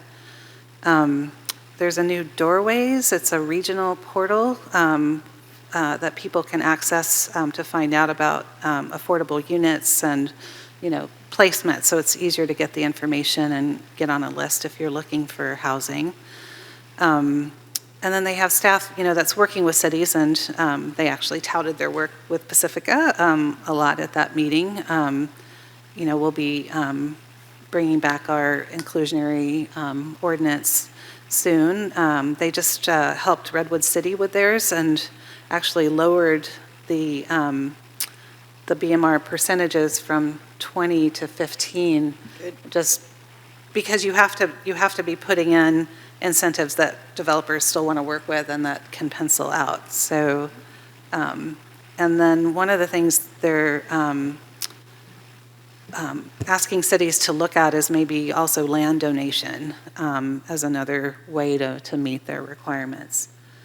You mean developers donate land? Right. So if you're doing a big project, you donate a parcel that could be developed for affordable housing. Anyway, those are things I'm sure we'll talk about as it comes back to us.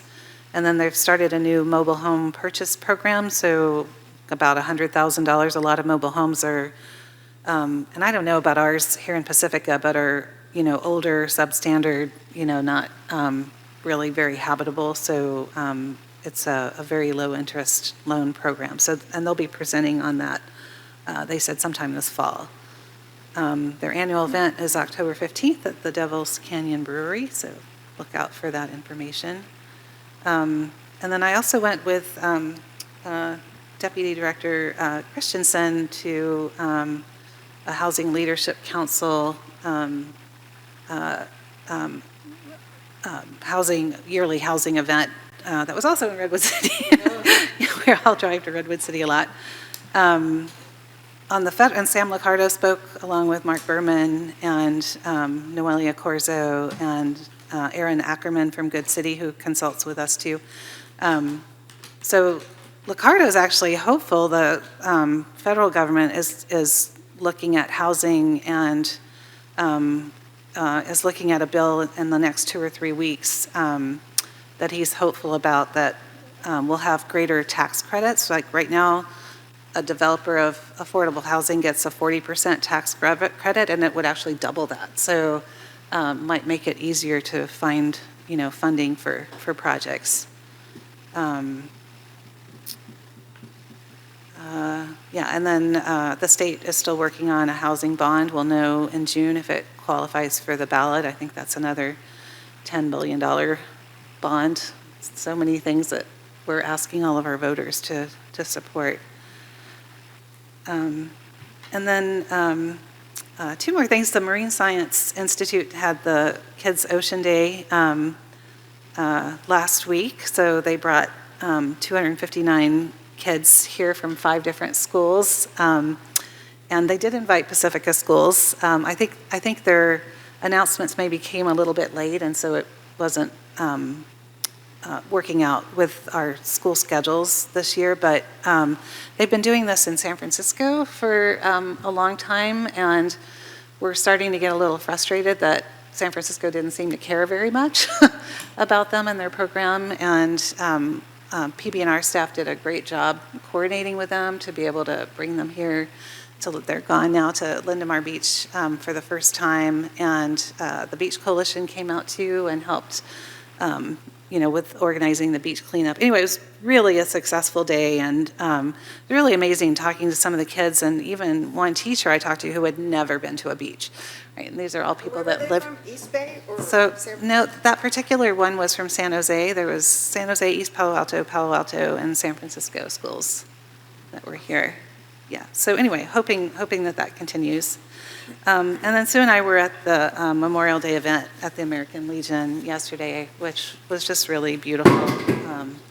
And we were all lamenting that there need to be more young people there, that they hear the stories and learn about, the service of our soldiers here in Pacifica, some of whom have lost their lives. The memorial is so important and beautiful there.